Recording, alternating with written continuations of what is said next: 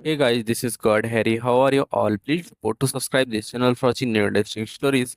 This video includes a self-started human introduction the first 30 seconds, followed by AI international for creative storytelling purposes. In this video, we're gonna see what if Harry Potter and Hermione became the darkest duo alive. But before we start, if you want more stuff like this, then be sure to subscribe this channel and share with your friends. Now let's start the video. Here is short summary. After a shocking secret at Grimmauld Place, Hermione Granger is forced down a dangerous path, and Harry Potter follows. Together, they abandon the light, embracing darker magic and ruthless choices to survive, reshaping the war as the most feared duo alive. But before we start, if you want more stuffs like this, then please support to subscribe this channel and share with your friends. Let's start the video. Hermione Granger quietly explored the dusty library at Grimmauld Place, running her fingers over the books as she looked for something to read.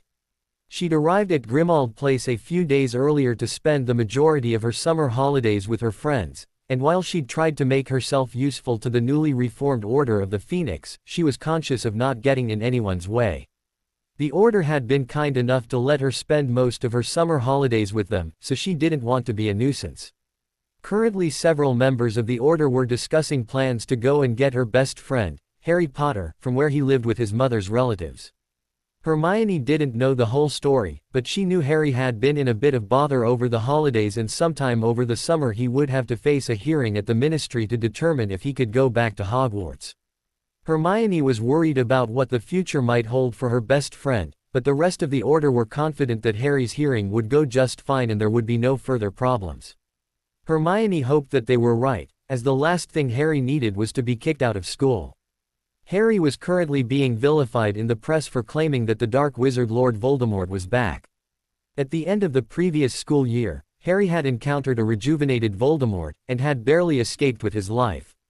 The boy who was accidentally with Harry at the time, Cedric Diggory, hadn't been as fortunate, but even Cedric's death wasn't enough to convince the authorities that Harry had been telling the truth. And since the Ministry were refusing to believe Harry, the official line in the wizarding world was that Harry was a liar and an attention seeker. Hermione was looking forward to Harry arriving at Grimmauld Place. Their other best friend, Ron Weasley, and his family were around quite a bit, but it wasn't quite the same without Harry around. Ron's mother, Molly, was always nice enough towards Hermione and she never said anything untoward, but Hermione got the distinct feeling that the older witch didn't like her.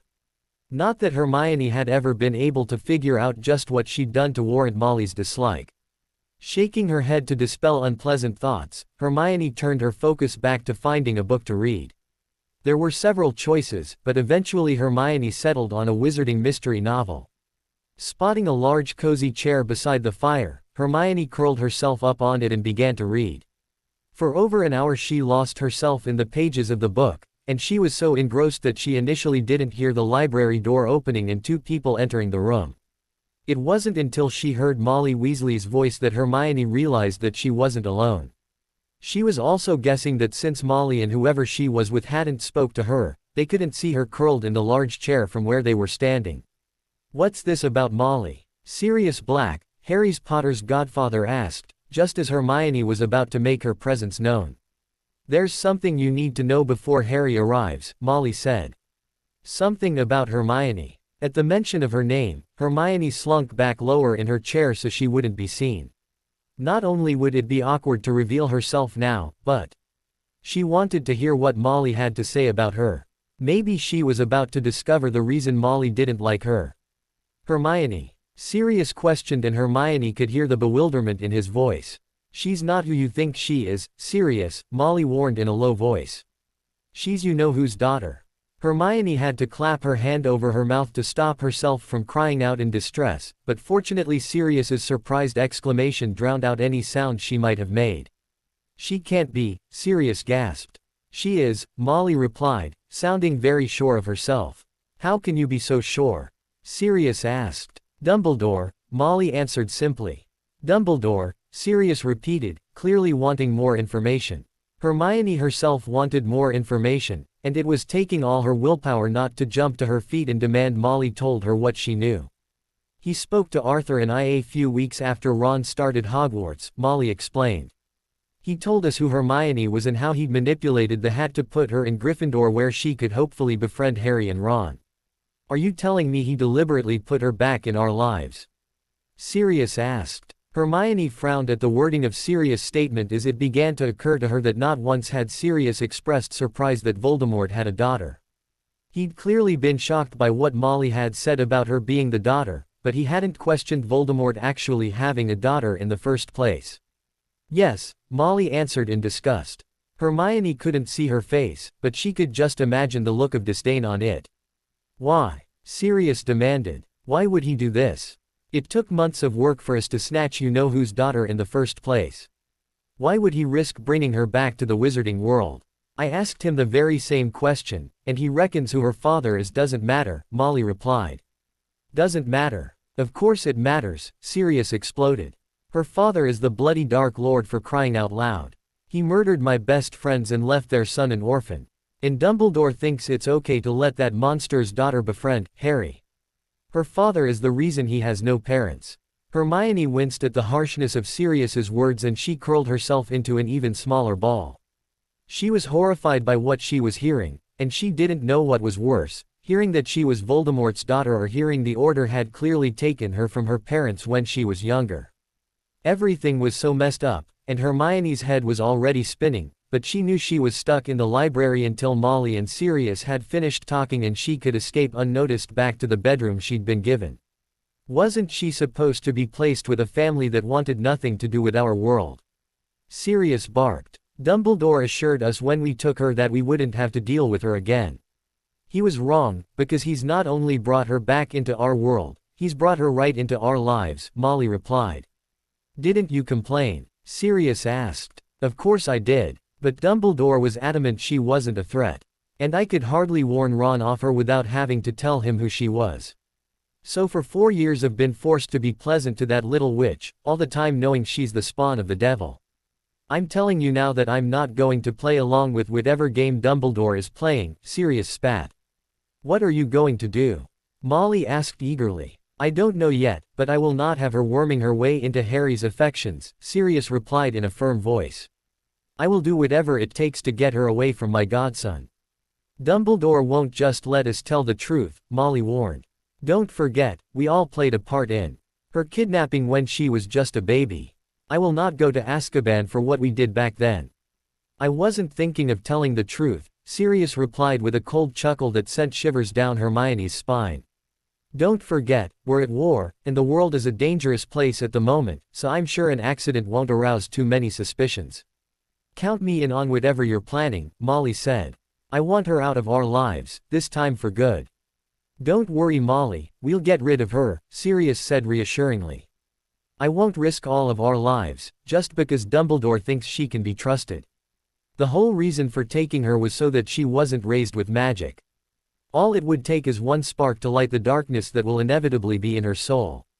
Having her around is too damn dangerous. We can't tell anyone else though, Molly warned. I've been the lone voice against Hermione for 4 years, Sirius. No one else is going to support us. We don't need anyone else, Sirius said firmly. We can get rid of Hermione ourselves, but in the meantime we're just going to have to act as though everything is fine. Can you do that? I've been doing it for 4 years, a few more weeks won't hurt, Molly replied. Still curled up on the chair, silent tears streaming down her face, Hermione listened as the pair left the library. For a long time she couldn't move as she was gripped with fear. Her life was in danger, and she knew that if she stayed with the Order she was going to be killed. Running back home wouldn't solve the issue as she'd never been close to her parents, and now she knew why. They weren't her real parents, and she doubted they would be able to protect her from Molly and Sirius. Logically she knew the best person to protect her was Voldemort himself, if indeed what Molly and Sirius were saying was true and she was his daughter. However, Hermione didn't know if she wanted to be Voldemort's daughter, or at least she didn't know if she wanted to embrace being his daughter. Gut instinct told her that Molly and Sirius had been speaking the truth, but just because she was Voldemort's flesh and blood didn't mean she wanted to stand by his side. However, to survive she just might need his protection. Eventually Hermione managed to get up from the chair and on unsteady feet she headed back to the bedroom she'd been given. Curling up on the lone bed in the room, she stared at the bare wall as she tried to decide what to do next. She was still staring at the wall when Ginny burst into the room to let her know that dinner was ready. "Are you okay?" Ginny asked, looking down at Hermione. "You look really pale." "I'm not feeling well," Hermione replied, surprised she could even manage to get the words out as she was still so upset at everything she'd heard. "You stay here, and I'm sure Mum will send some soup up," Ginny said with a kind smile. "I don't want to be a burden," Hermione whispered. "You're not a burden, you're our friend," Ginny said. "You get some rest, Hermione, and I'll make sure you get something to eat later on." "Thank you, Ginny," Hermione replied softly as the red-headed girl left the room and returned downstairs. Half an hour later Hermione heard footsteps on the stairs again, and when the door opened, Molly bustled in with a tray holding a bowl of steaming chicken soup and some bread. Placing the tray on the bedside table, Molly put on a good show of fussing around Hermione, but now she knew the truth. She could see the lack of empathy in Molly's actions. It was glaringly obvious that she was going through the motions and that she honestly couldn't care less how Hermione was feeling. "Just yell as you need anything," Molly said as she bustled back out of the room. Hermione warily eyed the soup Molly had left, wondering if it was poisoned. However, a poisoning would raise questions, and if one thing had been made clear that afternoon was that her death would either be put down as a tragic accident, or the result of the war. Deciding it was safe to eat the soup, Hermione did so more out of necessity rather than actually been hungry. No matter what was going on, starving herself wasn't going to help. She needed to keep her strength up, especially if she was going to fight for her life, and despite everything she'd discovered that afternoon, Hermione wasn't ready to give up just yet. Curling back up, Hermione returned her focus on what she was going to do next. She was trying not to think too much about the fact she was Voldemort's daughter, as it was still too hard to believe. However, she knew she couldn't just bury her head in the sand. Unless she wanted to die, she had to find a way to get away from the Order, in particular Molly and Sirius. And like it or not, Hermione was becoming increasingly convinced that in order to get away she needed to seek the help of her father. Not that gaining Voldemort's help was going to be easy. Not only did she have no idea where he was, she could hardly just walk up to him and tell him she was his long-lost daughter. She would be killed before she got anywhere near him. What she needed was a way to contact him, maybe via someone he knew and trusted. "Professor Snape," Hermione whispered to herself as an image of her potions professor entered her head. Severus Snape's allegiances were dubious, and Hermione knew he had ties to both sides of the war. He was a Death Eater, but he also seemed loyal to Dumbledore, and the headmaster was convinced he was truly on the side of the light. Not that it really mattered what side he was on.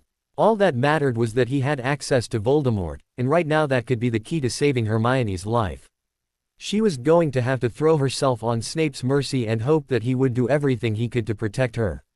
Hermione's life now depended on trusting Severus Snape with the earth-shattering secret she'd learned that afternoon. Luck was very much on Hermione's side, and the very next day, Severus Snape paid a visit to Grimmauld Place. In the time since she'd arrived at headquarters, Hermione had managed to deduce that the potions master didn't like being anywhere near the house and its occupants, in particular Sirius. Hermione knew the pair had a past, and she was hoping that past would help Snape save her from a wizard he clearly didn't like. While Snape was talking with the Order members, the youngsters were sent out of the kitchen. The Weasleys all complained bitterly about being shut out, but Hermione just shrugged her shoulders and announced she was going to the library to read for a bit. However, instead of going to the library, Hermione hovered around the hallway leading from the kitchen, and the second Snape emerged, she pounced on the head of Slytherin. "Sir, I need to talk to you," she hissed quietly, not wanting anyone to hear them talking. "In private? And just what would you have to talk to me in private about, Miss Granger?" Severus asked with an arched eyebrow. "I can't say here," Hermione answered quickly, her eyes constantly darting from side to side to ensure they weren't seen talking. "Please sir, it's a matter of life and death." Severus didn't reply immediately, and Hermione feared he was going to turn her away, but then he nodded once and agreed they could talk. "Not here," Hermione whispered. "You need to get me out of here." "Very well," Severus replied, not sounding too sure. "You can come back to my cottage. If we're quick, no one will see us leaving." "Thank you sir," Hermione replied with a grateful smile. Quickly checking that people were either still in the kitchen or upstairs, Hermione and Severus made a dash to the front door. With no one in Grimmauld Place any the wiser, Hermione left the house with the potions professor and he whisked them off to his cottage without another word. Hermione was silent as she followed Severus into a small cottage. The walls in the front room were lined with books, but Hermione ignored her urge to explore as she continued to follow Severus towards the kitchen at the back of the house. In the kitchen, Severus made some tea while Hermione nervously sat down and mentally ran over what she was going to say. Although it all sounded so crazy in her head, she was beginning to doubt if Severus would even believe her. "What is so urgent you had to talk to me, Miss Granger?" Severus asked as he sat down opposite Hermione, obviously uncomfortable with having a student in his home. "My life is in danger," Hermione blurted. "Molly and Sirius plan to kill me." Severus let out a sharp burst of laughter at the announcement, but he quickly calmed down when he saw that Hermione was deadly serious. In fact, she looked as though she was on the verge of tears, and Severus felt guilty for laughing at what was obviously a very real concern for her.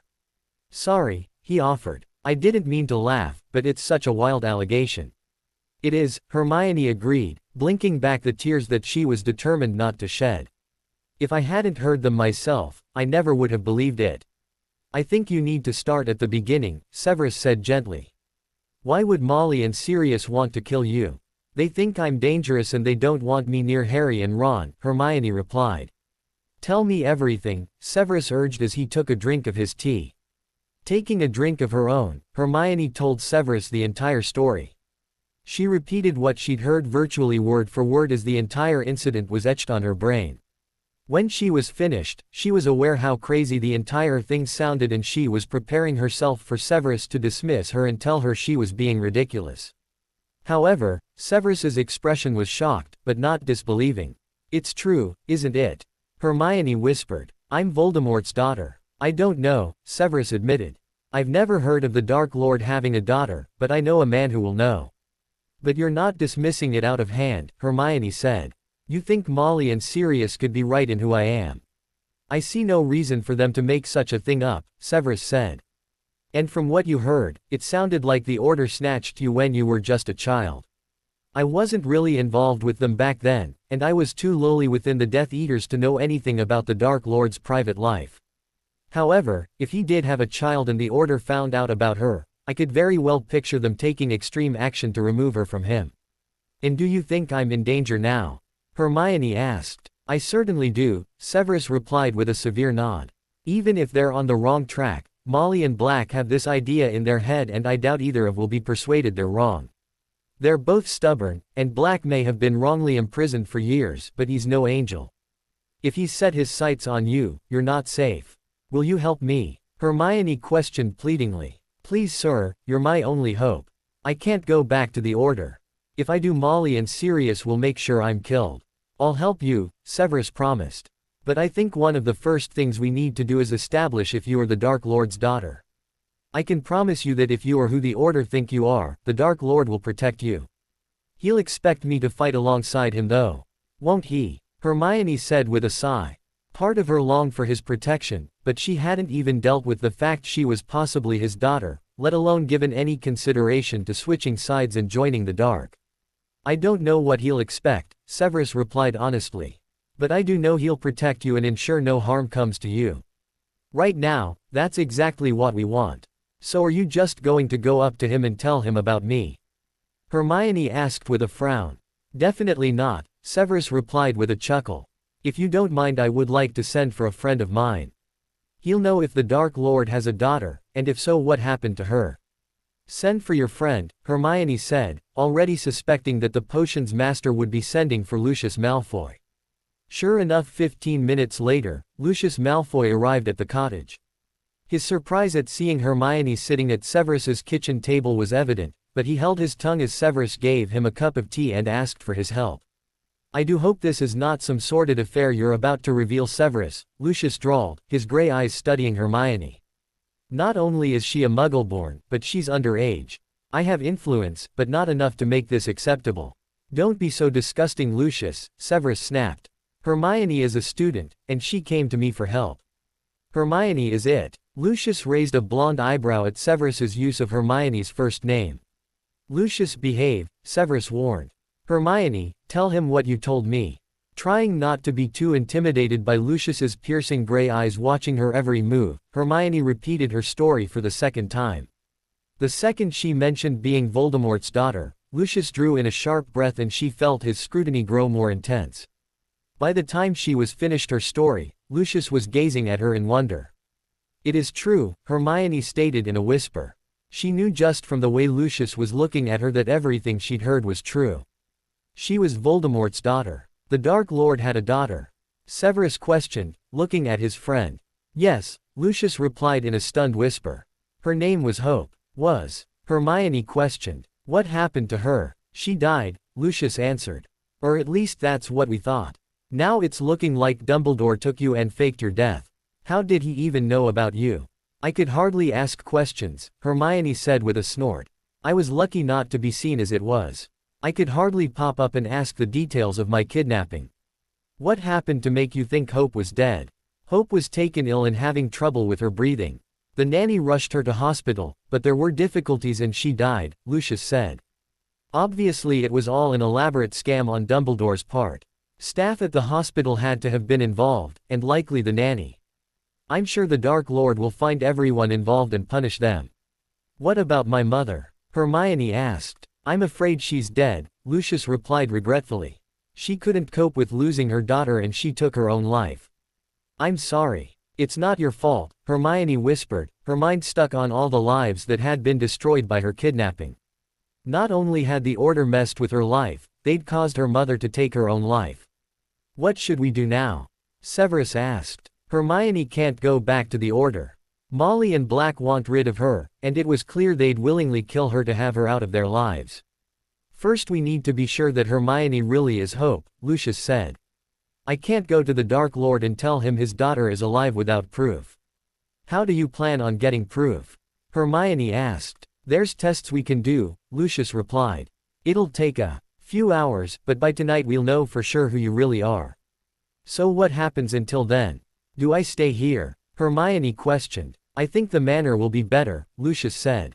"Sooner or later the Order are going to realize you're missing, and with the talents of their members they should be able to track you easily enough. However, even if they track you to the manor, they stand no chance of getting to you. You'll be safe there. And what if I'm not Hope?" Hermione asked with a frown. "What if someone's got their wires crossed along the way, and I am just a simple muggleborn? Will I be thrown to the wolves?" "No," Severus said with a shake of his head. "I promised I would look after you, and I will. If you're not Hope, Lucius can bring you back here and I can make sure you're safe. I won't let anyone kill you, Hermione, you have my word." "Thank you," Hermione whispered, shooting her professor a grateful smile. "Although I have to say, the more I'm seeing of you, the more convinced I am you are Hope," Lucius said. "You've certainly got your father's fire and your eyes are so very like your mother's. But still, tests need to be done before we can approach the Dark Lord." "Are we leaving now?" Hermione asked as Lucius rose to his feet. "Unless you've got things to pack," Lucius replied. "No, I never thought to grab anything," Hermione said with a frown. "All I've got is my wand and the clothes I'm wearing." "Then you've got the most important thing," Lucius said. "As long as you have your wand, everything else can be acquired new. We can sort you out with a change of clothes once you're settled in at the manor." "Are you coming with us?" Hermione asked Severus. The thought of going off alone with Lucius Malfoy was making her nervous, and for some reason she felt safe with Severus around. "I can if that's all right with Lucius," Severus said. "Come," Lucius said with a nod. "We can get the test started and have the results by this evening." Without further ado, Lucius gently took hold of Hermione's arm and apparated her to Malfoy Manor. They landed in the center of a warm, welcoming room and seconds after they'd landed the fire in the corner lit up and Severus alighted, brushing a few stray bits of soot off his shoulder. "I think we should start the test straight away," Lucius said. "I can then have one of the elves show you to a spare room." "I'd rather wait for the test results," Hermione said. "There's no point getting settled unless I'm staying here." "As you wish," Lucius replied with a nod as he led the way to the door and out into the vastness of the manor. Hermione silently followed Lucius and Severus, taking in the opulent decorations and elegant feeling of the manor. She hadn't given much thought to Malfoy Manor before, but if she had she would have thought of it as cold and unwelcoming, a bit like its owners. However, the manor was glorious and felt like a real home, and it wasn't as if Lucius was the cold, uncaring wizard she'd always thought he was. Aside from his first crack about her being Severus's lover, he'd been polite and considerate, and he and Severus were chatting away like the good friends they clearly were. Eventually they entered a room that was set up like a potions laboratory. Hermione was seated on a chair, where she watched Lucius and Severus set up several different cauldrons and prepare different ingredients. At one point Lucius summoned a house elf and spoke quietly to it before it vanished before Hermione got a chance to complain about the use of house elves. 2 minutes later the elf returned, and again she didn't have time to protest before it had handed something to Lucius and vanished again. "I just need a few things from you," Lucius said as he approached Hermione. "A strand of your hair, a blood sample, and your magic." "How do I give you my magic?" Hermione asked with a frown. "Easy," Lucius replied with a smile. "You merely cast a spell over the cauldron I tell you to." Hermione gave the samples Lucius had asked for and watched as her hair was dropped into one cauldron and her blood into another one. She was then taken to a third cauldron and sent a spell into the bubbling liquid as directed. "Now what?" Hermione asked nervously. "Now we wait," Lucius replied. Waiting took nearly 2 hours, but finally a timer Severus had set went off and he and Lucius rushed over to the first cauldron. They took a sample from all 3 cauldrons and carried them over to a bench where Lucius had laid out a scrap of black robes which he explained belonged to Voldemort. One by one they poured the potions over the robes, and when the final potion touched the robe, it began to shimmer and the black material turned gold. "What does that mean?" Hermione asked. "It means that you're the Dark Lord's daughter," Lucius said with a smile as he turned to Hermione. "Welcome back, Hope." A frowning Ron Weasley entered the kitchen at Grimmauld Place with his sister, Ginny, and twin brothers, Fred and George, right behind him. Taking a look around the kitchen, his frown deepened when he found no sign of the witch he was looking for. There were still a few members of the Order left behind following the earlier meeting, but none were who Ron and his siblings were looking for. "What's wrong?" Nymphadora Tonks, one of the new, younger members of the Order, asked the newly arrived foursome. "We're looking for Hermione," Ron replied. "Have any of you seen her?" "Not since you all left before the meeting," Remus Lupin, a former Defense Against the Dark Arts professor, replied. "Have you tried the library?" Molly asked, barely glancing up from where she was brewing a pot of tea. "That girl always has her head in a book. That's where she said she'd be, but she's not there," Ginny informed her mother. "Nor is she in her room, or anywhere else we've looked," Fred supplied, preempting the suggestion that they checked her bedroom. "Just where have you looked?" Remus asked with a frown. "Everywhere but here," Ron answered. "And Hermione is not in this house." "That's impossible," Tonks said with a delicate snort. "She can't have just vanished into thin air." "We're telling you, she's not here," Ron insisted. "We're worried," George said. "I'm sure there's no need to be worried," Molly said, finally turning away from the tea she'd been making. "Hermione has to be here somewhere. Let's search the house again," Tonks said as she rose to her feet. "Remus and I will help you look," she offered. "Okay, but we won't find her," Ron grumbled, obviously worried about his friend. Despite Ron's pessimism, Tonks and Remus joined the search for Hermione, positive that they would find her settled in some dusty corner of the house, her nose stuck in a book and totally unaware of the fuss that was being made. However, their optimism was soon dented, and after a thorough search of the house, they were forced to agree with the fact that Hermione was nowhere to be found. It did indeed appear as though she'd vanished into thin air. Could she have left the house? Remus asked Sirius when they returned to the kitchen.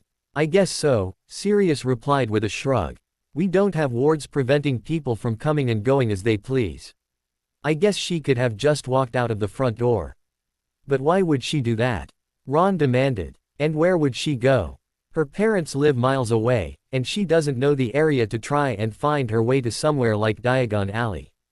"I have no idea why she would leave the house," Sirius admitted. "But she has to have left the house somehow. I'll go and see if my mother known anything." A portrait of Sirius's mother hung beside the front door, and since the house had been taken over by the Order of the Phoenix, she'd done nothing but shout about her house being invaded by blood traitors. Although it was just occurring to Sirius that his mother had never made a remark about Hermione being a Muggleborn, so maybe his mother's portrait could sense that she wasn't who she claimed to be. However, Sirius's mother was no help, and according to her she hadn't seen anything. Sirius got the distinct impression his mother was lying to him, but there was nothing he could do in order to make a portrait tell him the truth. All he could do was snarl at his worthless mother and yank a velvet curtain across her picture, which he'd hung beside her portrait to cover her up when she being particularly nasty. Annoyed by his mother's lack of help, he turned to head back to the kitchen only to find Molly hovering behind him. "Was it you?" she whispered urgently, checking that no one had followed her out of the kitchen. "Was what me?" he asked in confusion. "Hermione going missing," Molly hissed. "Is it your doing?" "No, it's not," Sirius answered in a low voice. "Come on Molly, do you really think I'd be so stupid as to do something to her under my own roof? When I spoke of getting rid of her, I meant once she was away from here." "So where is she then?" Molly asked. "I have no idea," Sirius answered. "But I swear to you, this has nothing to do with me. I would have told you if I'd been planning anything." "I know," Molly conceded with a nod of her head. "But you have to admit, there's something not right here." "I agree, there's certainly something dodgy going on," Sirius concurred. "Do you think it's possible Hermione knows who she is, and has left her of her own accord?" "I don't think she knows who she is," Molly replied. "But then again, we've only got Dumbledore's word for it. Who knows what the people who raised her have told her about her past? For all we know, she might have been secretly plotting against us for these last 4 years. Which is exactly why she never should have been allowed anywhere near us," Sirius growled, his frustration with Dumbledore and the choices he'd made evident for Molly to see and hear. Given who her father is, it was just stupid to trust her.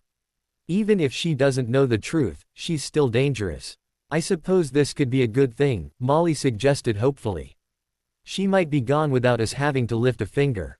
"Do you honestly think it's going to be left like this?" Sirius snorted. "She's missing, and you can bet your last galleon that a full-scale search will soon take place. No one is going to let this rest until we know where she is and why she left.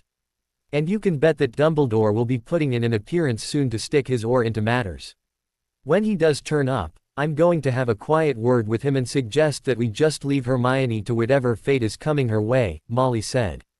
"She should have been left out of our world to begin with, so there's no sense searching for her and bringing her back into the fold." "I very much doubt Dumbledore will listen," Sirius said with a sigh. "Something tells me that wherever Hermione is, and whatever has happened to her, we haven't seen the last of her. Mark my words Molly, you and I will still have to deal with her if we want the people we love to be safe." Sharing a resigned sigh, and bracing themselves to have to spend the next few hours acting concerned about Hermione, the pair headed back to the kitchen to deliver the news that Sirius's mother had been no help. Not that anyone had expected her to be helpful, and it had already been decided that it was time they called for help in the form of the headmaster of Hogwarts and leader of the Order, Albus Dumbledore. Despite neither Sirius or Molly really wanting Dumbledore around, they didn't protest the idea and instead pretended as though it was the best idea to call for reinforcements. It didn't take long for Dumbledore to arrive, but by the time he entered the kitchen, Molly had made a fresh pot of tea and was looking as worried and concerned as her children. Even Sirius was putting on a concerned act, and as he sat down to find out what was going on, Dumbledore had no idea that not everyone was worried about Hermione. "This is worrying," Dumbledore muttered with a frown. "And we're sure Miss Granger is definitely not in the house anywhere." "We've searched it twice," Ron said. "There's no sign of her. But nothing belonging to her is missing," Tonks informed the headmaster. As an Auror she knew what to look for in cases of missing people, but from what she and Ginny had ascertained there was nothing missing from Hermione's room. "Her wand is in the house?" Dumbledore asked. "We didn't find her wand," Tonks replied. "But we assumed she had it on her. Most people carry their wands with them." "True," Dumbledore said with a thoughtful nod. "So it's not looking like she's merely ran away." "Of course she hasn't ran away," Ron snorted in disgust. "Something bad has happened to her, I just know it has." "Try not to upset yourself, Ron," Molly soothed, patting her youngest son's shoulder. "We'll get to the bottom of this and find out what's happened." "And how are we going to do that?" Fred asked, exchanging worried looks with his twin brother. Even though Hermione was best friends with their younger brother, they were both fond of the witch and thought of her as a good friend. "Firstly, I think taking a look at Miss Granger's movements today might help us," Dumbledore said as he got to his feet. "If someone could show me to her room, I can use something of hers to begin a tracking spell." With no one wanting to miss anything, everyone headed up to the room Hermione had been assigned when she'd arrived at Grimmauld Place. Using her brush, which had several strands of long brunette curls caught in the bristles, Dumbledore cast a spell which would show them Hermione's movements for the day. The spell manifested itself as a golden ball, and as the ball moved around the room, it left a golden trail in its wake. "Now what?" Ron asked as the ball floated out of the room, leaving a trail for them to follow. "The ball is following in Miss Granger's footsteps," Dumbledore explained as they all left the bedroom and followed the golden trail. "It will show us everywhere she's been since rising this morning. Eventually it will hopefully show us where she disappeared to." For the next 5 minutes the group trailed the golden ball around the house as it showed them how Hermione had spent her day. Eventually the ball ended up in the kitchen, and when it departed from the kitchen it traveled to the foot of the stairs before turning into the dark corridor that led to the library. "I think this was the last time we saw her," George said. When people began to arrive for the order meeting, we all went upstairs, and Hermione went to the library. "Not according to this she didn't," Remus pointed out, nodding to where the golden ball merely hovered in the darkness and made no move towards the library. After a few minutes hovering in the hallway, the ball returned to the main corridor before floating towards the front door. It then passed through the door, and when Dumbledore pulled open the door there was no sign of the ball or its golden trail. "What went wrong?" Ron asked with a frown as they all stood on the doorstep, gazing outside to see if they could spot the trail and find where Hermione had vanished to. "Nothing," Dumbledore said quietly. "The spell has done its job. But it's vanished, and we still don't know where Hermione went," Ginny pointed out with a frown. "On the contrary," Dumbledore replied. "We know she left the house via the front door, and given the fact the trail had disappeared on the doorstep, it means that is exactly what Hermione did." "You can't just vanish into thin air," Ron snorted. "You can if you apparate," Tonks said with a slight frown. "But Hermione isn't old enough to apparate. Nor does she know how," Remus added. "So what are you saying?" Ron demanded. "That she left this house with someone who could apparate and they took her somewhere." "It would seem to be the most logical explanation," Dumbledore said as he quietly shut the front door and led the way back to the kitchen. "We need to contact everyone who was at the meeting and ask them about Hermione." "That will take ages," Ron complained. "And even then, people could lie. How do we even know she's safe? There has to be some way we can check on her. I can perform a locating spell, but it will take time," Dumbledore said quietly, removing his glasses and cleaning them before perching them back on his nose. "It might be easier to see if I can get the Ministry to activate her underage magic trace." "Even that will take time," Tonks warned. "Even with your influence, we won't get anywhere before the morning." "We can't wait all night, not knowing what's happened to Hermione," Ron protested. "She could be in danger as we speak." "I'm afraid she could," Dumbledore agreed with a sad sigh. "But these things take time, Mr. Weasley. I promise you that I will do my very best to find Hermione and get her home safely, but I think for now we have to accept that we're not going to know where she is until tomorrow. We just have to hope that wherever she is, she's safe and is in no immediate danger." Not at all impressed with the fact there seemed to be very little more they could do that day, Ron stormed off to his bedroom. Ginny and the twins went after him, while Tonks and Remus started to contact the Order who had been at the earlier meeting and recalled them to Grimmauld Place for another meeting, where they would each be questioned about Hermione. While that was going on, Sirius reminded Dumbledore that Harry still needed to be retrieved from his relative's house, and he made it clear that he wasn't going to let his godson be forgotten about while all the attention was on Hermione. "Don't worry, Sirius," Dumbledore reassured the younger wizard. "Harry will still be coming to Grimmauld Place tomorrow evening as arranged. Hopefully by then we'll have some answers, and maybe Hermione will even be back where she belongs." "Speaking of which, I need a private word, Albus," Molly said, pulling the headmaster to one side as Sirius headed off to help Tonks and Remus gather the Order. "Are we sure we should be looking for Hermione?" she asked once she was sure they were alone and no one could hear what they were saying. "And why wouldn't we look for her?" Dumbledore asked, feigning confusion even though he knew exactly what Molly was getting at. "Because of who she is," Molly hissed. "Don't you think it's strange the way she's just vanished? I think we can safely say she wasn't forced to leave this house against her will. She went wherever she is willingly, and I say we leave her there." "You're forgetting Molly, she has no idea who she is," Dumbledore said softly. Nor does anyone else know who she is. If she is with the dark, then she's not safe. Is anything, she would be in serious danger. She may have been born as Voldemort's daughter, but as far as everyone is concerned, that girl is dead. Hermione is an innocent, and we owe it to her to find her and save her. With a piercing glare at Molly, Dumbledore turned and stalked away from the red-headed witch, leaving her in doubt as to where he stood. Dumbledore was determined to find Hermione and get her back to the Order, and for the time being, Molly had no choice but to go along with his wishes. However, she did know that even if Dumbledore did succeed in getting Hermione back, she and Sirius weren't going to stand for having her back in their lives. She was the Dark Lord's daughter and a danger to their safety, and they weren't going to stand back and let her ruin the lives of people they loved. In their eyes, she was every bit as dangerous as her father, and as such needed dealing with in the same tough way. Once Hermione was confirmed as being the Dark Lord's daughter, Lucius offered to show her to one of the guest suites at the manor as she adjusted to the news that she wasn't who she'd always thought she was. Even though Hermione had accepted she was Voldemort's daughter from the minute she'd heard Sirius and Molly talking, it was still a major thing to have it confirmed, and she appreciated the offer of some time alone so she could get hold of her thoughts and feelings. Lucius also kindly promised to speak to Voldemort personally and explain the situation, and both he and Severus assured her that she wouldn't have to deal with anyone until she was ready to do so. "If you need anything, just call for Misty," Lucius informed her as he showed her into a guest suite. "A house elf?" Hermione asked with a frown. It had only been recently that she'd learnt about house elves and the sort of lives they lead, and she didn't agree with helpless creatures being forced to serve the wizarding community. "Yes, she's one of our house elves," Lucius replied with a puzzled nod.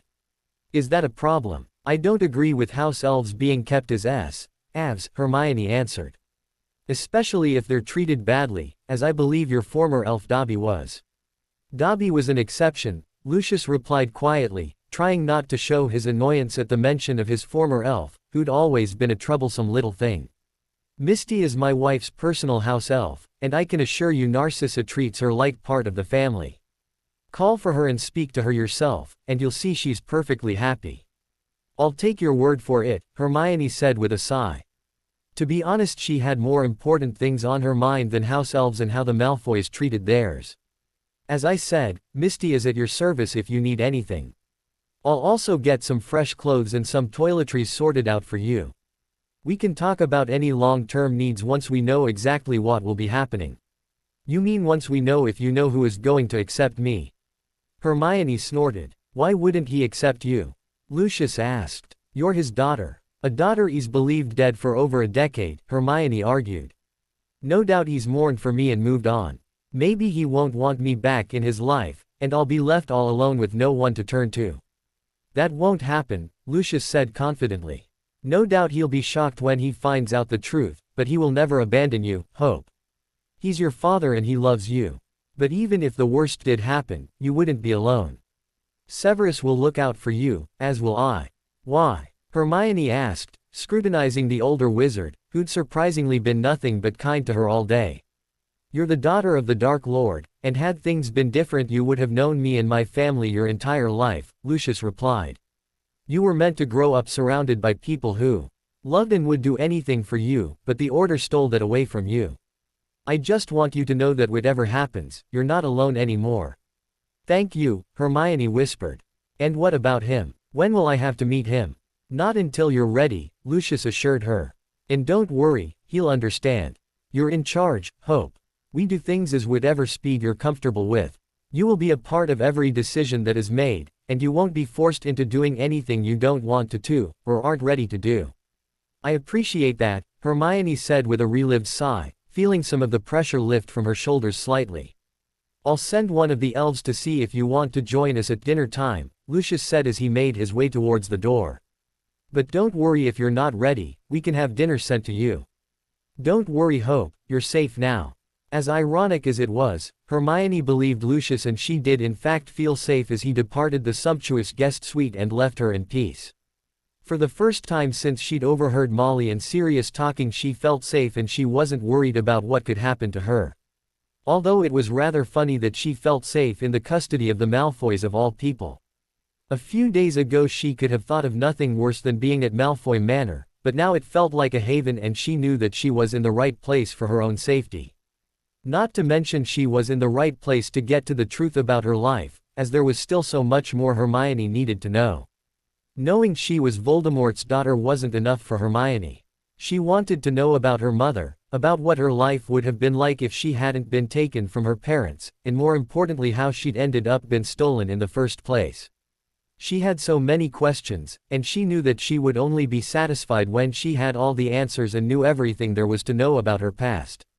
Knowing that answers weren't going to come straight away, Hermione took some time to explore the bedroom, which was far larger than any she'd ever stayed in before.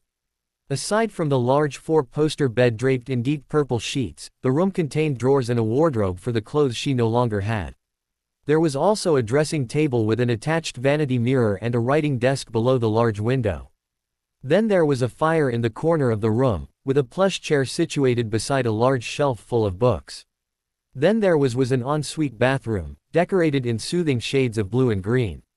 Settling into the comfy chair beside the fire, Hermione intended to explore the bookshelf, but her mind couldn't settle on the titles and she found herself wondering what was happening back with the Order and if she'd done the right thing in leaving the way she had.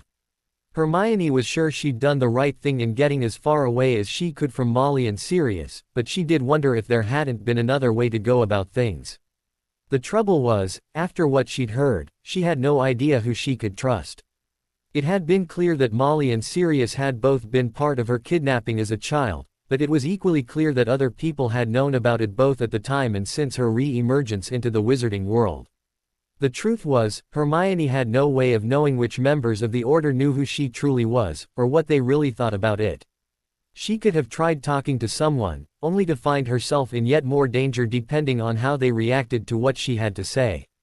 In the end, she'd made the right choice in leaving as quickly and as quietly as she could manage. Hermione's real regrets in leaving the way she'd done so was that it had denied her a chance to find out what her friends thought of her situation. She knew Harry hated Voldemort with a passion, which was understandable considering her father had killed his parents, but she wasn't sure if that hatred would have extended to her. Would he have turned on her the second he discovered who she was, or would he have been the good friend she'd always hoped he was and supported her and agreed that it had been the Order that was in the wrong in taking her in the first place? Either way, Hermione wasn't sure if she would ever find out what Harry truly thought of who she was, and who her father was, as she didn't even know when, or even if, she would ever see him again. As for Ron, she was fairly sure she could predict his reaction, and it wouldn't have been good. One of the reasons Hermione hadn't confided in Ron, despite the fact he was at Grimmauld Place with her unlike Harry who hadn't yet joined them, was because she didn't expect him to support her. She'd witnessed his dislike of anyone associated with the Dark, so she could only imagine how he would react to the daughter of the Dark Lord himself.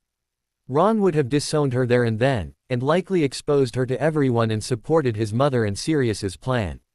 It would have been the end of their friendship. Hermione had known that, so instead she'd chosen to leave without telling him the truth so that she would always have good memories of him and the friendship they'd shared for 4 years.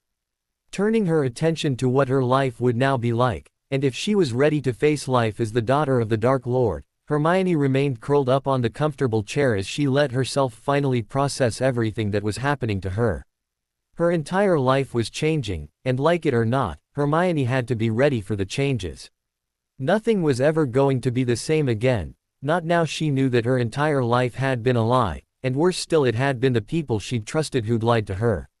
Now she had to figure out who she could really trust, and she just hoped that she would find some people she could rely on as she adjusted to her new life as Hope Riddle.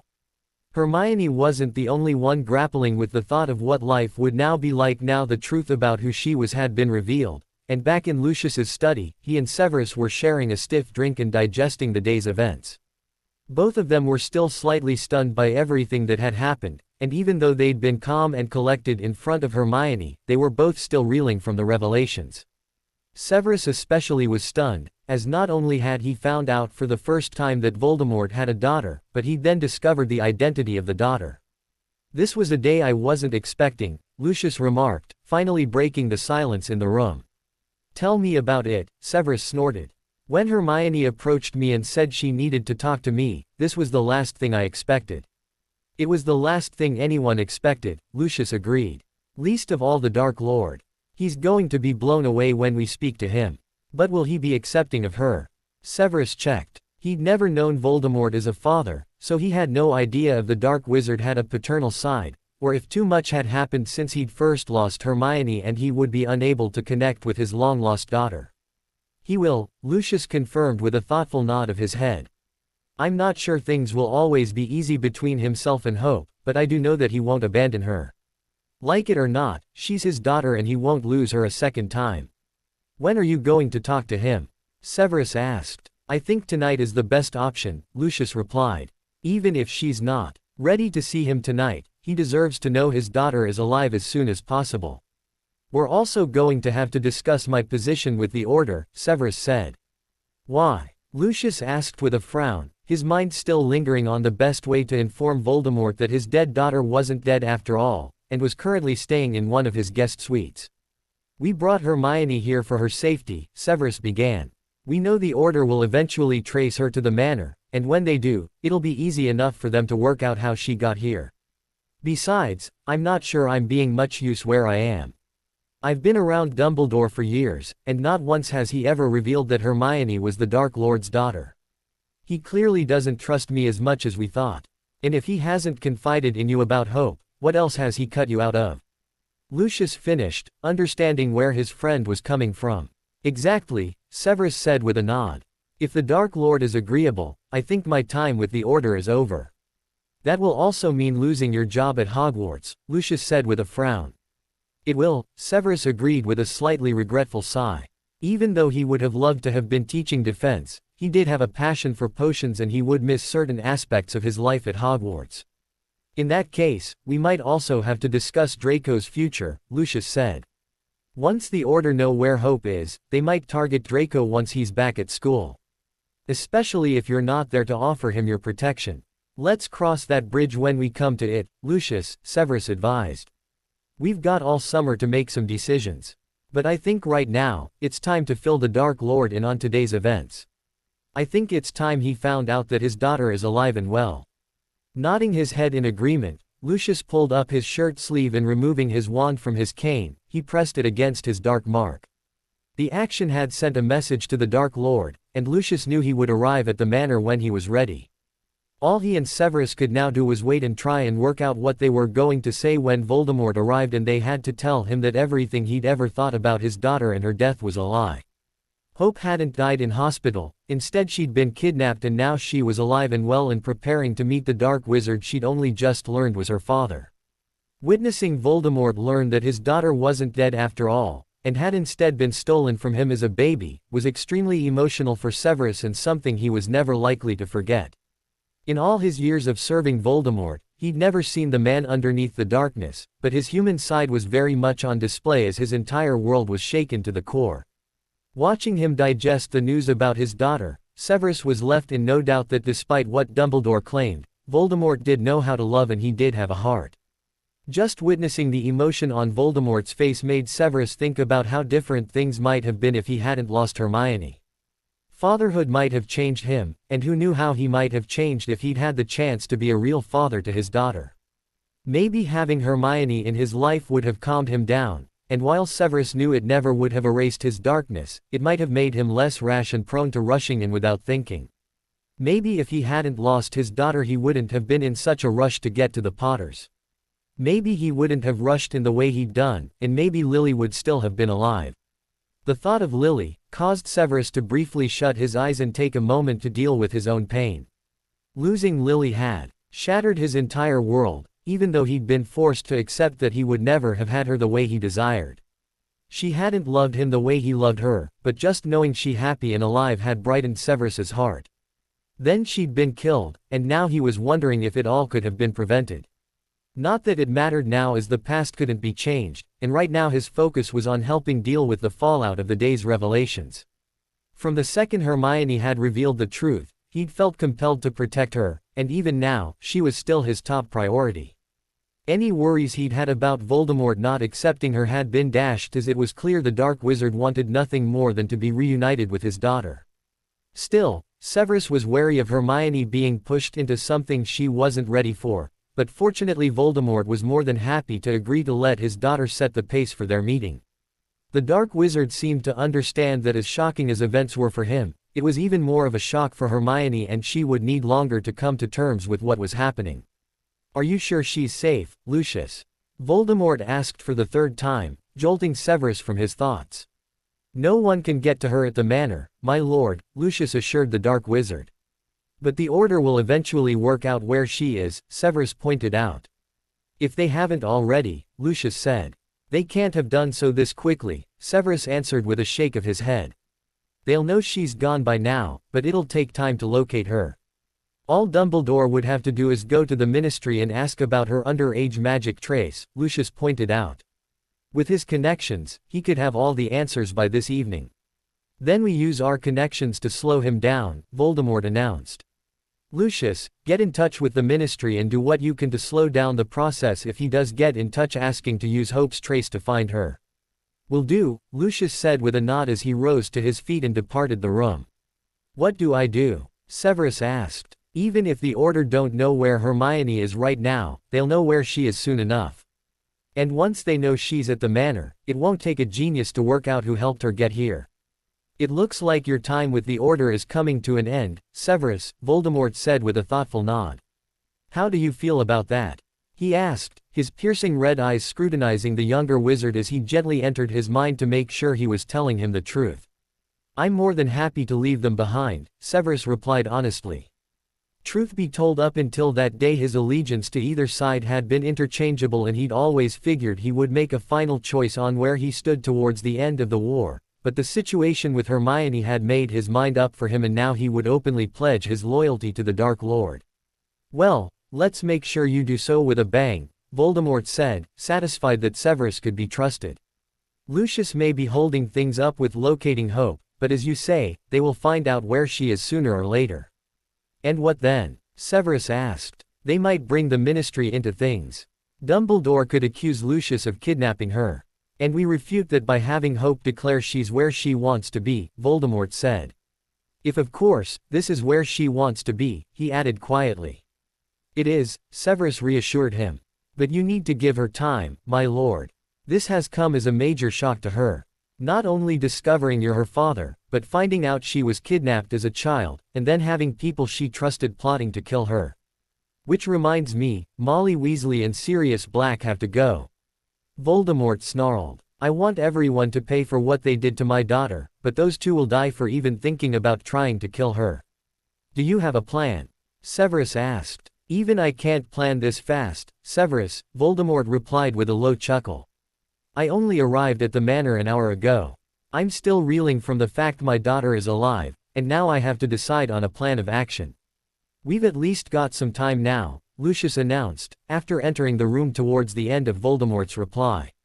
"I've spoken to my man at the Ministry. Dumbledore was actually there at the same time as I was, but I ensured he didn't see me. My man assured me that even without interference it would be morning before they could get an accurate trace on Hope's magic, but with his interference Dumbledore won't get any results before mid-afternoon. That's time enough for us to gather our thoughts," Voldemort said. "Thank you, Lucius. Are we going to make Hermione's identity public knowledge?" Severus asked. "I said we wouldn't make any decisions like that without talking to her," Lucius interjected. "We have to remember that this is her life we're discussing here. I do think in these circumstances, the truth is our friend, and it will be better for us to be upfront and honest. After all, it's the Order who have been lying and deceiving people," Voldemort said. "However, I will respect my daughter's wishes, and we will do nothing until she's had her say." "She'll appreciate your thoughtfulness," Severus said. "But I can't imagine she'll be ready to talk this evening. So what do we do tonight? What do I do about the Order? Do you fear for your safety if you were to go back to them?" Voldemort asked. "No, I'd be confident of getting away from them if things got sticky," Severus replied. "In that case, keep up your cover for the moment," Voldemort decided. "Deny any knowledge of taking Hope, and if it comes up deny any knowledge of who she is. Once they know where she is, I think you should tell them everything. Let them know that you helped her escape and that you're going to do everything in your power to make sure they pay for what they've done to my daughter." "That should ruffle a few feathers," Severus chuckled. "I intend to do more than ruffle some feathers," Voldemort warned in a low voice. "When I get going the Order won't know what's hit them. But for now, my daughter is my priority. Lucius, would it be possible to see if she's ready to talk? I can go and ask her, Lucius said, yet again getting to his feet. Make sure she knows she's not under any pressure to see me tonight, Voldemort said, sounding slightly reluctant to make the offer since he was dying to see his daughter and find out what she'd turned out like. I'll wait as long as I have to in order to see her. Promising to be back as soon as he could, Lucius departed the room, leaving Voldemort and Severus in contemplative silence. Severus could tell that the Dark Lord's mind was on his daughter, no doubt wondering what she was like, and he didn't wish to intrude on the Dark Wizard's thoughts. Instead, Severus lost himself in his own thoughts as he wondered just how Voldemort and Hermione would get along. He had no doubt that there would be some conflict between them, but he really hoped that they could learn to get along as he was care for a happy ending. After what seemed like an eternity, but was really just over 20 minutes, Lucius returned to the study by himself. With a rueful shake of his head, he informed Voldemort that while Hermione was pleased that her father now knew she wasn't dead, she wasn't quite ready to meet him. Although on a brighter note, she had promised to meet him the following morning, after she'd had a good night's sleep. In that case, I think it's time I went home, Voldemort said, unable to hide his disappointment that he hadn't seen Hermione. Give my daughter my love, Lucius. And please look after her. She'll be treated like part of the family, Lucius assured the Dark Wizard as he said his goodbyes and departed the manor. I guess I should be leaving as well, Severus said. Would you mind if I went and checked on Hermione before I left? Be my guest, Lucius said, informing his friend where to find the young witch. She also rejected my offer of coming down to dinner, but if you can get her to change her mind, you're welcome to join us, Severus. I'll try, but I suspect she just wants to be alone. I can understand that, Lucius conceded with a nod. The poor girl's had her entire life turned on its head, it's miracle she hasn't broken down completely. She's a strong girl, Severus replied. She's going to need to be, Lucius retorted with a sigh, thinking of the trials that would undoubtedly lie ahead for the young witch currently residing in his guest suite. It certainly wasn't going to be easy for her as the long-lost daughter of the Dark Lord. Leaving Lucius to bring his family up to date with what was happening, and who was staying in their house, Severus made his way to the guest bedroom Lucius had directed him to. When he knocked on the door, he also identified himself, so Hermione knew who was bothering her. Hello, Professor, Hermione greeted as she opened the door. I think after all that's happened, you can call me Severus, Severus said with a small smile. How are you doing? I feel numb, Hermione admitted as she walked over to the bed and perched on the end of it. I know this is all real and it's all happening to me, but it sort of feels like a dream. I keep thinking I'm going to wake up back with the Order and find that none of this is real. It's very real, Severus said, warily perching beside Hermione on the bed. And I just want you to know that if you need anything, all you have to do is call and I'll be here. Can you be here tomorrow when I meet Volume, my fath him? Hermione asked in a whisper, stumbling over what to call the Dark Lord. I'll be here, Severus promised. As will Lucius. You can trust him as well, Hermione. I know, she replied with a nod. I can't believe I would ever say this, but I feel safe here. I feel safe with the Malfoys. You are safe, Severus assured her. Lucius said you refused his offer to join them for dinner, do you want to reconsider? I can also stay if you want. I don't mean to be rude, but I would rather stay here, Hermione admitted. Once I've eaten, I was planning on having an early night. My head is killing me, and I've got a big day ahead of me tomorrow. In that case, I'll say goodnight and be leaving you, Severus replied, getting to his feet. Thank you for everything, Hermione said as she escorted the potions professor to her bedroom door. I don't know what I would have done without you. You saved my life. I'm sure I did nothing of the sort, Severus mumbled with a blush. You would have found a way to save yourself. Maybe I could have gotten away from the Order, but I'm not sure I would have been safe. Nor would I have been in any position to get answers. But because of you, I can get some answers. We will find out what happened to me, won't we? You can count on it, Severus replied with a low chuckle. Good night, Hermione. Good night, Severus, Hermione whispered as she closed the door behind him. After quickly informing Lucius that neither he nor Hermione would be joining them for dinner, Severus flowed back to his cottage. No sooner had he alighted the flow than it began to chime and alerted him to the fact someone had been trying to reach him for some time. Figuring that whoever it was would try again, Severus headed into the kitchen to make himself a cup of tea. Before he'd even finished pouring his tea, he heard the flow activate again, followed by Dumbledore's voice calling his name. In the kitchen, Severus called, plucking a second cup out of the cupboard for Dumbledore and pouring the headmaster a cup of tea. "Ah, Severus, it's good to see you," Dumbledore said as he entered the room. "We've been trying to get in touch for hours. I went out to get some new potions supplies," Severus lied. "I didn't think I would be needed again so soon. I was just at headquarters today. Which is why we need to talk," Dumbledore said, gratefully accepting the cup of tea Severus offered him. "Hermione is missing." "Missing?" Severus repeated with a frown. "What do you mean, missing?" "We can't find her," Dumbledore explained. "The last time she was seen was just before the Order meeting. I used a spell to trace her movement and she vanished from the front step." "People don't just vanish, Albus," Severus said. "For her trail to just vanish she had to have apparated, or possibly used a port key." "We never considered a port key," Dumbledore mused with a thoughtful frown. Apparition had been the first thing to enter their minds, but a port key would also explain the trail ending so abruptly. Although where she would get a port key from is a mystery. "Indeed," Severus agreed with a nod. "So what do you want me to do? Do you want me to help with the search?" "I've contacted the Ministry, and they've agreed to activate her underage magic trace," Dumbledore said. "We should have her location by the morning. I really came to ask if you'd seen Hermione today."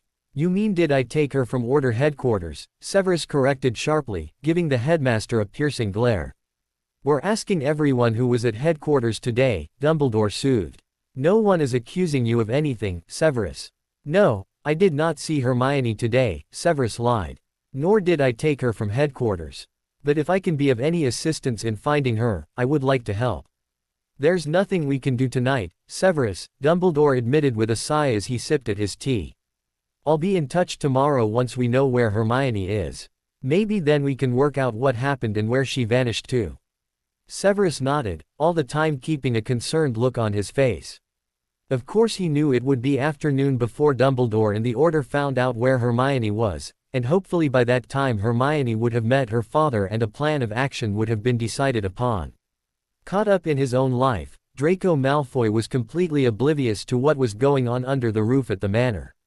He had no idea Severus had been at the manor for hours, nor was he aware that Voldemort himself had been at the house for a visit, and he certainly wasn't aware that there was a surprise guest staying in one of the guest suites. In fact, the first time he realized something was going on was when he joined his parents for dinner and Lucius explained that they had a house guest for the foreseeable future. "What sort of house guest?" Draco questioned, wondering if the Dark Lord himself would be staying with them. He knew that the Dark Wizard was back and not just a shadowy presence any longer, despite the authorities trying to deny such a thing. "A young witch," Lucius answered. "That's all you're telling me?" Draco asked with a snort, unimpressed with the lack of information his father was giving him. He may only have been 15, but he wasn't stupid and he thought his father knew him well enough to know he could be trusted. "She is the daughter of the Dark Lord," Lucius added. Lost for words, Draco could merely stare at his father in surprise. Over the years his father had told him numerous things about the Dark Lord, all on the quiet of course since they'd been pretending to have left their dark ways behind them, but never had he mentioned the Dark Wizard having a family. Nor had he ever heard any other whisper from other sources of Voldemort having a family. "I wasn't aware he had a daughter," Draco finally managed. "It wasn't common knowledge," Lucius replied. "Or at least we thought it wasn't," he added with a scowl. "What aren't you telling me?" Draco asked, eager to find out just what was going on. "It's only fair he knows what's going on," Lucius, Narcissa Malfoy said to her husband. "This is his home. Besides, the whole truth could well be coming out soon anyway." "Fine, but you are not to breath a word of this to another soul, Draco," Lucius warned, fixing his son with his sternest gaze. "Your mother is right, and the entire story might very likely become public knowledge before long, but I will not have you gossiping about the Dark Lord's life with your friends. This is deeply personal, and I expect you to respect the Dark Lord's privacy." "I won't speak to anyone about this," Draco promised. Lucius considered his son for a moment before nodding his head. Years ago, the Dark Lord had a family. A wife and a baby daughter. His daughter was taken ill, and died in hospital. Or so we all thought until yesterday. What happened yesterday? Draco asked. A witch went to Severus for help, Lucius replied. She discovered that she was the Dark Lord's daughter, and that she was in danger where she was. Of course, we spent hours confirming her identity, but she was telling the truth. She is the Dark Lord's daughter, and she didn't die as we thought. She was kidnapped and hidden away from her father. That's awful, Draco gasped. Who would do such a thing? Who hates the Dark Lord enough to steal his only child? Lucius retorted with a snort.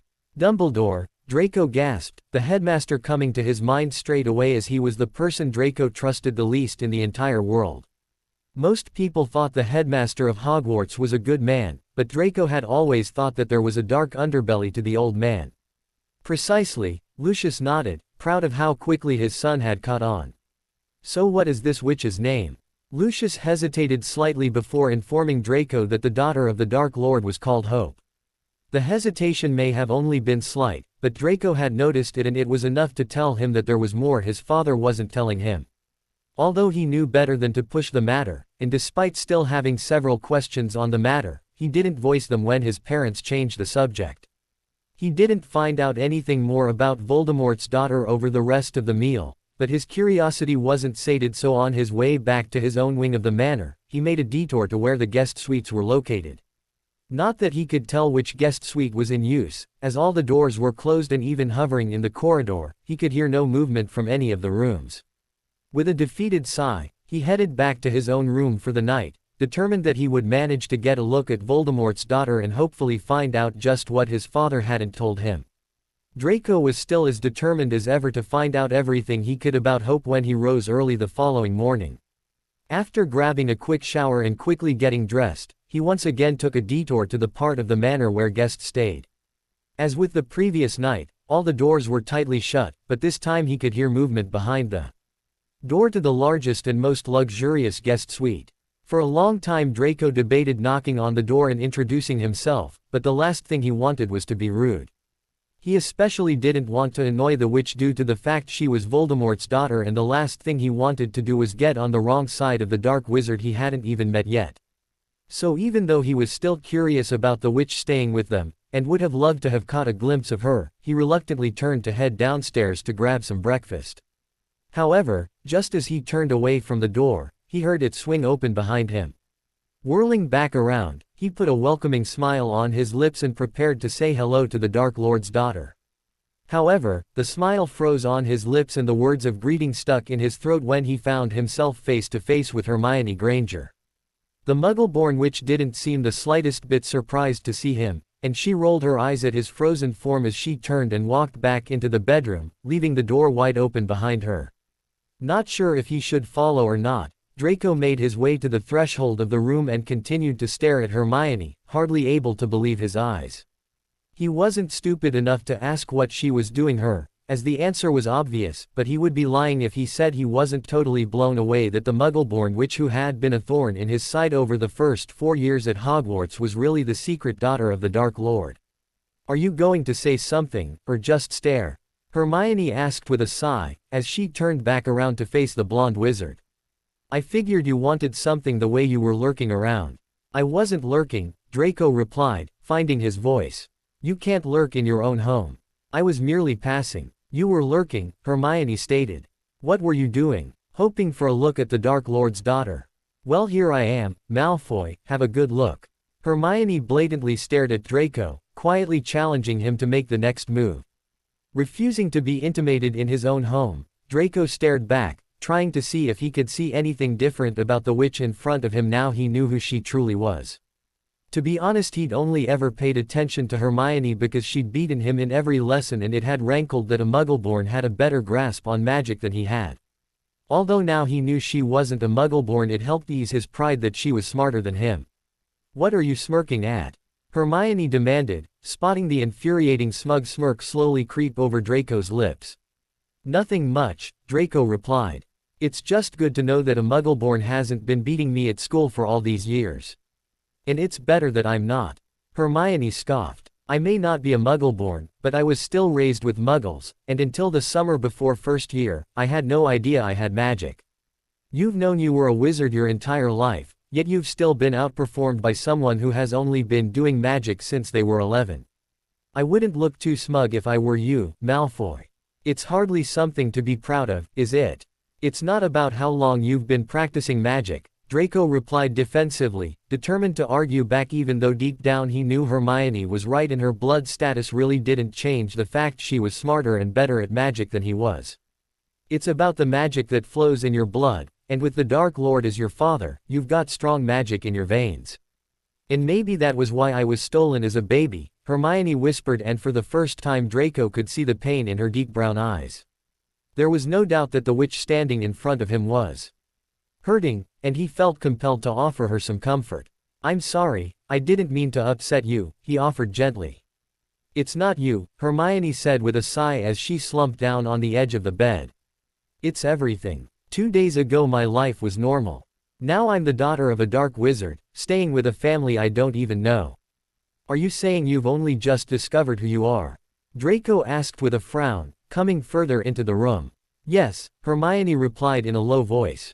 Would you believe I was just curled up with a book, minding my own business, and I overheard a conversation that not only informed me who I was, but warned me I was in danger. Whoa, Draco muttered, hesitantly dropping onto the bed but making sure to keep a decent distance away from Hermione. It must have been like your whole life exploded before your eyes. I think that's a pretty accurate description, Hermione said. To be honest, I'm still trying to get my head around it all. But now I have to meet Voldemort, and no doubt some decisions will have to be made about the future. You don't want to meet your father? Draco asked. Yes, and no, Hermione replied with a slight shrug. Part of me wants nothing more than to meet him and find out who I really am, but there's another part of me that's terrified. Because he's not just a normal wizard, is he? He's a dark wizard, and until 2 days ago, I thought he was the biggest threat to my future. The Hermione Granger I've gone to school with for 4 years is no coward, Draco offered. She might be scared, but she won't let the fear win. She'll face her fears and do what is best for her. With a small smile, Hermione tilted her head to look at Draco. Did you just pay me a compliment? Don't get used to it, I don't do it a lot, Draco retorted with a slight smirk. But if you want, I will be your friend. What? Because I'm not a Muggleborn? Hermione snorted. Because I'm no longer tainted. Because I'm the daughter of the Dark Lord and might be useful to you. No, because you're staying in my house and your whole life has just been turned on its head, Draco shot back as he rose to his feet, color staining his cheeks at Hermione's rebuff. He'd only been trying to be nice, something he didn't do a lot, and he was annoyed that the gesture had been thrown back in his face. But clearly you don't want friends, so I'll be leaving you to it, he huffed, stalking towards the bedroom door. Malfoy, wait, Hermione called, stopping the blonde as he was about to exit the room. I was rude, I'm sorry. It's fine, Draco replied with a shrug, glancing over his shoulder at Hermione. I got the message. I overreacted, Hermione admitted in a small voice. Even though we both know you wouldn't have made the offer to be my friend if I wasn't who I am, it was rude of me to snap at you the way I did. Everything in my life has changed, and I need to start accepting it. And you're right, I could do with a friend. So if that offer's still open, I'd like to accept it. It's still open, Draco said, offering Hermione a small smile. I'm not saying it's going to be easy forgetting the past, but I think given the circumstances we should make a fresh start. Taking a step forward, he held his hand out to Hermione. Hello, I'm Draco Malfoy. Smiling at the gesture, Hermione took hold of Draco's hand and shook it. Hello, I'm Hermione Granger. Or possibly Hope, she added with a frown. Bloody hell, what do I call myself? What are you more comfortable with? Draco asked. Hermione admitted. It's who I've always been. Then stick with Hermione, Draco advised. Thank you, Malfoy, Hermione whispered. Draco corrected. My friends call me Draco. Thank you, Draco, Hermione said. Any time, Draco replied.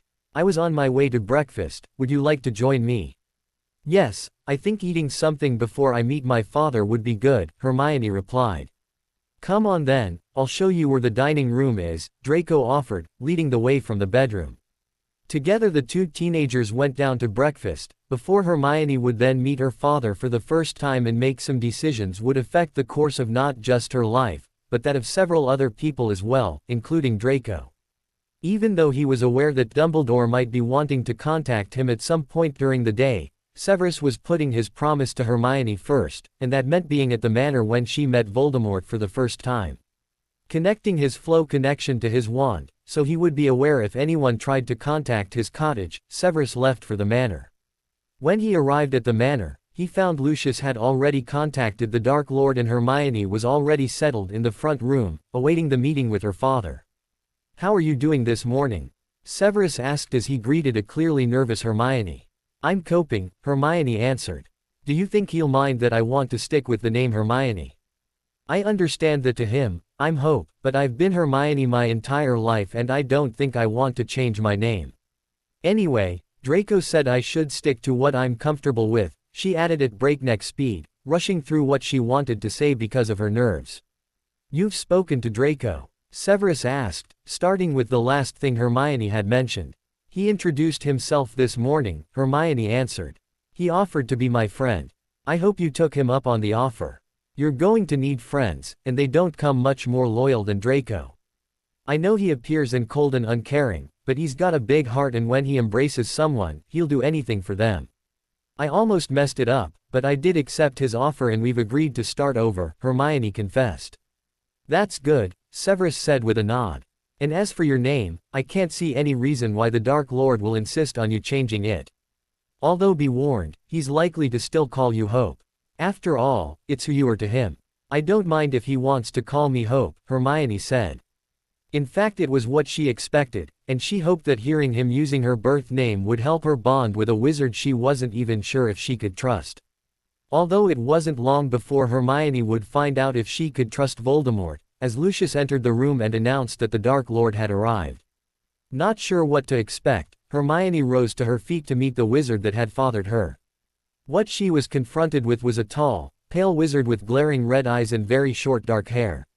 He wasn't quite the monster Harry had described only a few months previously, but there was still something slightly inhuman about him. There was certainly a dark aura surrounding him, although that shattered when she looked into his eyes and found them swimming with tears.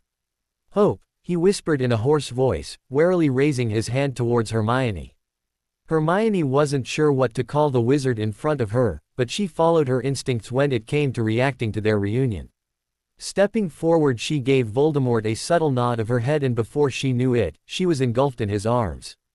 Voldemort clung onto her tightly, but Hermione didn't feel afraid as all the time he was whispering how much he loved her and she could feel his body shaking with emotion. It was clear that even though the meeting was overwhelming for her, it was so much more potent for Voldemort. She was only just discovering the truth, whereas he was meeting the daughter he'd thought was dead and had mourned for. "I still can't believe it's you," Voldemort whispered, finally pulling away from Hermione long enough to look at the young witch in his arms. "I'm not sure I quite believe it myself," Hermione replied. "Of course, this must be quite the shock for you," Voldemort said solicitously, letting go of Hermione. "Let's sit down." Hermione found herself settled on the largest sofa in the room with Voldemort warily perching beside her.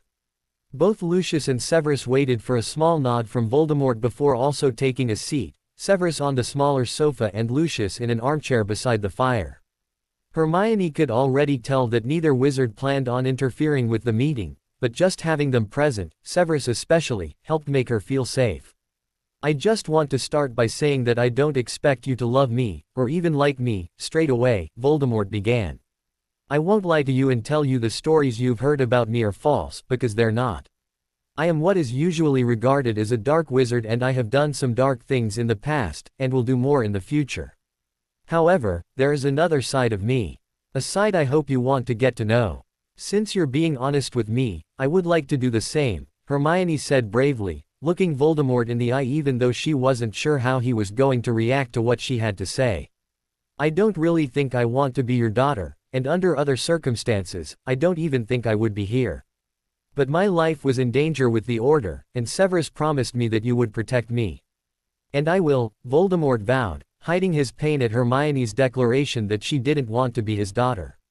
"I'm just sorry I couldn't manage it when you were a baby. I should have known Dumbledore would have tried something." "Did you know Dumbledore knew I existed?" Hermione asked. "No," Voldemort admitted. Then there was nothing you could have done, Hermione stated. I'm sure we both want answers to what happened to me in the past, but I don't need apologies for something you couldn't prevent. What do you need? Voldemort questioned. I need you to keep me safe, Hermione replied. And even though I said I didn't want to be your daughter, I'm well aware that I am your daughter, and I want you to know that I accept it. I can't predict how things are going to go between us, but I'm here and this is my life now, so I would like to get to know you. I'd like to get to know you too, Voldemort returned, a small smile tugging at the edges of his lips. And we can take things as slowly as you want. I won't push you into doing anything you're not ready for. Thank you, Hermione whispered with a relieved sigh. Even though Lucius had promised her the same thing, it was a relief to hear it from Voldemort himself, as she knew that ultimately Lucius would have had no choice but to do as he was ordered. I know when you arrived you had none of your things, and while I'm not sure if we're going to be able to get them for you, I'm happy to pay for you to have new clothes and new belongings, Voldemort said. I am of course assuming you're going to be staying at the manor, but if you're not happy with that, we can make alternative arrangements. I think I'm happy to stay here. Besides, isn't this the safest place for me to be? She checked, glancing over at Lucius. No one can get to you while you're here, Lucius confirmed. In that case, I think it's best I stay here, Hermione declared. If of course, I'm still welcome. You can stay as long as you like, Hope, Lucius said with a smile. Speaking of Hope, I don't mind if people call me that, but I don't plan on changing my name. I've been Hermione for nearly 16 years, and that is who I am. No one would ever force you to change your name, Voldemort said. But I do appreciate you allowing me to call you Hope. I understand that you're attached to your other name, but to me you're still my little Hope. Did you name me, or did my mother? Hermione asked. And can you tell me about her? I would love to tell you about your mother, Voldemort said with a sad smile. But before we start getting personal, I think we need to talk business. Business. Hermione frowned, not understanding what Voldemort meant. We need to make some decisions on what happens now, Voldemort explained. The Order know you're missing and they're not going to sit back and do nothing about it. Dumbledore has already applied to the Ministry to have your underage trace activated, and by this afternoon they'll know where you are. Can they come and take me back? Hermione asked, nervously nibbling at her lower lip. They could accuse the Malfoys of kidnapping me, and I don't want to get people into trouble. They could never make an accusation like that stick, Lucius snorted in derision. Especially not when you tell the Ministry you're exactly where you want to be.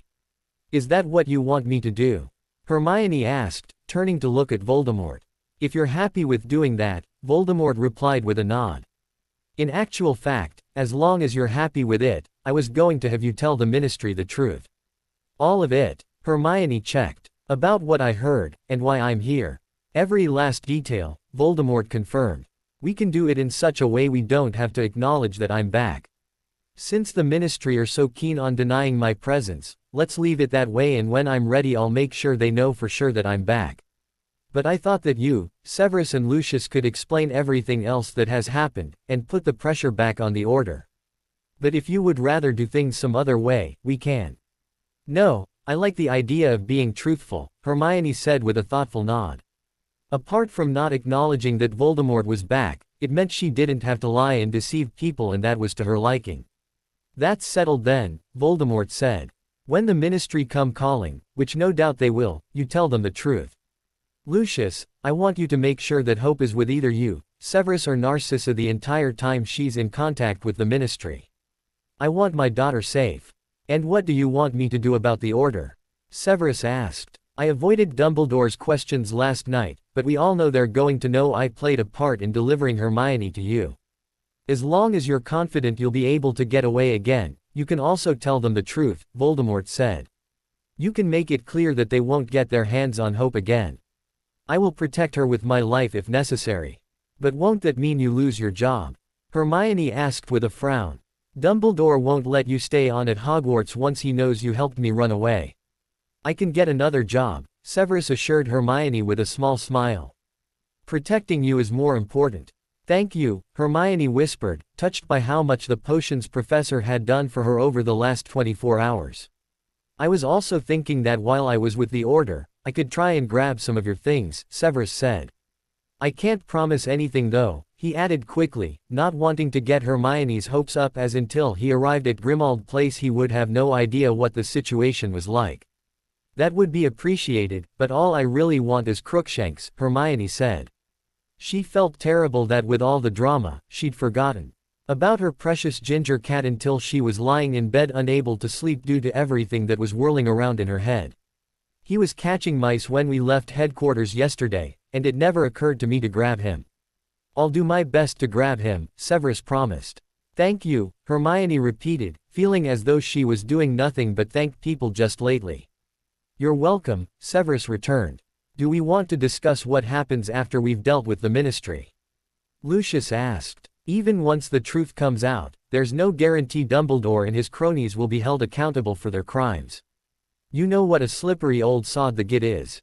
Let's take one thing at a time, Voldemort said. We can make some more decisions after we see how Dumbledore and the Order are going to proceed. But right now, I would like to get to know my daughter some more. If of course she wants to talk to me. I do, Hermione confirmed with an eager nod. I have so many questions. Maybe it's time we should leave you two alone, Lucius volunteered as he and Severus rose to their feet at the same time, both of them on the same wavelength. However, before either of them left the room they waited for Hermione to give them a nod to let them know that she was happy to be left alone with Voldemort. She was now confident that the Dark Wizard only had her best interests at heart, and she was sure that if it all got too much for her and she needed a break, he would honor her wishes. But for now she wanted nothing more than to talk to the wizard who was her father and find out more about her past. All morning, Hermione talked with Voldemort, getting to know the wizard who had fathered her and learning about her past. By wordless understanding, neither of them mentioned their current situation and the fact Voldemort was a dark wizard, and up until recently Hermione had considered him her enemy. Instead they focused on getting to know one another, and they spent a long time talking about Hermione's mother. Hermione discovered that her mother's name was Ella, and that she and Voldemort had been very much in love. When Voldemort spoke about his late wife, it was with genuine emotion, and Hermione could see how much he still missed her. When he recounted how broken she'd been after what had happened to Hermione, he was overcome with emotion and he shed several tears as he recalled how his wife hadn't been able to cope with losing their daughter and after months of depression had taken her own life. Hermione herself also shed more than a few tears at the story, and she felt a burning hatred for everyone involved in her kidnapping. It didn't matter that Voldemort was a dark and dangerous wizard, he was still a human being and no one had any right to take his child from him.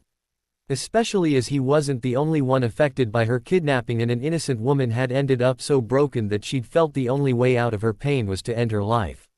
The injustice of it all made Hermione want to scream, and as she sat with Voldemort, learning about the mother she would never know, she wished a fiery and painful vengeance on Dumbledore and his precious order. Ella would have loved you so much, Voldemort whispered, his voice still crackling with emotion. She did love you so much. You were her world, hope. And to answer your earlier question, your mother named you. She named you Hope because you were our hope of carrying on our legacy. Of darkness? Hermione queried as she brushed at her damp face. It's a funny thing about darkness, but it all depends on your definition of dark, Voldemort said with a low chuckle.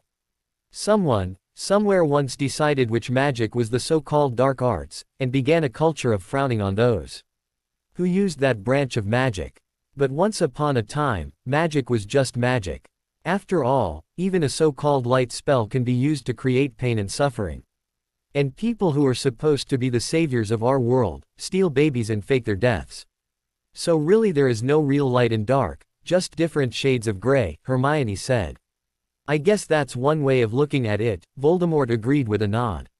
I can't claim to be a nice man, Hope. I've done things that most people would call evil. But that is not all there is to me. Your mother could see the man beneath the mask, and I hope that one day you'll be able to do the same.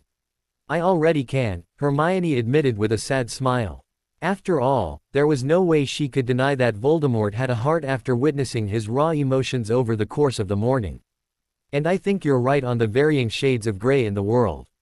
I've always considered myself a good person, but right now I've got so much anger towards Dumbledore and the others who helped kidnap me. At the minute, I wouldn't be at all sad to hear they were all dead. You have a right to be angry, Hope, Voldemort said gently, not wanting to push the girl sitting next to him, but wanting her to embrace the side of her that was most like him. As a baby, you were stolen from parents who loved you. Maybe we weren't the sort of parents the like of Dumbledore would approve of, but Ella and I loved you. You were everything to us. But because of Dumbledore, not only did we lose our daughter, but you lost your family. I'm not saying the muggles who raised you haven't loved you, but they're not who you should have been with. And even now you know the truth, you'll never get to know your mother because Dumbledore caused her so much pain he might as well have killed her with his own wand. So I say you have every right to be angry. I know, I just don't want the anger to change me, Hermione admitted. I know you'll protect me and make sure nothing happens to me, but I have to warn you, I don't see myself ever fighting alongside you. No one is asking you to do anything you don't want to do, Voldemort assured his daughter. And don't worry about fighting. Right now, let's focus on getting through these next few weeks. Do you think things are going to get tricky? I guess that depends on Dumbledore, and if he's willing to let you go without a fight. But if he does try and get you back, he's going to get more than he bargained for. He's going to be the one exposed as a liar and a kidnapper. But I guess we're just going to have to wait and see what happens. I guess so, Hermione agreed with a nod as there was a knock on the door and Narcissa poked her head into the room. Sorry to disturb you, but we're about to have lunch. Would you like me to send one of the elves in with some food? She asked with a warm smile. Actually, Narcissa, I should be leaving, Voldemort said as he rose to his feet. We don't know what's going to happen this afternoon, so I think it's better if I'm not around. But I will come and back and see you tomorrow, Hope, if that's okay. I'd like that, Hermione said with a smile as she also got to her feet. Once Voldemort had left, Hermione accompanied Narcissa to the dining room.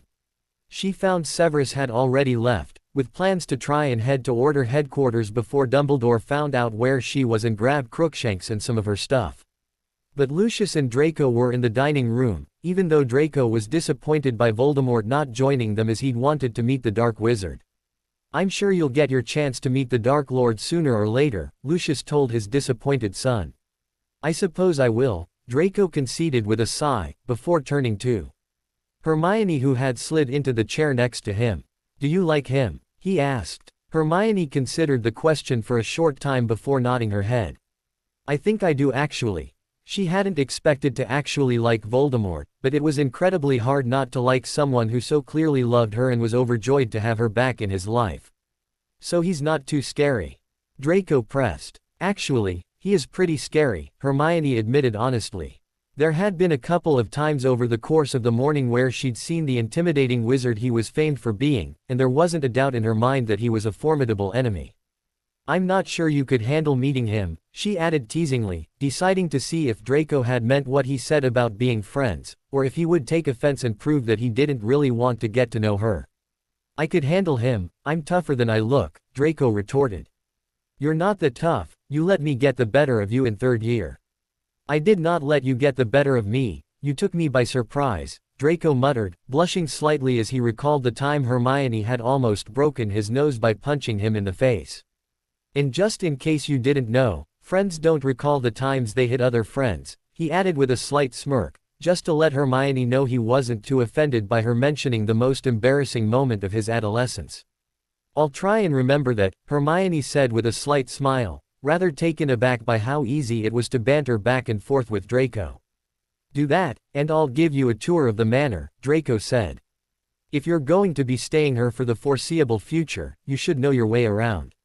It is okay if I show Hermione around this afternoon, isn't it? He checked with his father. It's fine by me, if the ministry turn up I can have an elf find the pair of you, Lucius replied. So do you want a tour after lunch? Draco asked, turning back to Hermione. I'd love it, Hermione said, bestowing Draco with a warm smile, before settling down to eat her lunch. Severus hadn't planned on leaving the manor before Hermione had finished with Voldemort, but as the morning ticked on he became aware that the chance of being able to retrieve Hermione's cat were diminishing. He'd already decided that he would try and sneak into headquarters to find Crookshanks and grab her some clothes, before returning and seeing what was going on. But in order to do that, he would have to get going, so he left earlier than planned but promised Lucius that he would be back when he could, both to update them on the situation with the Order and to check on Hermione. After leaving the manor, Severus headed straight to Grimmauld Place. Only before he entered the house he cast a disillusionment charm on himself. He then entered the house very carefully, and was grateful that no one was in the hallway when he arrived. Not knowing where anyone was in the house put Severus at a bit of a disadvantage, but he wasn't about to let that stop him, and he quietly and carefully made his way up to the room Hermione had been given upon her arrival at headquarters. Luckily for Severus, no one else was in the room, but even better, Hermione's ginger half-Kneazle cat, Crookshanks, was sitting curled on the bed. Hoping that Crookshanks really was as smart as he appeared, Severus removed the charm and revealed himself to the cat. Ordering the cat to be quiet, he pulled a bag from the wardrobe and, pulling out his wand, he magically packed as many of Hermione's belongings as he could manage. "You're going to have to be quiet, cat," Severus whispered as he slung the bag over his shoulder and gingerly reached out for the feline. "Stay quiet and I can take you too."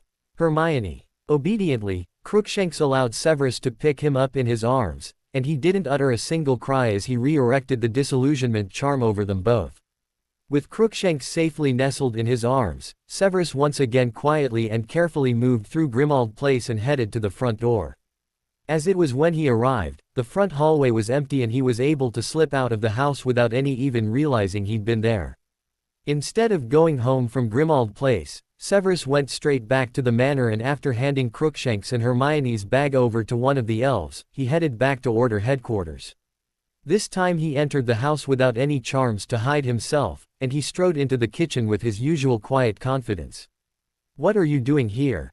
Sirius spat as soon as he laid eyes on the potion's master. "I came to see if there was any news of Hermione," Severus replied. "I rather expected to heard from Albus before now. I've been sitting at home all morning, waiting for an update." "We're all waiting for an update," Molly said with a sigh. From where she was sitting at the table, her 4 youngest children gathered around her, all looking pale and worried. "There's been no word?" Severus asked with a concerned frown. "Albus said he'd asked the ministry to activate her underage trace." "Shouldn't they have had the results by now?" "We should have had a trace by now," Remus admitted. "But Albus has sent a message from the ministry saying there'd been a problem. The magic the ministry used to activate the underage trace has been malfunctioning and giving false readings. The first result placed Hermione in the middle of the Pacific Ocean, and when the result was queried and rechecked it then placed her in Quebec in Canada. So basically we have to wait until they can sort the problem and get an accurate reading," Molly finished. "And in the meantime, anything could be happening to Hermione," Ron spat, choking down a sob and gulping harshly. "We have to stay positive, Ron," Ginny said, wrapping an arm around her brother. "We'll find Hermione, and with any luck she'll be back with us before Harry arrives this evening." "You're bringing Potter here today?" Severus questioned in surprise. "Why wouldn't we?" Sirius demanded sharply. "It was always the plan for him to spend most of his summer with us." "This changes nothing." "If you say so," Severus said mildly, half hoping that Harry was at Grimmauld Place before all the fun began, as he was pretty curious what the reaction of the boy who lived would be when he discovered that his precious Dumbledore wasn't the hero he liked to paint himself as. Dumbledore was well and truly fed up with the ministry and their ineptitude, and as the hours of the afternoon slowly ticked by, he began to curse himself for not relying on his own magic to find Hermione. Tracking spells took several hours to weave together and could be very difficult to get working, so he'd figured using the underage magic trace the ministry had on Hermione would have been the quicker way to find the missing witch. However, he hadn't expected the delays and mistakes they'd encountered, and he was having to bite his tongue so he didn't snap at the technicians trying to fix the trace. This trace was working fine just a few days ago, he finally snapped, unable to hold his tongue any longer. It detected Harry Potter defending himself from Dementors. "That remains to be proven," Albus, the Minister for Magic, Cornelius Fudge, said haughtily. Fudge was present at the proceedings as Dumbledore had personally come to him for help in finding Hermione, and the last thing the minister wanted was to be accused of turning a blind eye when an underage witch had seemingly vanished into thin air. However, that didn't mean he was currently on overly friendly terms with the headmaster of Hogwarts. At this moment in time, Dumbledore's insistence that the Dark Wizard, Lord Voldemort, had returned was giving the ministry a serious headache as they tried to nip the rumors in the bud and prevent an all-out panic in the general population. And of course it really didn't help that Dumbledore's protégé, Harry Potter, had been detected using magic in front of Muggles and was scheduled to attend a hearing to determine if he would be allowed to return to Hogwarts. I know, now is not the time to discuss Harry's case, Dumbledore admitted with a sigh. I'm just frustrated with the lack of progress. I thought we would have had a fix on Miss Granger before now. There might still be a simple explanation, Fudge said, softening slightly as she could see the genuine concern Dumbledore had for his missing pupil. Are you sure the girl didn't go back home? You did say she was staying with friends when she vanished. She's not at home, Dumbledore replied. He had actually checked with the Grangers to see if Hermione had returned home, but they hadn't seen her since she'd left to spend her summer with her friends. I think we're up and running, one of the technicians suddenly called. But will the results be accurate?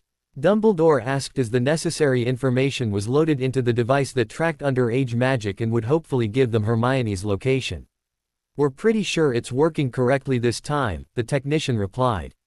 You said that 2 hours ago, Dumbledore muttered as the spell was cast and he held his breath as the results appeared on a piece of parchment. I'm not sure this is right, Fudge admitted as he picked up the parchment and frowned at the location the spell had located Hermione at. Try the spell again and see if it verifies this result. Where does it say she is this time, Brazil?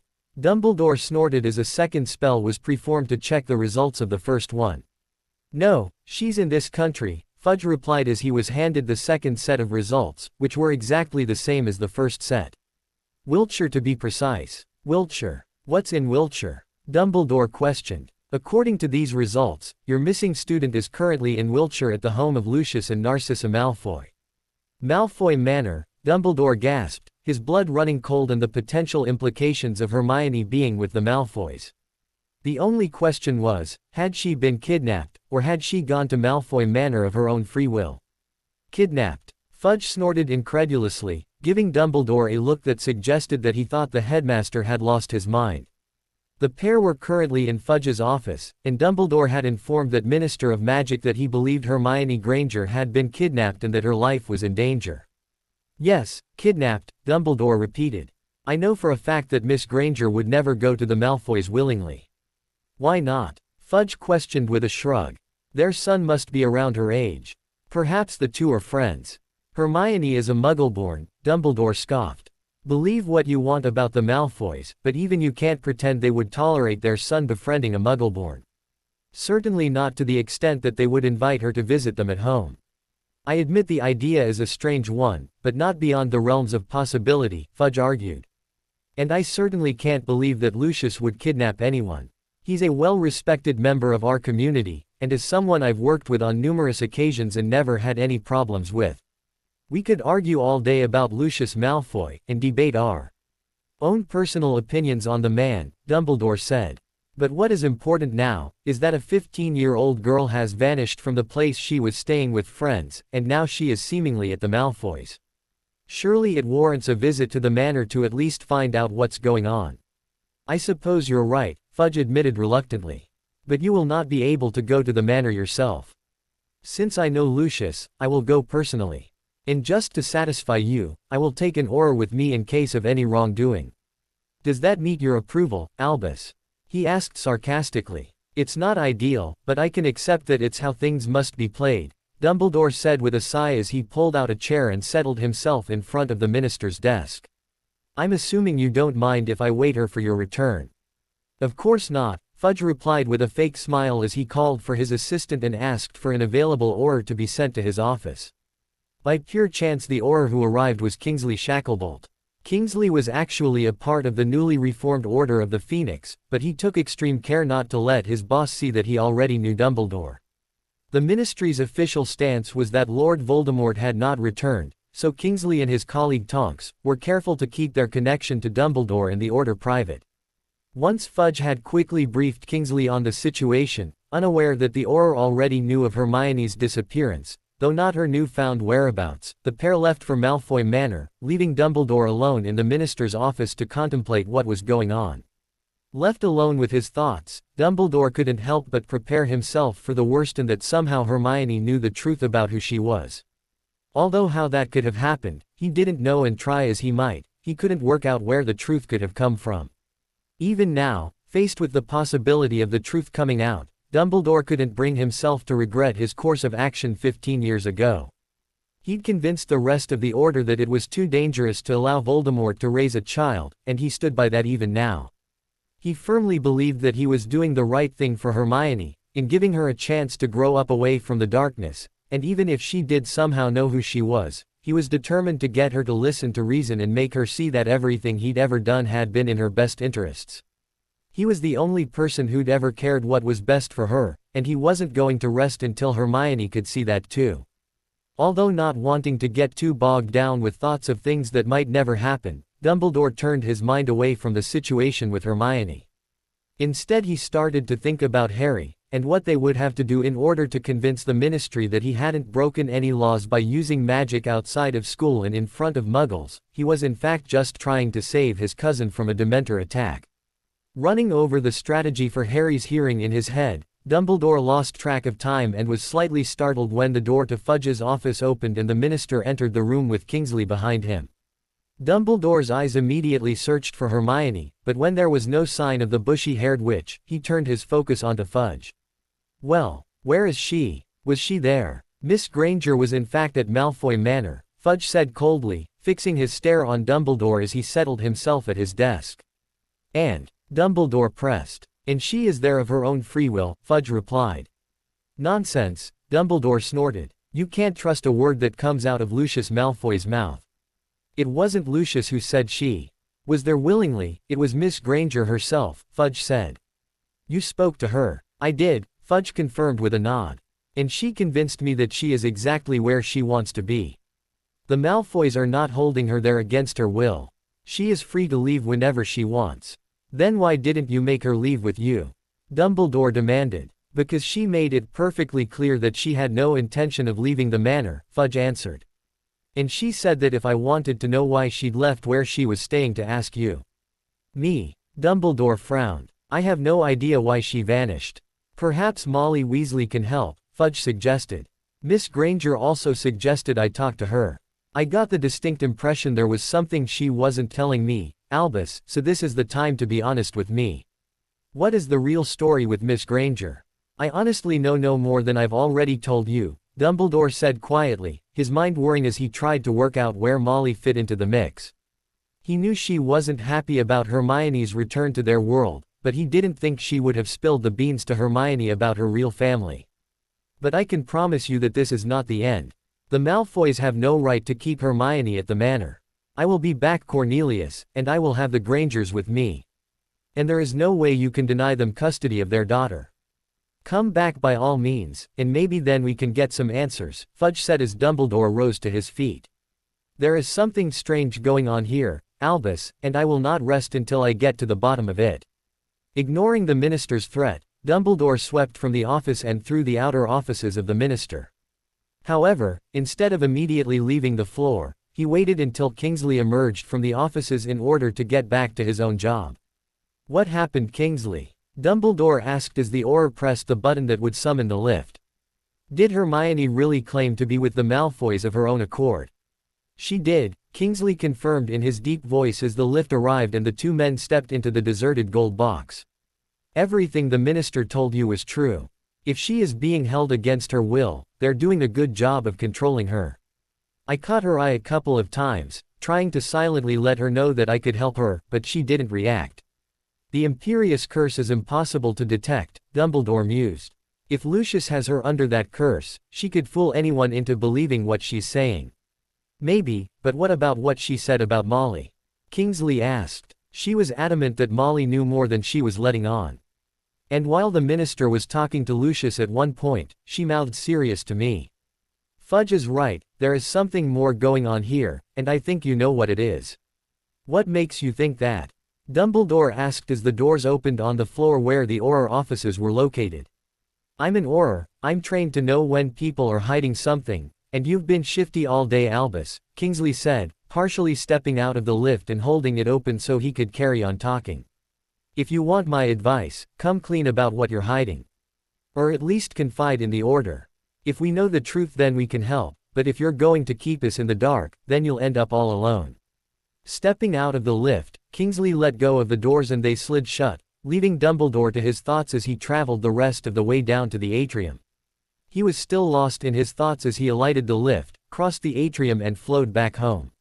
He remained at home long enough to use the bathroom, then he headed to Grimmauld Place, still not at all sure what he was going to say to the rest of the Order.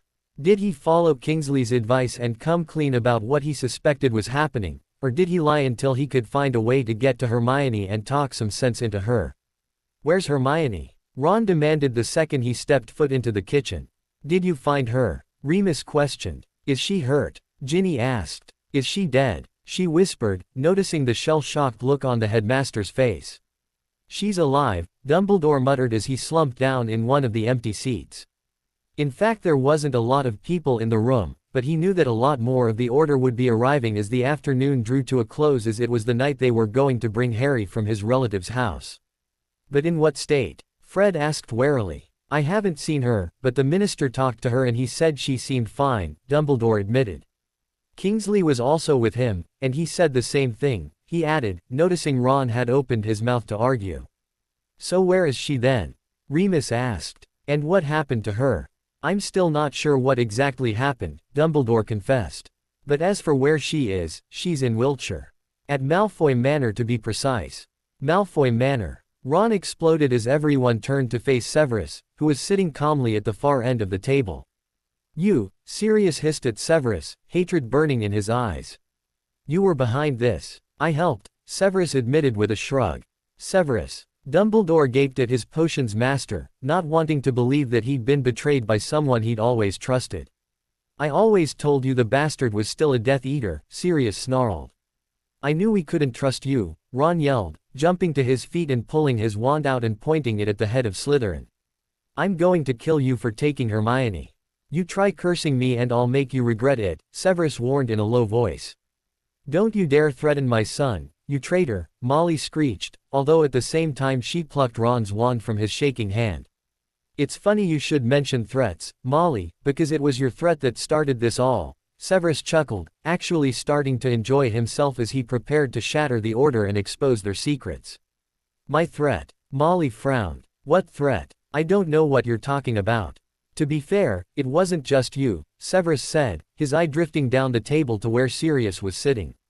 "Black played his part. Don't you drag me into this, you spineless worm," Sirius snarled.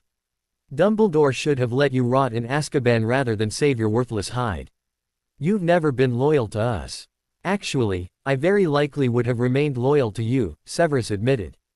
"Until I knew what you lot were really like." "Stop speaking in riddles, Severus, and tell me the truth," Dumbledore demanded in a sharp shout. "I trusted you," he whispered, the pain clear for everyone to hear. "I vouched for you and saved your life, and this is how you repay me." "I will forever be grateful that you saved my life," Severus replied quietly. "But you lost any loyalty I had for you, once I discovered the truth. I can't respect you now, not when I know what you did to Hope." "Hope?" Dumbledore gasped as Molly let out a distressed cry and Sirius and Remus went pale. "Where did you hear that name?" "Lucius," Severus answered. "We spoke to him to get to the truth." "We?" George questioned with a frown. "What are we missing?" he asked, aware that all the adults seemed to know something the youngsters didn't. "Nothing. You four need to leave now," Molly ordered, regaining her senses and turning to her four youngest children. "This is Order business, and you're too young for it." "No, this is about Hermione. And I'm not going anywhere," Ron insisted. "We're not kids, and we want the truth," Fred said. "Please, Professor Snape, tell us the truth. After the meeting yesterday, Hermione caught me on the way out and begged to talk to me in private," Severus explained. "She convinced me it was urgent, so I took her back to my cottage. Once there she told me that she'd overheard a conversation between Molly and Sirius that revealed that she isn't who she thought she was." "Isn't who she thought she was?" Ginny interrupted with a confused frown. "So who the hell is she?" "Hope," Severus answered. "Daughter of Lord Voldemort." "No way," Ron exploded, jumping to his feet and angrily shaking his fist at the potions professor. "You're a stinking liar. I don't believe you. Take a look around the room, Mr. Weasley," Severus drawled, rolling his eyes at the young redhead's dramatics. "Aside for you and your siblings, this news is taking no one by surprise. They all knew who she was." I didn't, Remus whispered as Ron slowly looked around the room and found that there was no look of surprise on his mother's face, nor was there any surprise on the faces of Dumbledore and Sirius. No, Ron whimpered, collapsing back into his chair as the shock got the better of him. It's not possible, Remus muttered, shaking his head. You said she would never return to our world, he spat accusingly to Dumbledore. That was part of the deal, that she would be raised away from all magic. She was, Dumbledore replied in a soft voice. But her accidental magic was strong, and it wasn't fading as she got older. I thought bringing her to Hogwarts and helping her channel her magic was the best solution. And it wasn't as if anyone was looking for her, after all, she was supposed to be dead. I thought it was safe. And it might have been had you not told Molly, Severus conceded.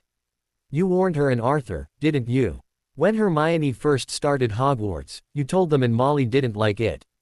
Of course I didn't like it, she's you-know-whose daughter, Molly hissed. She's a danger to my family. No Molly, she isn't, Dumbledore said with a long, drawn-out sigh as he spotted his mistake. He wasn't quite sure what Molly had done yet, but it was already pretty clear that it was through her that Hermione had discovered the truth. Actually, she might very well be now, Severus said with a smirk. After all, she did overheard Molly and Sirius plotting to kill her.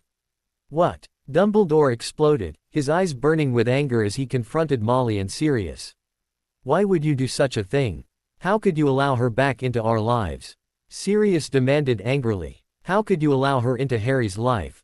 Her father killed my best friends and left Harry an orphan, yet you thought it was all right to bring his daughter to Hogwarts and insert her in my godson's life.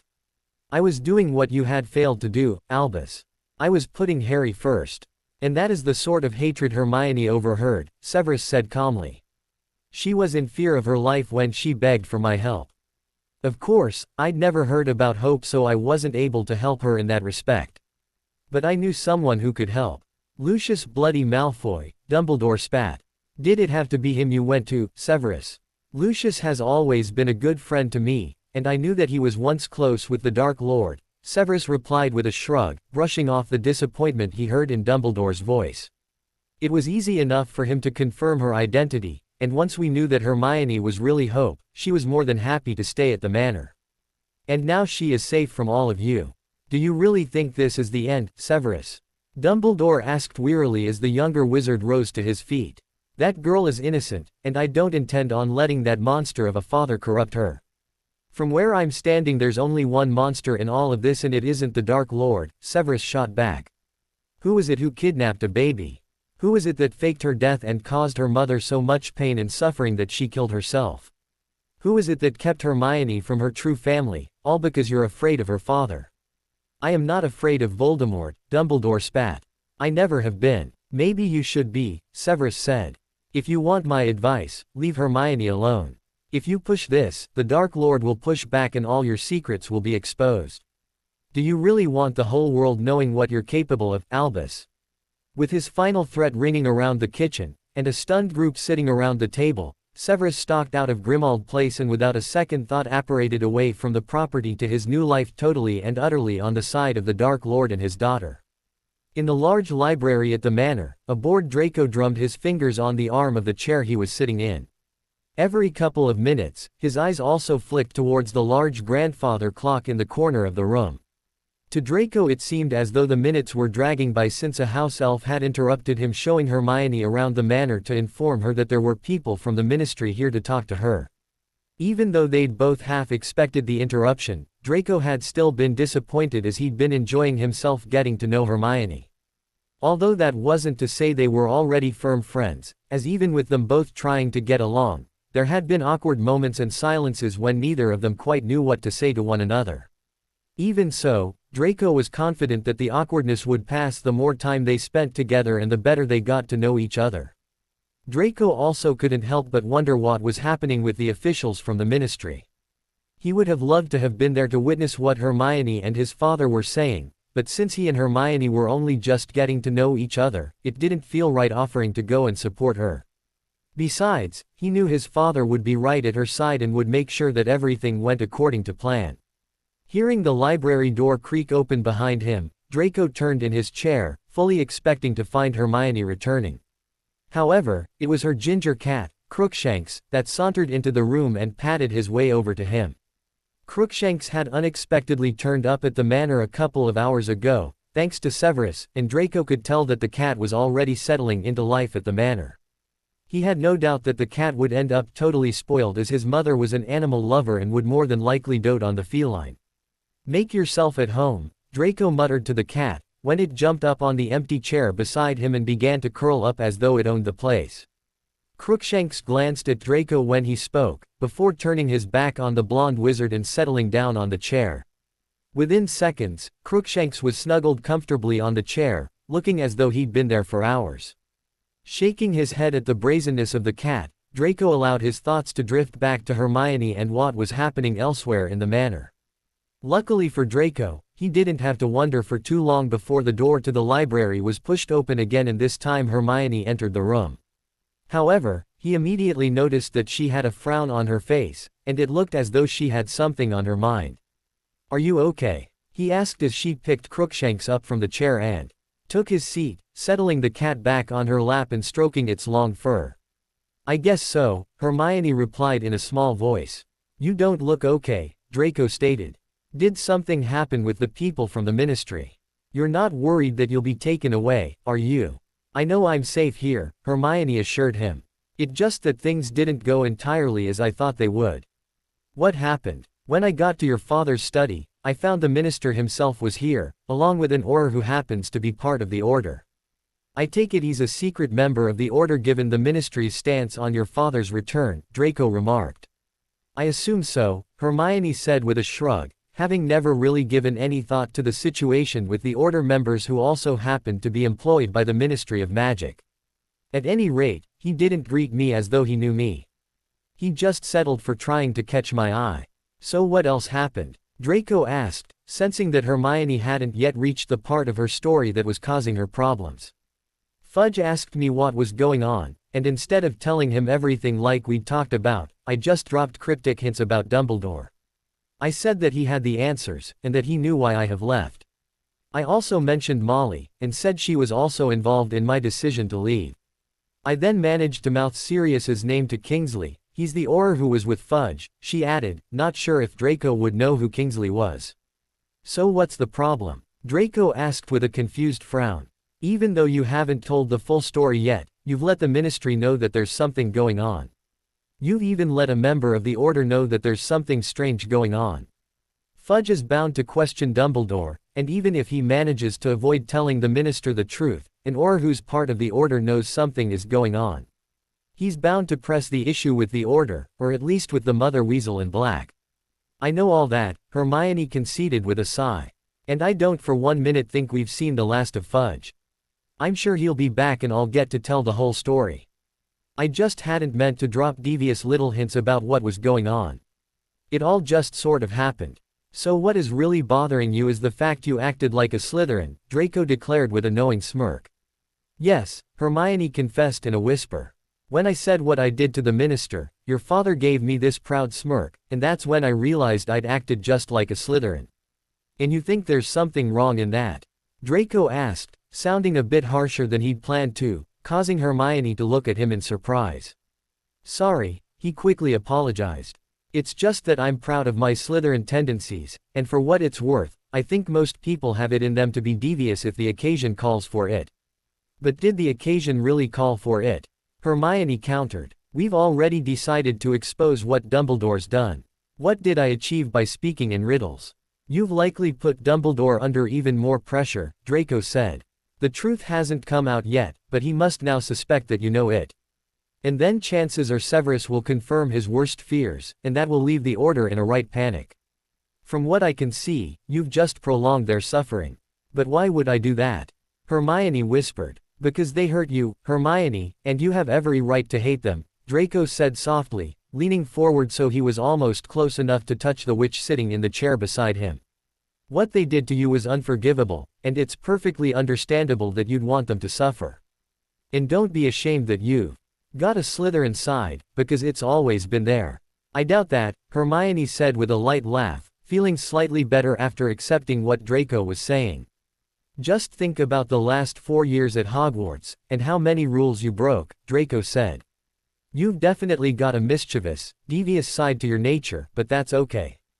You are allowed to be more than the perfect Gryffindor princess, who's top of the class and teacher's pet in most subjects. I suppose you could be right, Hermione conceded with a small smile. After all, you're more than the cold-hearted, stuck-up Slytherin everyone thinks you are. I am, Draco questioned with a slight frown. Yes, you are, Hermione replied with a nod, her smile widening. You've only really known me since this morning, but you've gone out of your way to help me adjust to how things now are. You've got a good heart, Draco, and I think you could be loyal enough to rival even the proudest Hufflepuff. Have you just called me a Hufflepuff? Draco asked, his nose crinkling in distaste. There are worse things than being considered loyal, Hermione said with a shrug. I suppose there are, Draco agreed. And there are worse things than wanting the people who kidnapped you a baby to suffer, he added meaningfully. I get it, Hermione said with a low chuckle. Having some Slytherin in me isn't necessarily a bad thing. I just don't want Voldemort to get the wrong idea. I want to get to know him and build a relationship with him, but I don't want him expecting me to stand at his side as he fights for whatever the hell it is he's fighting for. I'm sure he won't expect anything of you, Draco said. He'd probably just thrilled to have you back. Now, do you fancy finishing the tour of the house? We were sort of interrupted earlier. Okay, but first I want to explore the library further, Hermione said, gently getting up and putting Crookshanks back on the seat to continue sleeping.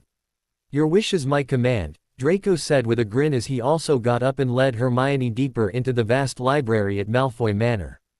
Unaware of what else was going on in the wizarding world, a morose Harry Potter lay on his bed, staring at the ceiling and wondering what was to become of him.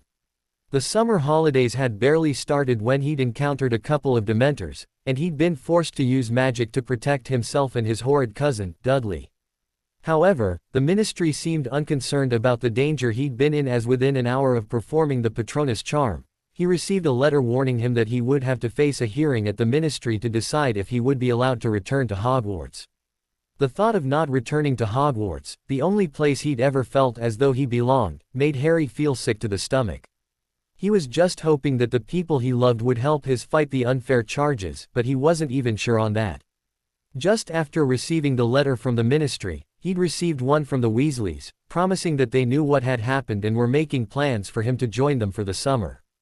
However, with each day that passed without word from the family, Harry began to wonder if a return to the burrow would ever happen. In his bleaker moments, he even worried that he would spend the rest of his life with the Dursleys, totally forgotten by his friends in the wizarding world. Harry! Petunia Drillsey's loud screech echoed up the stairs and jolted Harry from his maudlin thoughts. Reluctantly Harry rolled off his bed and leaving his bedroom, made his way towards the stairs. He only had to descend a few stairs in order to see his aunt, uncle and cousin all standing in the hallway with their coats on. Are we going somewhere? He asked with a frown, not recalling any mention of them going out. We are, his uncle, Vernon Dursley, replied. You're staying here. There's some leftover ham in the fridge and a couple of slices of bread for you to make yourself a sandwich for dinner, Petunia said icily, not needing to say that they would know if Harry helped himself to anything more from the kitchen. And don't wait up, we might be late, Vernon added. Come now Petunia, Dudley, we're going to be late for dinner at this rate. Can I have meatballs and garlic mushrooms for my starter? Dudley asked, shooting Harry a malicious smirk, delighting in letting his cousin know he was off to stuff his face while Harry had to make do with a pathetic sandwich. You can have whatever you like, pudding, Petunia said indulgently as the family bustled out of the house, not even bothering to say a final goodbye to Harry. Good riddance, Harry muttered, coming all the way down the stairs and seeing the family car slide out of the driveway and along the street. With a sigh, Harry headed to the kitchen to make his dinner, before settling down in the front room with the television. He rarely got a chance to watch the television on his own, but he knew that as long as the set was switched off and he was in bed before the Dursleys returned home, they would never know he'd been watching it. Half an hour later, Harry was totally engrossed in an American comedy show when a loud sound from outside interrupted him. It sounded as though something, most likely one of Mrs. Figg's cats, had crashed into the bins, but even so, Harry pulled out his wand as he cautiously made his way to the front door. Prepared for chase whatever creature had disturbed the bins, Harry flung open the door, only to be confronted by a woman with pink hair being helped out of the large bin by what looked to be Alistair Moody. "Professor?" Harry asked warily, remembering that the last time he'd been in the presence of Moody, it hadn't been him at all, but rather an imposter. "I'm not sure I've earned the privilege to be called that, Harry," Moody said with a low chuckle as he turned to face Harry.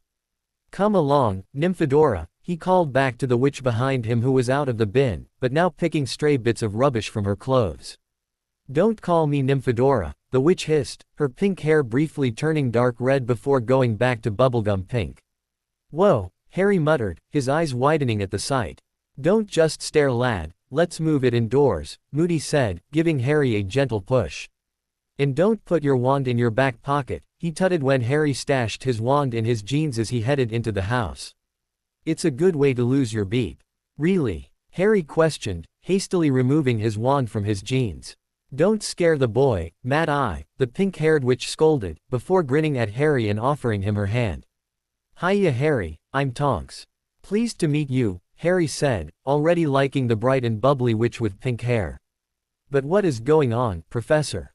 he asked Moody. "We've come to escort you to Order Headquarters," Moody replied. "Order Headquarters?" Harry frowned. "What order, and what headquarters?" "The Order of the Phoenix," Tonks answered as though the name should mean something to Harry. Still with no idea what was going on, Harry merely shrugged his shoulders. "We'll explain when we arrive," Moody said with a sigh. "We don't really have time to waste, not with what's going on at the moment. Go and quickly pack your trunk, Harry." "What is going on?" Harry asked. "What's going on is an old decision biting us in the backside," Moody muttered, suddenly looking weary and tired. "But you'll find out soon enough. Be warned Harry, you're going to be walking right into the eye of a storm." "Not a literal storm," Tonks reassured Harry, who looked a bit worried about what Moody was saying. "But things back at headquarters aren't exactly running smoothly. Should I not stay here then?" Harry asked warily, not sure if he wanted to be somewhere strange when there was a drama occurring. "It's best that you're with us," Moody said, his tone leaving no room for argument.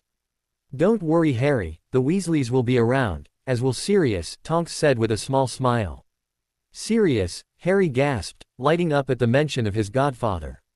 "He's back, and dying to see you," Tonks said. "Go and grab your stuff and we can be off." Not needing more convincing, not now he was off to see Sirius, Harry ran from the room and tore up the stairs to hastily gather his things and pack his trunk. In his excitement it didn't take long, and after only a few minutes he had his backpack on his shoulder, his owl, Hedwig in her cage under his arm, and was tugging his trunk noisily down the stairs.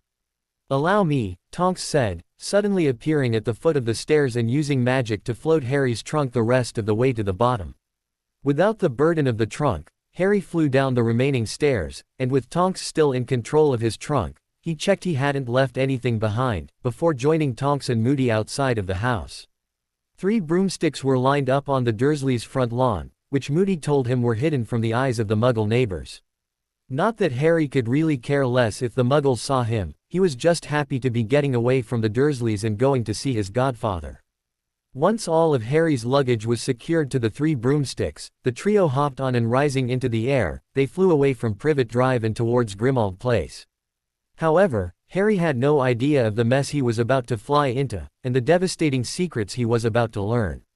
Harry was more than a bit surprised when they landed in the middle of what looked like a Muggle neighborhood. Even though he wasn't quite sure what the Order of the Phoenix was, he was expecting to be in the wizarding world. "Are we in the right place?" he ventured as Tonks and Moody unpacked his things from the broomsticks. "We are," Moody replied. Reaching into his cloak, he pulled out a piece of parchment and handed it to Harry.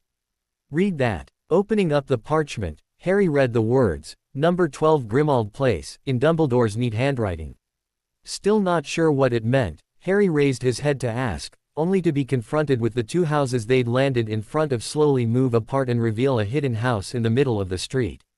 "Awesome," he gasped, watching the house magically appear in the street as though it had been there all along. "A bit of a drama if you ask me," Moody grumbled. "We wouldn't have to deal with all this fuss if the Sodding Blacks had lived in a normal wizarding house." "The house is wizarding, it's just the neighborhood that's Muggle," Tonks pointed out. "Did you say blacks?" Harry interrupted, sensing that Moody and Tonks could bicker for hours. "As in Sirius. It was his parents' house, Moody replied. As you know, there are certain elements of our world based in London, but a lot of magical people live outside of the city as it's easier to go unnoticed in other parts of the country. However, the blacks wanted to live in London, so they found a way to build their house in the middle of a Muggle neighborhood. Quite ingenious if you ask me, Tonks remarked. Quite foolish if you ask me, Moody shot back. And people wonder why we have to deal with so many Muggles seeing magical things. So why exactly are we at Sirius's parents' house? Harry asked, once again interjecting between the bickering pair.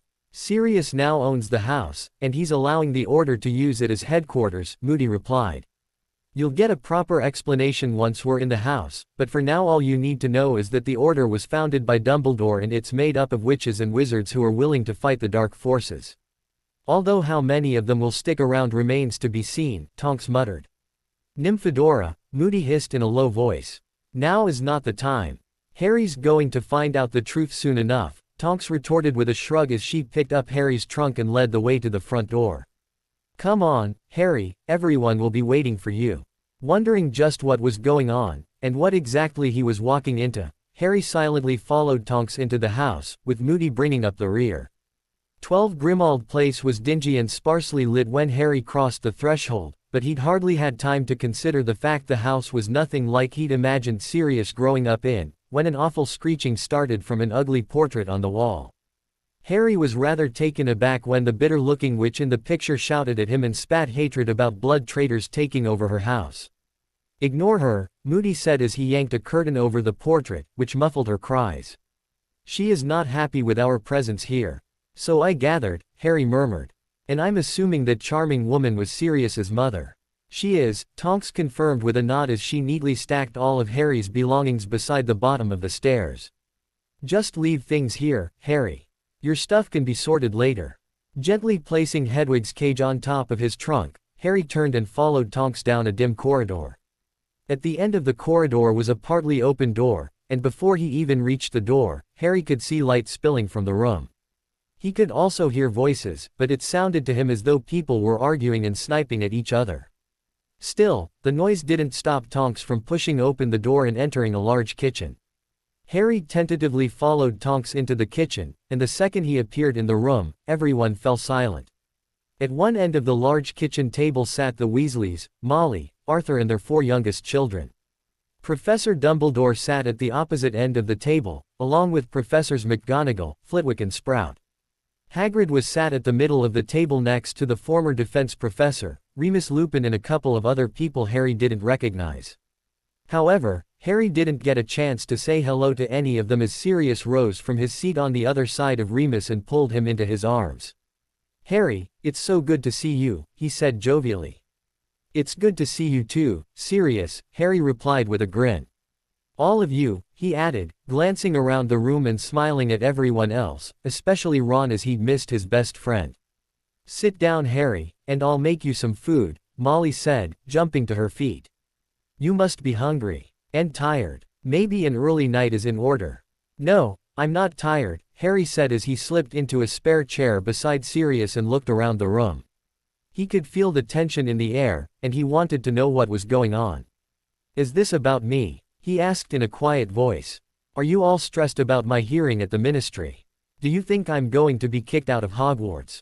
No one is kicking you out of Hogwarts, Harry, Dumbledore said in a decisive voice. So what's going on then? Harry demanded. I can tell something is going on, and I'm well aware that people were arguing before I entered the kitchen. You need to tell him, Albus. McGonagall said, her tone of voice sounding distinctly frosty to Harry. Yeah, we all know what's going on, Tonks added as she and Moody also sat down at the large table. Harry deserves to know the truth. I'm not going to like this, am I? Harry asked warily, glancing around the table at all the solemn faces. No mate, you won't, Ron said heavily, and Harry wondered if his best friend had been crying. Okay, I'm ready, Harry said as Molly handed him a cup of tea and slid a plate with a large slice of corned beef pie smothered in gravy in front of him. I guess we should start with some background, Dumbledore said wearily, and Harry got the distinct impression that whatever was going on, the headmaster would rather not tell him. This is the Order of the Phoenix, he explained, gesturing to the group around the table. Or at least part of it. I first founded the Order during Voldemort's first rise to power. We were a way of fighting back, and doing our best to keep the world safe. Sounds like a good idea, Harry said when Dumbledore paused. It was. And I still believe we stand for what is best in our world, he added, sounding almost defiant. At his words, Professor McGonagall gave a very unladylike snort, while a couple of other people shook their heads. Even Fred and George looked totally disgusted with Dumbledore's claim, and Harry couldn't help but wonder just what he was about to find out. Judging from the looks around the room, it wasn't going to be good. Back during the First War we received some intelligence about Voldemort, Dumbledore continued, not rising to people's reactions to his earlier statement. A lot of what reached out ears were just rumors and most of them proved inaccurate, but this one proved to be real. The rumor was that Voldemort had a wife, and that his wife was expecting a baby. Voldemort has a family. Harry gasped in shock. Of all the things he thought he might have heard, this wasn't one of them. It took us by surprise as well, Dumbledore muttered, choosing not to actually answer the question Harry had asked. For weeks we worried about what to do, and what a child of his could mean for our world. All we could see was disaster and more death ahead for our world if he had a child to raise in his image and train to take over from him. It wasn't a future any of us wanted, he finished in a whisper. What did you do? Harry choked out, a cold feeling settling in the pit of his stomach. He could well understand the Order being worried about Voldemort having a child, but he wasn't liking the way Dumbledore was talking. We decided to act, Sirius answered when Dumbledore seemed incapable of continuing his story. We came up with a plan that would keep us all safe, including you-know-whose child. Once we knew about the wife, we set out to find out everything about her life. We found that they'd hired a nanny for when the child was born, so I befriended the nanny. Through her we knew when the baby was born and that it was a girl. But you didn't stop at just watching them, did you?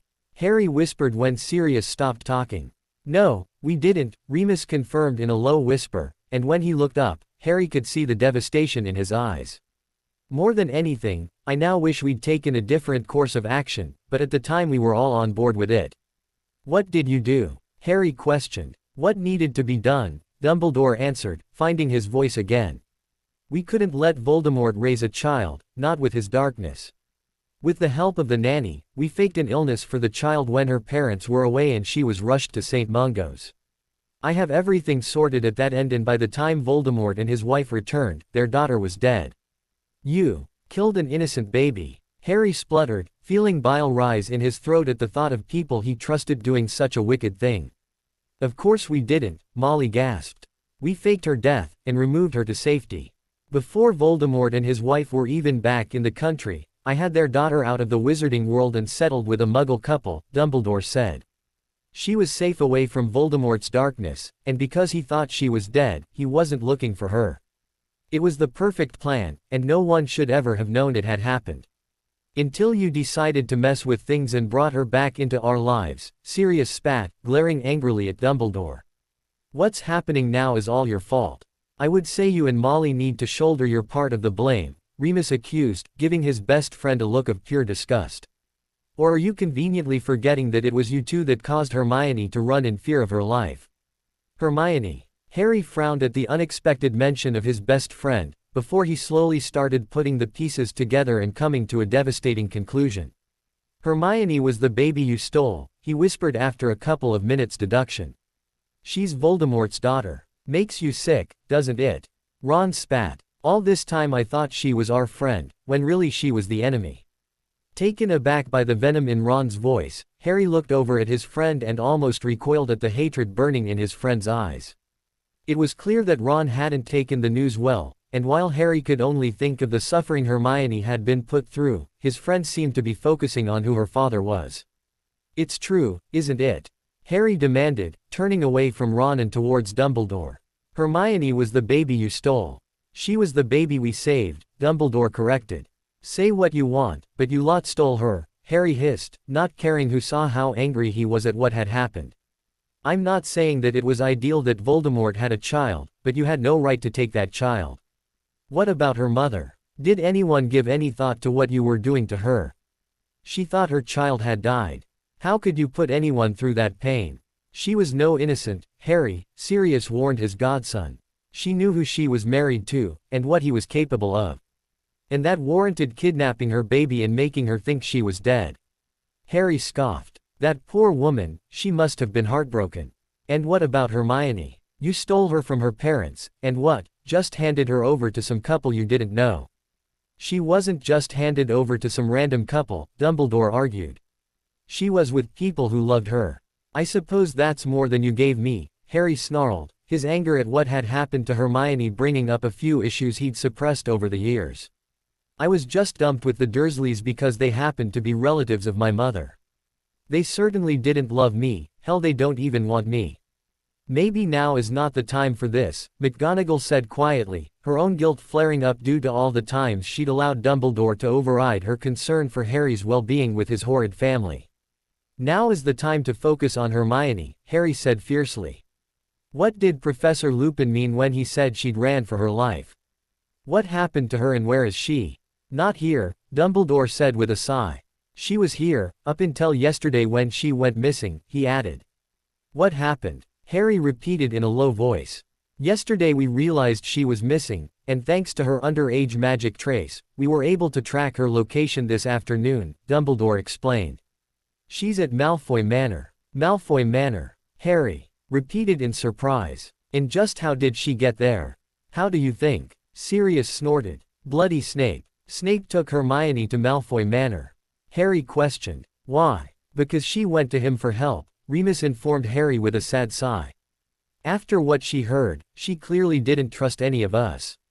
Just what did she hear? Harry demanded of his godfather. Please Sirius, tell me the truth. I didn't know who Hermione was, Sirius said with a long sigh. When we agreed to take you-know-whose daughter it was on the understanding that she would be raised away from magic and kept out of our world. But then Molly told me that Hermione was that child. Not only was she learning magic and back in our world, but she was in our lives. Your life, Harry. That danger we all tried to stop was back. Hermione isn't a danger to me, Harry insisted, she's my best friend. She's you-know-whose daughter, Ron spat. She can't be trusted, Harry. She's the enemy. Do you really think that? Harry asked, turning to his friend. After everything Hermione has done for us, done for me. Do you really think she's the enemy? She's saved my life, Ron, more than once. If it wasn't for Hermione, I wouldn't still be here, he added, slowly looking around everyone in the room. She is not the enemy, she is my best friend. Good for you, Harry, Fred said. We've been saying the same thing all afternoon. Yeah, who Hermione's father is doesn't define who she is as a person, George added. Exactly, Dumbledore said with a nod of his head. Which is why tomorrow morning, I will be going to the ministry with the Grangers and we will be bringing Hermione home with us. But why exactly did she leave in the first place? Harry asked. And why was she in fear of her life? She never should have been allowed back into our lives, Molly whispered, more to herself than to Harry. I wasn't going to give her the chance we hurt my children. We weren't going to give her that chance, Sirius corrected, looking straight at Harry. Her father killed your parents, Harry. James and Lily are dead because of him. I wasn't going to allow his daughter the chance to get close to you and led you to your death. What did you do, Sirius? Harry asked in a quiet voice, already fearing the answer. Molly and I vowed to get rid of her, Sirius answered, sounding completely unrepentant. We didn't know she'd hurt us. So not only did she overhear who she was, but then she heard two people she trusted, plotting to kill her. Harry snapped, looking at both Molly and Sirius in disgust. All Harry could think about was how the pair had disappointed him. He'd loved Molly as a surrogate mother from almost the second he'd met her, and while he was still just getting to know Sirius he already idolized him and had hoped he would be like the father he'd never had. Now they'd both shown their true colors, and their actions made him sick. Maybe at a push he could have understood the Order's actions in kidnapping Hermione all those years ago, but he would never be able to understand Molly and Sirius plotting to kill the girl he thought of as a sister. These weren't the actions of good people, and quite frankly he couldn't blame Hermione for running. How could you of all people do this, Sirius? Harry questioned. You know what it's like to be judged based on who your parents are. You fought to prove you were different from the rest of the family. Yet you weren't willing to give Hermione the same chance. Don't you dare compare me, and what I went through with my family, with Hermione, Sirius hissed. Why not? Harry demanded. It's the same thing. You're judging Hermione on who her father is, yet you did everything in your power to prove that you weren't like the rest of the Blacks. If you were given the chance to prove yourself, why didn't you give Hermione the same chance? Because it's a whole world of difference being from a family who supports you know who, than being his flesh and blood, Sirius argued. His blood runs in her veins, Harry. She's the daughter of the darkest wizard the world has ever known. Her very presence in our world is a threat to our safety. I'm not saying Hermione herself is evil, but there is a potential for darkness in her that we can't ignore. So basically it's one rule for you, and another one for Hermione, Harry snorted in disgust. Well, you know what, Sirius, all your fighting to prove you were different to your family was in vain. You're not a good person at all. In fact, the whole lot of you make me sick, he added as he shakily got to his feet. I hope to God you don't get Hermione back, because she doesn't deserve to be brought back here. You do understand what her being at the manor means, don't you? Dumbledore questioned. It means she's in contact with Voldemort. If we leave her where she is, he'll corrupt her and everything we've ever done to protect her will be in vain. If we leave her, then she truly will become your enemy. Hermione will never be my enemy, Harry returned with a fierce shake of his head. If I had some place else to go, or even if I knew how to get back to the Dursleys, I would leave here now. But I don't, so could someone please show me where I can sleep? I'll do it, Sirius volunteered, getting to his feet. No, Harry said, backing away from his godfather. I don't want to talk to you right now. I'll show you to your room, Tonks offered. Thanking Tonks, Harry followed her from the kitchen. As he did so, he heard Molly assuring Sirius that he would come around and he just needed a bit of time to accept things. However, Harry honestly didn't think that time would change anything. The people he'd loved and trusted the most had betrayed the one person who'd been there for him unconditionally since he'd entered the wizarding world, and he would never forgive them for that. Because of the Order, he might never see Hermione again, and if he did, she may no longer be his friend. But he would always be her friend, and he would do everything he could to keep her safe and out of the clutches of the Order. Hermione didn't rise until the middle of the morning on her second morning at the manor. The previous day she'd been up at the crack of dawn, worrying about her first meeting with Voldemort. But now she'd met her father and knew where she stood with him, she was slightly more relaxed. Plus she'd slept better than her first night at the manor. Now she was sure that she was in the right place and that she was wanted where she was. By the time Hermione had used the bathroom, a house elf had appeared with a light breakfast for her. To be honest, Hermione still wasn't happy with the idea of being waited on by house elves, but rather selfishly she thought she wasn't going to press the matter. The truth was, she had more important things to worry about than house elves and their status in the wizarding world. Besides, all the elves she'd encountered so far at the manor seemed content and in good health. After breakfast, Hermione left her bedroom, wondering what the day had in store for her.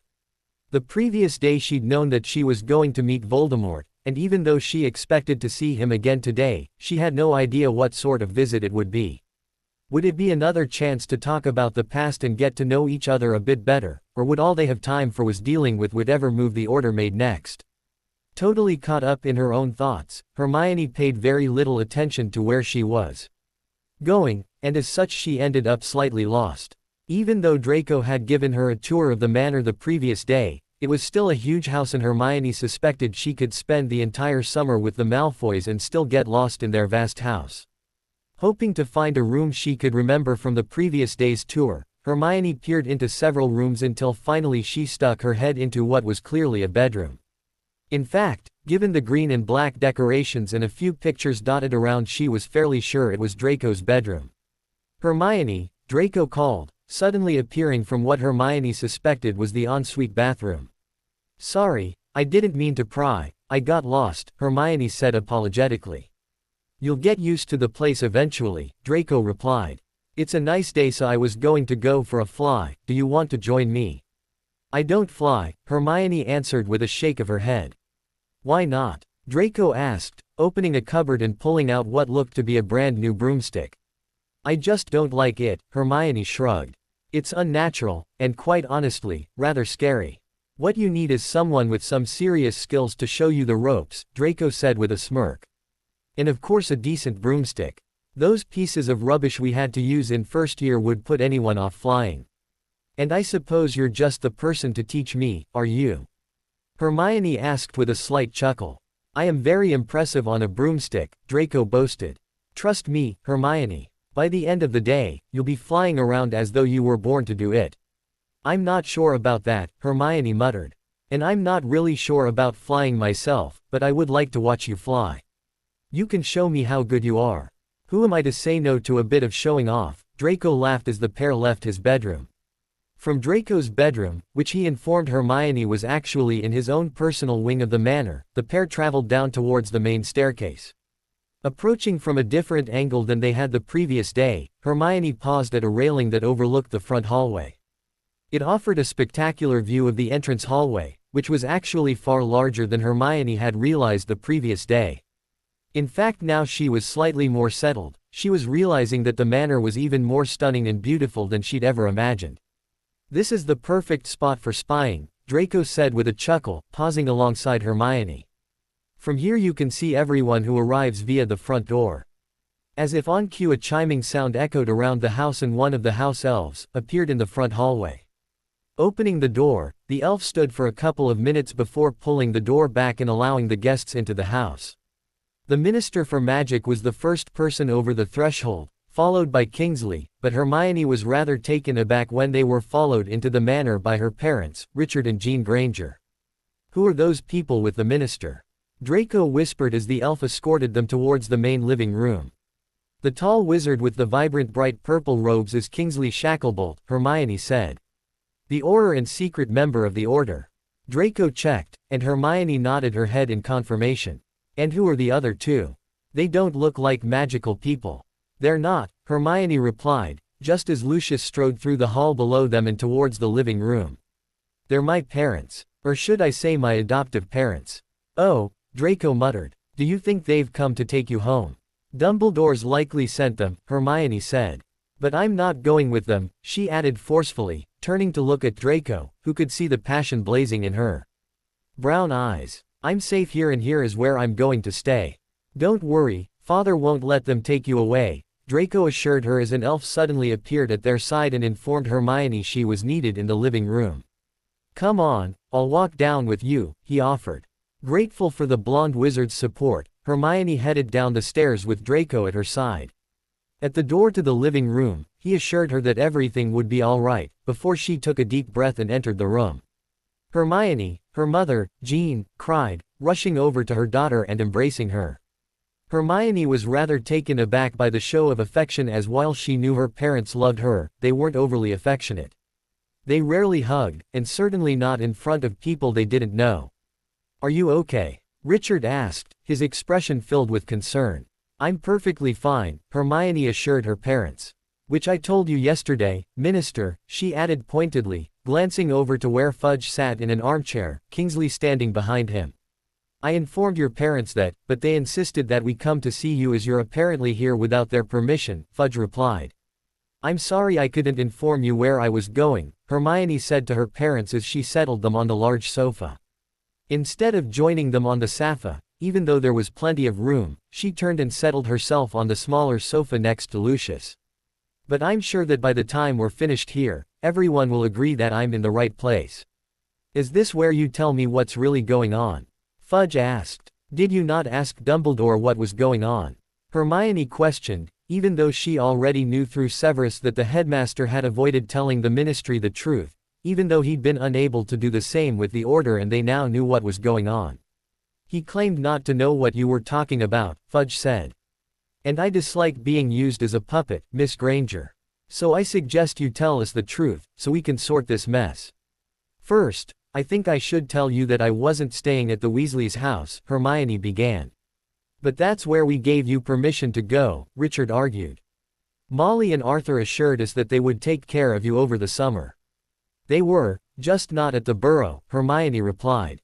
Instead I was staying at the headquarters of the Order of the Phoenix. From Fudge's annoyed scowl, Hermione could tell he'd heard of the group and knew exactly who and what they were. And before you ask, Minister, I can't give you an address because it was protected by a Fidelius charm. Dumbledore is the only one who can give out the address, either verbally or writing it down. I understand how the charm works, Fudge said quietly. So it was this place you left from 2 days ago. It was, Hermione confirmed with a nod of her head. And now I'm going to tell you why. I was in the library, unbeknown to me hidden from view of the door, when Molly and Sirius entered the room. Sirius Black. Fudge interrupted. Are you saying you've been in contact with a wanted felon who mysteriously escaped from Azkaban, Miss Granger? A criminal. Jean gasped, clinging onto her husband. My God, Richard, she could have been in serious trouble. Sirius is at headquarters, Hermione confirmed. I'm sure you can take into account, Minister, that Miss Granger is an underage witch, staying with people she thought she could trust, Lucius said in a low voice. She was assured by people she trusted that Black was innocent of the charges against him. She was in no position to turn him into the ministry, even if she'd wanted to. As she's already explained, it's not like she can give you the address of the order. All she could have really told you is that he's definitely in the country, which thanks to her, you now know. I suppose we can overlook the matter just this once, Fudge conceded with a slight sigh. But Miss Granger, in future you let the ministry know if you're in the presence of a wanted criminal. I will do, Minister, Hermione said softly. Do you want me to carry on with what happened before I left the order? Yes please, Fudge said with a nod of his head. As I was saying, I was in the library when Molly and Sirius came in. They were talking about me, so I kept quiet to hear what they were saying.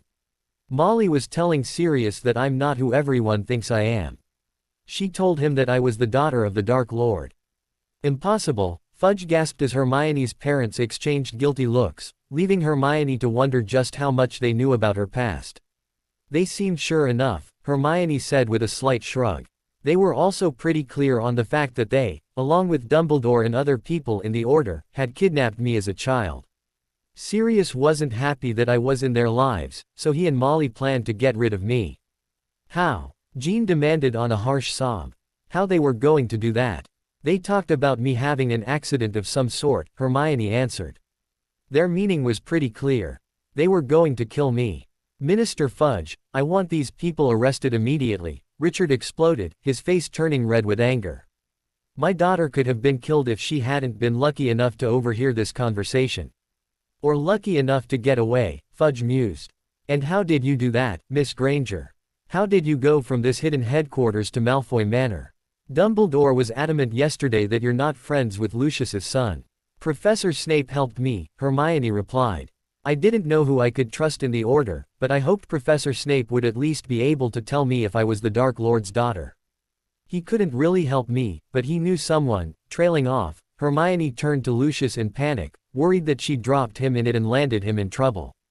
Severus knew I could help him, Lucius finished, flashing Hermione a quick reassuring smile. As you are aware, Cornelius, I have a past with the Dark Lord. Despite the circumstances of my loyalties towards him, I did once know a lot about his life. I knew enough to know that he'd once had a daughter, Hope, who had died at St. Mungo's when she was just a baby. A few tests revealed that Hermione here is indeed Hope. I'm sure she can provide you with some DNA and the ministry can run their own tests to confirm this. We can, Fudge replied, sounding slightly dazed and disbelieving. But I also suppose there's an easier way to solve this problem, he added, turning to the Grangers. Mr. and Mrs. Granger, do you have anything to add to this story? Please tell me the truth, Hermione pleaded, getting to her feet and crossing to join her parents on the large sofa. I won't be mad at you, I just need to know the truth. I can't tell you who your father is, Richard replied softly. But I can confirm you're not our biological daughter. And I know, we haven't always shown you how much we love you, but we do, Hermione. You mean the world to us, and we couldn't love you more if you were our flesh and blood. I've always known you've loved me, Hermione informed her parents. But you can prove it by telling us the truth. All of it. It actually starts with my father, Richard explained. He's a squib. He left the wizarding world once he was old enough to do so, and his only contact with the magical community was an old friend he'd grown up living near to. Over the years, I'd met my father's friend a few times and I knew bits and pieces about the wizarding world, but I wasn't really too curious as I didn't have magic. This friend of your father's, was it Albus Dumbledore? Lucius asked. It was, Richard confirmed with a nod. I hadn't actually seen Dumbledore for years when out of the blue my father asked if Jean and I could do him a favor. We met with Dumbledore at my father's house and he explained that there was a child in his world that was in danger. He must have known from my father and Jean and I couldn't have children, and he begged us to take the baby and raise her as our own. He promised us it was for the best, Jean whispered. He said it was a matter of life and death, and without us an innocent baby would suffer. What else were we supposed to do, Hermione? We couldn't let a baby suffer, especially as we wanted one so badly. It's not your fault, Mum, Hermione assured her mother, taking hold of her hand. You had no reason not to believe Dumbledore.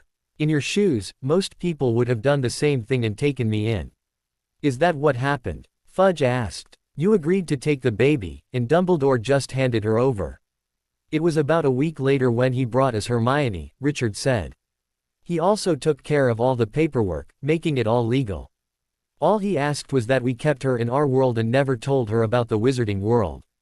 So what happened? Hermione asked with a frown. Sirius mentioned that I wasn't supposed to be in the wizarding world. Why did Dumbledore snatch me, hide me in the Muggle world, and then allow me to go to Hogwarts? It was because your magic became too hard to control, Jean answered. When we first took you in, you didn't settle at all. Of course we thought it was because you'd been neglected, or even abused, before you came to us. I now know it was because you'd been stolen from your parents. Anyway, whenever you got upset something in the house tended to break. We had light bulbs popping, glasses shattering, mirrors cracking. We contacted Dumbledore and he promised us that it was just your magic accidentally manifesting itself, but it would settle down as you settled in with us and grew up, Richard continued. But it didn't, Hermione whispered as memories of her childhood flitted through her mind. She recalled the time a girl at school had called her an ugly frizzy-haired bookworm, and then the girl's chair leg had snapped, sending her falling to the floor. Then there was the time she didn't want to go and see her grandparents up in Scotland, and the car had mysteriously gotten a puncture. There was also dozens of other incidents, and Hermione wondered why she hadn't put the pieces together sooner. Because she could now clearly see that every time she'd gotten angry or upset before she started Hogwarts that something around her broke. It didn't, Richard confirmed. Every time you were angry or upset, something ended up broken. By the time you were 8, Dumbledore had already decided that the only way forward was to have you learn to accept and control your magic. He promised us that the danger you'd been in as a baby had been dealt with, and that you would be safe at Hogwarts. He'd also promised us that you would be safe with the Weasleys, which is why we've always been so willing to let you spend so much time with them. You weren't to know, Hermione assured her parents as she hugged them both. But now do you see why I have to stay here? Lucius can make sure I'm safe, and that no one can hurt me. I can, Lucius confirmed to the Muggle couple. Your daughter could not be in a safer place than the manor. I can see that, Richard said with a nod.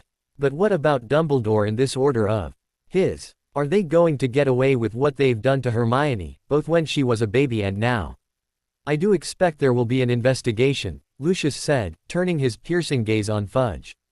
The Ministry won't let these allegations go without investigation, will they, Cornelius? Of course not, Fudge spluttered. I'll get right onto it. If you need to speak to Hermione, you know where to find her, Lucius said as he rose to his feet, indicating the meeting was over. Mr. and Mrs. Granger, if you would like, you could stay for lunch and spend some time with your daughter. That would be very nice, thank you, Richard said. I'll show you out, Minister, Lucius offered, gesturing to the doorway and all but pushing Fudge and Kingsley out of the front room. Mouthing her thanks to Lucius, Hermione turned back to her parents. Since she didn't know what was going to happen next, she didn't know when she would next see her mother and father again, so she was going to make the most of the time they had. Despite everything, Richard and Jean had raised her, and even though they weren't close and they hadn't always shown how much they cared, Hermione still loved her parents and she knew that they loved her. What Dumbledore had really wanted was to accompany the Minister and the Grangers to Malfoy Manor.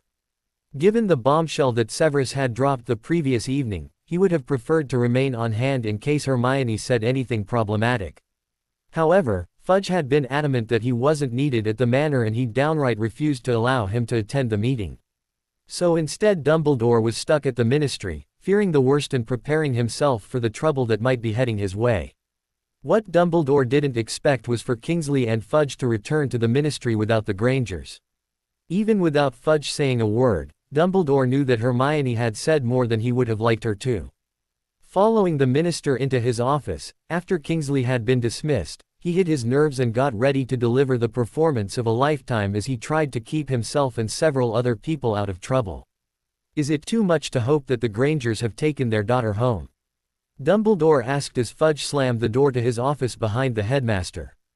Their daughter is still at Malfoy Manor, Fudge spat. Or should I say Hope is at Malfoy Manor? Hope? Dumbledore questioned, playing dumb. Don't lie to me, Albus, Fudge exploded, slamming his hand onto his desk and glaring at the headmaster. We've been friends a long time, and I've always trusted you. Yet there are times you refuse to heed my advice, Dumbledore countered. You still trust Lucius Malfoy, even though you know he was a Death Eater. The Ministry accepted he was forced into serving you-know-who, Fudge replied icily. But that can't be proved, can it? Anyone can say they've been under the influence of the Imperius Curse. At the end of the day, Lucius was believed due to his money and influence in our world. No one was quite brave enough to upset the Malfoys. This isn't about the Malfoys, Fudge said as he slid into his seat. It's about Hermione Granger. Who is she, Albus? What do you mean? Dumbledore asked, also settling himself into a chair. She told me a story this morning, Fudge said. A story where she is the daughter of you-know-who. She says she was kidnapped as a child and hidden in the Muggle world. Even her parents claim that you gave her to them and warned them that she was in danger. How preposterous, Dumbledore snorted. I never met Mr. and Mrs. Granger until their daughter started Hogwarts. In fact, aside from when I contacted them this morning, I've never had a proper conversation with them. That's not the story they're telling, Fudge replied. Mr. Granger is claiming his father is a squib and was friends with you as youngsters. I don't know any Grangers, Dumbledore answered with a shrug. Nor have I ever known any squibs by that name. So you're saying that the Grangers are lying? Fudge snorted. I don't know why, but it's all I can think of.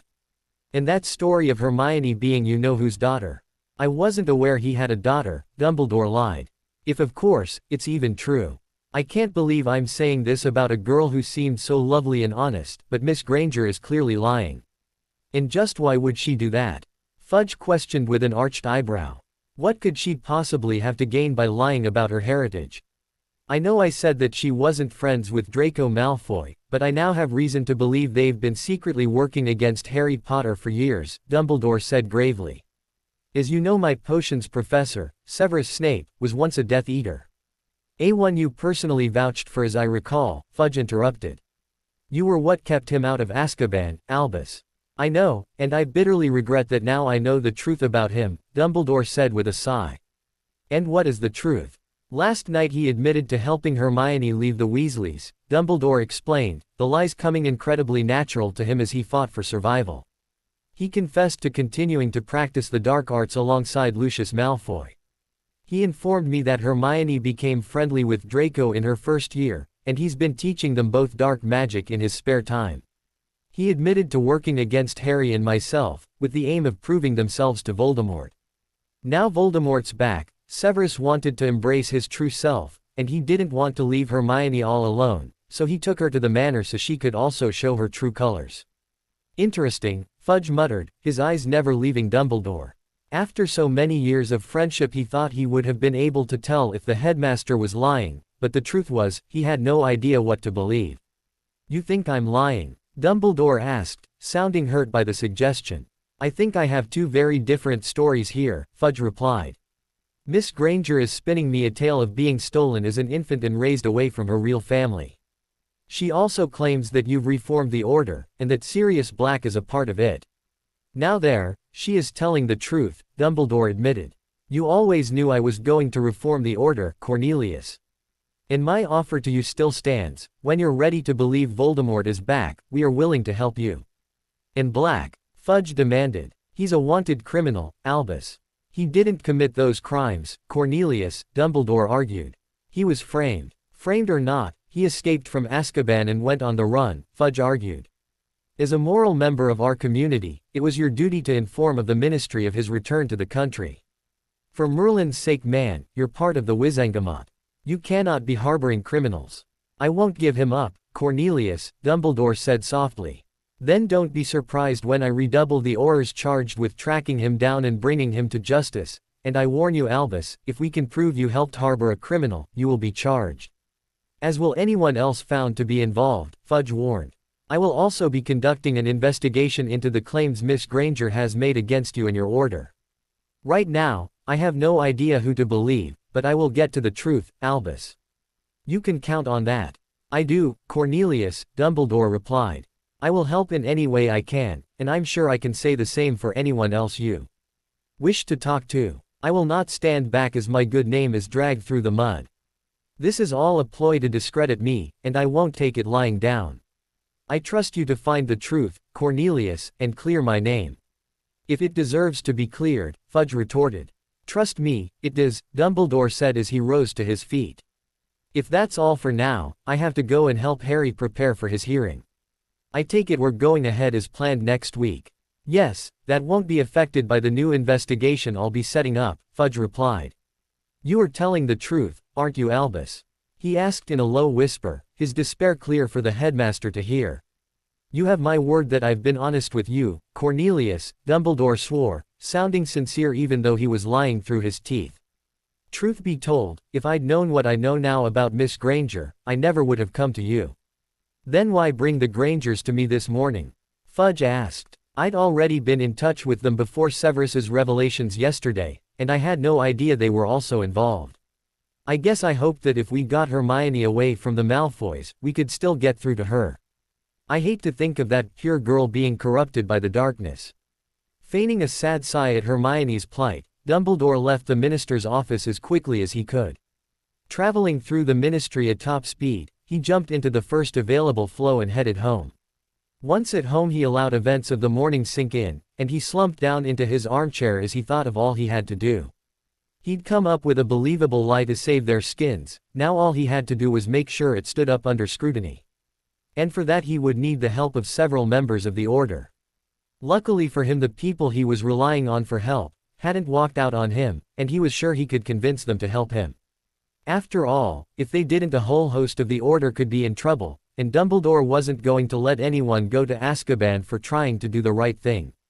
It was sad that Hermione couldn't see that they'd just been trying to save her from a terrible fate, but she'd picked that fate for herself now, and as of this moment, Dumbledore viewed her as just another enemy. She was trying to bring him down, but it would be a cold day in hell before he let the daughter of Lord Voldemort bring about his damnation. After spending some time with her parents, Hermione found herself exploring the grounds of the manor with Draco in the late afternoon. He'd actually gone flying that morning while she'd been busy, but there was still plenty to do on foot as the manor grounds were more like a large public park than a residential garden. The grounds nearest the manor were designed like a garden, with lush grass and beautiful flower beds. They then led into a part of the garden dedicated to various flowers, including a stunning rose garden complete with maze. Then came the greenhouses, where fresh fruit and vegetables were grown, then there was the pond which housed ducks and swans. Nearby were the peacock enclosures, for the peacocks that actually roamed free around the grounds. And finally there was a stable, housing a few horses, and several acres of untouched ground for riding. This is amazing, Hermione declared when they were in the stables, where she was petting Draco's black horse, Loki. The horses are the entire grounds? Draco asked. Everything, Hermione replied. You're so lucky to have grown up here. I'm surprised you ever wanted to leave to go to Hogwarts. The manor is great and I love it, but Hogwarts is where I get to spend time with my friends, Draco replied with a shrug. I know that can visit when they want, but it's not the same as having them there all the time. It's nice to have your friends around, Hermione whispered, thinking of her own friends and wondering what would happen next time she saw them. So far she hadn't even considered what would happen in September when it was time to go back to Hogwarts, but she knew it wouldn't be easy now the truth was out. Sorry, Draco apologized with a wince, realizing he'd put his foot in it. It was all right for him talking about his friends, but there was a good chance that Hermione had lost her friends through no fault of her own. It's not your fault, Hermione said with a smile as they said goodbye to Loki and headed back out into the afternoon sun. I chose to leave the Order. You chose to save your life, Draco argued. If you hadn't left, you would have been on borrowed time. Sooner or later Black and Mother Weasel would have gotten to you. Hermione didn't like to think of what would have happened if she hadn't been lucky enough to have overheard the conversation between Molly and Sirius, nor did she like to think of the danger she'd narrowly escaped from, so she swiftly changed the subject, asking Draco about the peacocks that were swaggering about beside the pond. Leading Hermione over to the pond, Draco pointed out the different birds, although he warned Hermione to be careful as they tended to peck anyone who wasn't Lucius. Draco was regaling Hermione with stories of his adventures with the peacocks over the years, when something white on the horizon caught her eye. As the white figure got closer, Hermione gasped as she recognized it. "Hedwig," she gasped as the owl took shape in the sky above them. "Isn't that Potter's bird?" Draco asked in surprise when the bird swept down and landed on Hermione's hand, which she'd held out to her. "It is," Hermione replied, stroking Hedwig's soft feathers. "Hello, Hedwig. I hope you're taking care of Harry. She's got a letter," Draco said, pointing to the letter attached to the bird's leg. He didn't try to untie it as he knew the letter wasn't for him, and most good post owls were territorial over delivering letters to the right person. "It's from Harry," Hermione whispered, removing the letter as Hedwig snuggled up to her cheek. Pressing a soft key to the owl's head, Hermione raised her arm and Hedwig soared into the sky and with a soft call, flew off into the distance.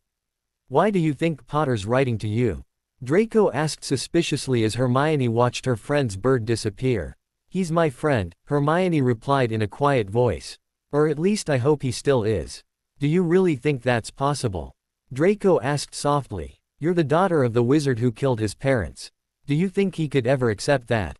"I don't know," Hermione admitted, knowing how much Harry still grieved for his lost parents and how hard it would be for him to accept her knowing who she was. "But it's not like I ever lied to him. I didn't know who I was. I didn't fake our friendship. We were genuinely friends, and I hope he can remember that." "There's only one way to find out," Draco said. "Open the letter, Hermione." "What if he hates me?" Hermione questioned in a whisper. "Then he was never a true friend," Draco replied. "As you said, you've never lied to him. You're the one who's being lied to and manipulated their entire life. If anyone should be allowed to hate, it's you. But no one should hate you just for who your father is. Have you ever met Ron?" Hermione snorted. "And are you forgetting that he hated you based on your name?" "I wasn't really talking about Weasley," Draco said with a shrug. "In my opinion he's a waste of oxygen, and being hated by him really doesn't matter. Even though you were his friend, I can't see him accepting you. But Potter might, if he hasn't allowed himself to be manipulated again. After all, he liked me until he got friendly with Weasley and had the anti-Slytherin poison dripped into his ear."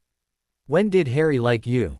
Hermione asked, all too happy to talk about Draco and put off reading a letter that could potentially break her heart. "We met in Diagon Alley before first year," Draco supplied. "I actually didn't know who he was at the time, but we chatted and seemed to get along just fine. I actually thought we could be friends, but the weasel saw to that." "To be fair, you didn't help yourself by putting Ron down," Hermione said, recalling the offer of friendship Draco had made to Harry just before the sorting. "Maybe, but Potter's mind was already made up," Draco shrugged. Weasley had told him all Slytherins were evil, and he was only too glad to believe it. It never occurred to him that it wasn't easy for an 11-year-old to offer the hand of friendship in front of everyone. "But it's not like he's writing to apologize and accept my offer now, so why don't you open the letter and find out what he has to say for himself?" "Here goes," Hermione muttered, and with a deep breath she faced her fears and tore into the letter from her best friend. Gently, Hermione placed Harry's letter down on the desk in the room she was staying in. She'd read it dozens of times since she'd received it the previous afternoon, and she could now recite it word for word. Still, she kept reading it as it meant a lot to her that Harry didn't hate her. She wasn't at all surprised to hear that Ron did hate her, but it meant so much to her that not only did Harry not hate her, but he could see how badly she'd been treated. She just wished he wasn't now stuck with a bunch of people who had proved untrustworthy, and even dangerous. Maybe he doesn't have to be, she muttered to herself. So far Draco was the only one who knew about her letter from Harry. Obviously he'd been with her when she'd received it, and she'd told him the basics of what it contained. However, he'd been the perfect friend and had respected her privacy by not mentioning the letter to anyone else. That meant that no one else knew of the letter, including her father who had joined them for dinner the previous evening. So maybe if she showed Voldemort the letter, he could be persuaded that Harry could be saved from the Order and kept safe with them. Although, that did also rely on her convincing him that Harry wasn't his enemy and killing him wasn't going to achieve anything. "I'm going to try, Harry," Hermione whispered to the empty room as she picked up the letter from her best friend and marched resolutely out of the bedroom. Paying closer attention to her surroundings than she had the previous day, Hermione found herself on the ground floor of the manor without too much problem. She then had the problem of finding either Lucius or Narcissa and asking for their help in contacting her father. So far Lucius had been around every day, but Hermione had always gotten the impression from Draco that his father ran a business of some sort, meaning there was no guarantee that he was even at the manor. Fortunately for Hermione, luck was on her side, and when she found Narcissa, she was informed that Lucius was indeed at the manor. According to Narcissa, her husband would be working at home for the foreseeable future as they weren't sure when to next expect a visit from the ministry. "Do you think you'll be able to talk to my father?" Hermione asked. Now, Narcissa checked. "As soon as possible," Hermione replied. "Let's go and see Lucius, and I'm sure he can get in touch with the Dark Lord," Narcissa offered with a warm smile. Lucius was busy working in his office, but when his wife appeared, with Hermione asking to speak to her father, he dropped everything and summoned the Dark Lord. Hermione had expected it to take a while for her father to arrive, but she'd barely sat down when the flow network lit up and Voldemort alighted from the flames. "What's wrong?" he demanded breathlessly, his red eyes darting from Lucius to Hermione. "Is it the ministry? Are they going to cause problems?" "We haven't heard anything from the ministry," Lucius assured Voldemort.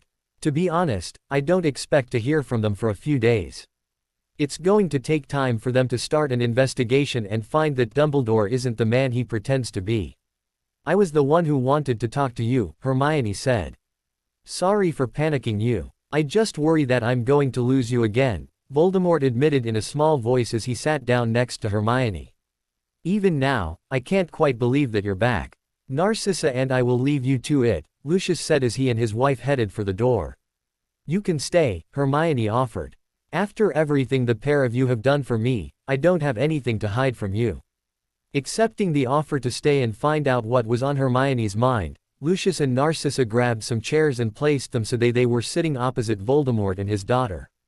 Once everyone was settled, Hermione pulled Harry's letter from her pocket and handing it over to Voldemort, she explained that it had arrived the previous day. Hermione saw Voldemort's eyes dart to the sender of the letter before he returned and read it properly.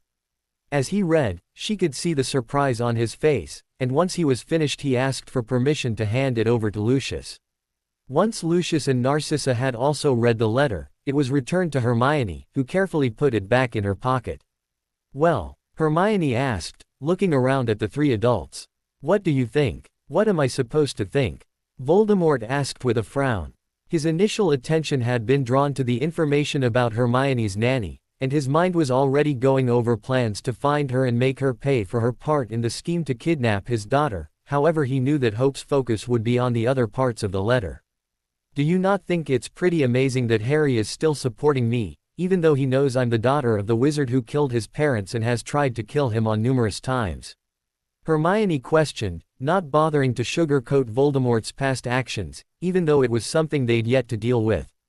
"It is surprising," Voldemort admitted, showing no remorse for his past actions. "If of course it's true." "You think Harry is lying to me?" Hermione gasped. "It's something you're going to have to consider," Lucius said gently, his mind on the same track as Voldemort's. "Don't forget that yesterday we blew Dumbledore's plans to get you back out of the water. We also set the ministry onto the truth. The Order are likely very desperate, and maybe they think Potter is the key to getting you back with them. After all, if they manage to get hold of you again, they could force you to recant your statement to the ministry." "Harry wouldn't do that to me," Hermione insisted fiercely. "You saw his letter, he's disgusted with everything the Order have done." "So he says," Voldemort replied quietly. "And even if this is quite true at the moment, who's to say it's going to stay that way? Don't forget these are people who consider Potter family. They will go to any lengths to get him back on side. Even if he means every word today, there's no guarantee he will in a few weeks' time." "He will if we get him away from the Order," Hermione argued. "I know you think you have to kill him in order to win. But it doesn't have to be like that. You don't have to fight each other, not now you've got something in common. You both love me, and if you carry on as enemies, one of you is going to break my heart by killing the other one. So what do you suggest, that we bring Potter to the manor and all become one big happy family? Voldemort scoffed with an inelegant snort. I'm not stupid, I know the best I can ever hope for is tolerance between you and Harry, Hermione retorted. But I will do everything I can to make that happen. I've just found you, I don't want to lose you again. But I don't want to lose Harry. Maybe we can come to some sort of agreement about Potter, Voldemort conceded with a frown, even though right at this moment he couldn't think of what sort of agreement would suit both himself and his daughter. But your plan to take him from the Order is a no-go. Why? Hermione asked with a pout. Several reasons, Voldemort replied with a chuckle. First of all, how would we get hold of him? Severus is no longer welcome with the Order, and we have no other connections we can use. Secondly, and most importantly, they could trace you thanks to the fact you're underage, so they can do the same with Potter. You're still here because the Grangers agreed once they'd heard the truth, and even if they hadn't, we have DNA proof that you're my daughter. If I had to, I would have made my presence known and insisted you stay with Lucius and Narcissa. We can't do that with Potter, we're no relations of his and we're certainly not his guardians. Lucius would be arrested for kidnapping, and you don't want that, do you? No, Hermione replied with a sigh as she saw all her hopes of being reunited with Harry go out of the window. But I'm worried about Harry. I know you said that the Order will try and get him back on side, but what if they can't? What if Harry can't forgive them for what they've done to me? He'd be danger to them. Even if they can't get him back on side, they would never do anything to him, Lucius said confidently. Don't forget that he's their savior. None of them believe they can defeat your father without him. No matter what he thinks of them, the Order will look after Potter.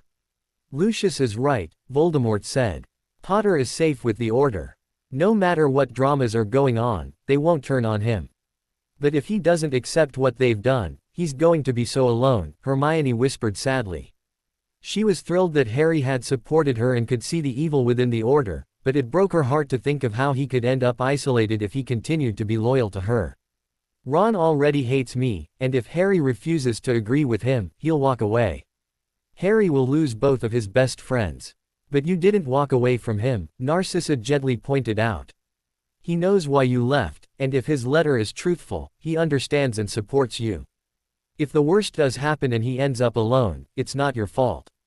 It feels like it, Hermione whispered. I started all of this. None of this would be happening if I hadn't overheard Sirius and Molly talking.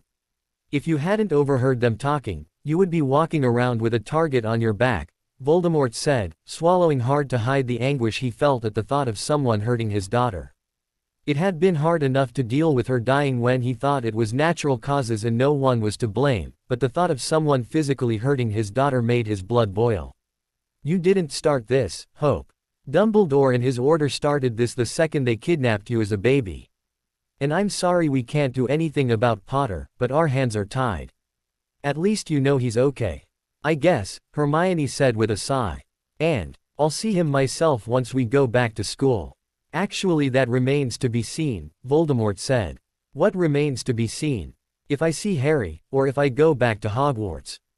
Hermione asked. Truthfully she knew that it wasn't going to be as simple as just going back to school as though nothing had happened, but she hated to think of never going back to Hogwarts.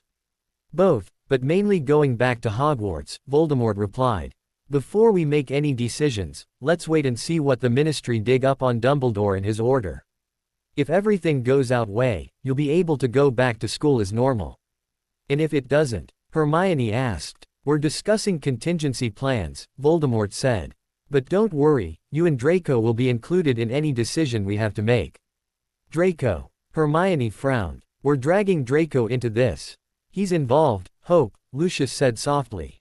We're all going to stick together, and that includes Draco. But don't worry about something that might never happen. If the Ministry pulls their finger out, they should have enough evidence against Dumbledore to charge him with multiple crimes long before it's time to return to Hogwarts. Wondering what sort of contingency plans her father and the Malfoys were coming up, Hermione accepted that the conversation about Harry was over. Saying her goodbyes she left the room to send a letter back to Harry, just to let him know that she appreciated the support and that she still loved him as her best friend. She then intended to find Draco and warn him that thanks to her, his return to Hogwarts was in jeopardy. A thoroughly annoyed and frustrated Harry got ready for his hearing at the Ministry, wishing that he didn't have to rely on Dumbledore to ensure he wasn't kicked out of Hogwarts. He'd been at Order headquarters for nearly a week, and in Harry's opinion things were going from bad to worse. With each passing day he was hating the Order more and more, but he was very aware that there was nothing he could do about it. He couldn't even run away given the fact he was still underage and they would be able to trace him and get him back within hours if he tried such a thing. Barely an hour after he'd sent a letter to Hermione, after spending his entire first night at Grimmauld Place perfecting it, Dumbledore had arrived at headquarters with the news that Hermione had told the Ministry the truth. Harry had been elated and hoped that it meant justice would be served, but then Dumbledore had announced his plans to get them out of trouble, which basically meant blackening Hermione's name and trashing her good character. Harry had hoped that some people would refuse to go along with Dumbledore's scheme, but aside from the professors, who'd had no part in the original scheme and had all but walked out on the Order, everyone else went along with his ideas to paint Hermione as a villain. Even Remus, who seemed the most repentant, went along with the plan as it would keep them out of Azkaban. It didn't seem to bother anyone but Harry, that by following Dumbledore's plans they were throwing Hermione under the bus and making her into the enemy. In Hermione's shoes, he wouldn't forgive people who had kidnapped her and plotted to kill her, and then painted her as a lair and a practitioner of the dark arts all to save their own skins. Disgusted with the Order's latest plans, Harry had decided to write a second letter to warn Hermione was going to happen. However, just as he was finishing the letter, Ron had arrived to try and talk to him. Before Harry could do anything, Ron had seen the letter and seeing read that he was writing to Hermione, he'd snatched it and went running to the Order. When Dumbledore discovered that Harry had been planning to warn Hermione what they were planning, he confiscated Hedwig and made sure Harry had no access to any other owls. Harry had been fuming at the headmaster taking his owl from him, and even Dumbledore's assurances that she would be perfectly fine at Hogwarts and they would be reunited in September did nothing to get rid of Harry's anger. He was also furious with Ron, and between that and his views on Hermione, the pair currently weren't talking. In fact, the only Weasleys Harry was speaking to were the twins, who shared his view that Hermione wasn't at fault and she was still the same girl she'd always been. Harry had hoped that Ginny would also take their viewpoint, and while for a short time it looked as though she was wavering over what stance to take, she'd ultimately sided with Ron in declaring Hermione an enemy. So Harry was still stuck with the Order, only now thanks to Ron he couldn't even write to Hermione. He had secretly received a letter from his best friend the day after he'd sent his, but it was hard not being able to write back and warn her of what was happening. Hermione had seemed so positive in her letter, and she'd expressed the hope that the truth would come out and they could be reunited. Only Harry knew that wasn't going to happen, and even though he didn't know just what was going on with the Ministry's investigation, he knew Dumbledore was still confident that his lies would work and that at the end of the day, Hermione would be painted as the villain. However, for the moment, Harry didn't really have time to worry about Hermione. It was the day of his hearing at the Ministry, and although everyone assured him that he would be fine and that the verdict went their way, Harry was still nervous. Even though at the moment he would be happy if he never saw any of the Order again, he didn't want to be kicked out of the wizarding world.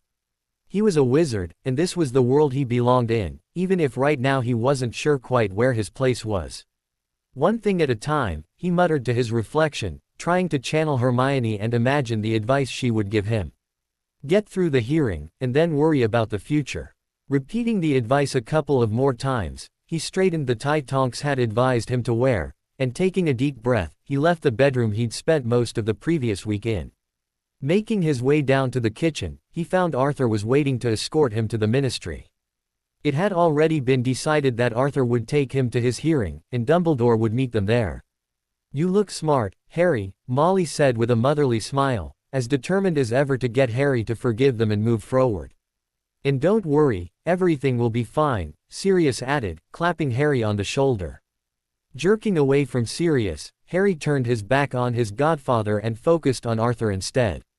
Even though he knew Arthur had been part of the plan to kidnap Hermione as a baby, for which Harry would never forgive him, he had at least disagreed with what Molly and Sirius had planned, and had made it clear that he believed that Hermione was a good person and no threat to any of them. Not that it had ultimately mattered, as he was still going to remain silent as Dumbledore blackened her name and ensured that people who didn't know the full story would never again trust Hermione. "Are we ready to go?" he asked sharply. "We can when you're ready," Arthur said softly. "Good luck, Harry," Sirius said, trying again to engage his godson in conversation. "Not that you'll need it. You'll be back free and clear before you know it." Not bothering to reply, as he had nothing nice to say to Sirius any longer, Harry turned and stalked out of the kitchen.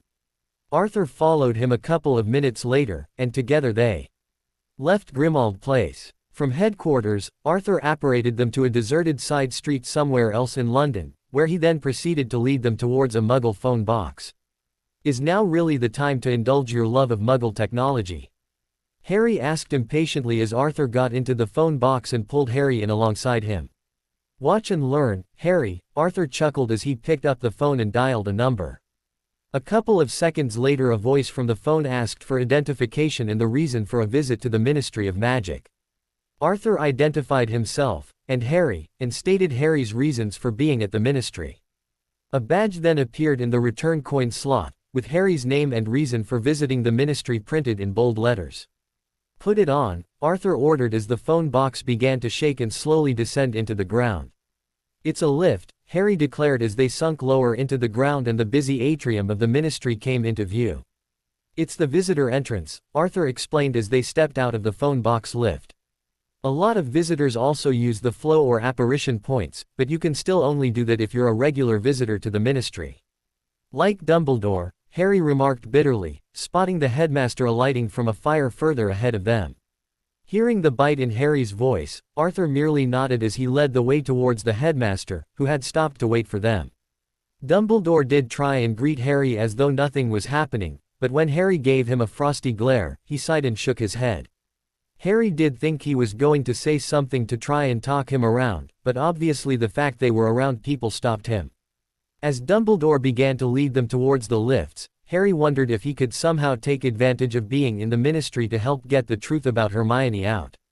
He knew he was stuck with the Order for the foreseeable future, but maybe he could still try to talk to someone and at least let them know that Hermione was going to be set up.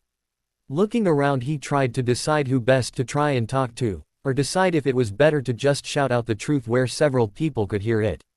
"Don't even think about it," Dumbledore hissed in his ear as they joined the queue for the lifts. "Why? Scared of people knowing the truth, are you?" Harry countered. "Do you think they'll believe you?" Dumbledore asked in a low voice. "There's a reason you're having this hearing, Harry, and that's because no one in this ministry believes you when you say Voldemort is back. But I believe you. I've stood up for you. I've defended you, even at the cost of my own reputation. And I should be grateful." Harry scoffed. "Because of you, I've lost my best friend." "No, you've lost her because of Sirius and Molly," Dumbledore shot back. "They couldn't just accept she wasn't a danger and leave her alone." "You mean like you did when she was just a baby?" Harry questioned, amazed that Dumbledore still couldn't see that he was at fault in this whole sorry mess. "Tell me, Professor, what sort of a threat did a baby present? Has it ever occurred to you that Hermione might have been Voldemort's salvation? Being a father might have changed him. Nothing can change him from the monster he is," Dumbledore snorted. "And now thanks to you, we'll never know for sure," Harry retorted. "We'll never know what sort of future you took away, not just from Hermione, but all of us. Maybe as a father, he would have thought twice about attacking me. Maybe he wouldn't have attacked at all, and maybe I would have still had my parents. But we'll never know now, will we, sir?" With his final barb hopefully having registered with Dumbledore, Harry turned around in time to find the lifts opening its doors. Following Arthur into the golden box, he ignored Dumbledore as he joined them, along with dozens of other ministry workers. The lift stopped on several floors, before heading down to the Department of Mysteries, where they disembarked. "Why are they holding the hearing down here?" Arthur asked with a frown as Harry followed him and Dumbledore through the dark corridors. "The Wizengamot have some other business to discuss, so Harry's hearing is going to be conducted first," Dumbledore replied. "His hearing is to be in front of the entire Wizengamot?" Arthur asked with a gasp. "What's a Wizengamot?" Harry questioned. "It's the group of witches and wizards who represent our justice system," Arthur explained. Normally a full gathering means a criminal trial of some sort.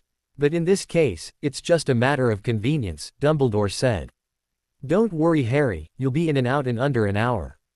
Shrugging his shoulders as though he couldn't care either way, Harry continued to follow Dumbledore and Arthur down the corridor. When they came to a halt outside of what was marked as Courtroom 3, Dumbledore briefly poked his head into the room and spoke to someone. They'll call us when they're ready, he said, taking one of the seats outside of the room and gesturing for Harry and Arthur to do the same. It was only 10 minutes later when a stern wizard poked his head out of the room and ushered Harry inside. Inside the courtroom, Harry was faced with a whole wall of serious-looking witches and wizards. The wizard who had escorted him into the room pointed to a chair in the middle of the room and ordered him to sit down. Harry was just about to settle himself in the chair when he noticed the chains for his arms and legs and he froze at the thought of being chained up. "We won't be using the chains, Mr. Potter," Cornelius Fudge called, from his position at the front of the gathered Wizengamot.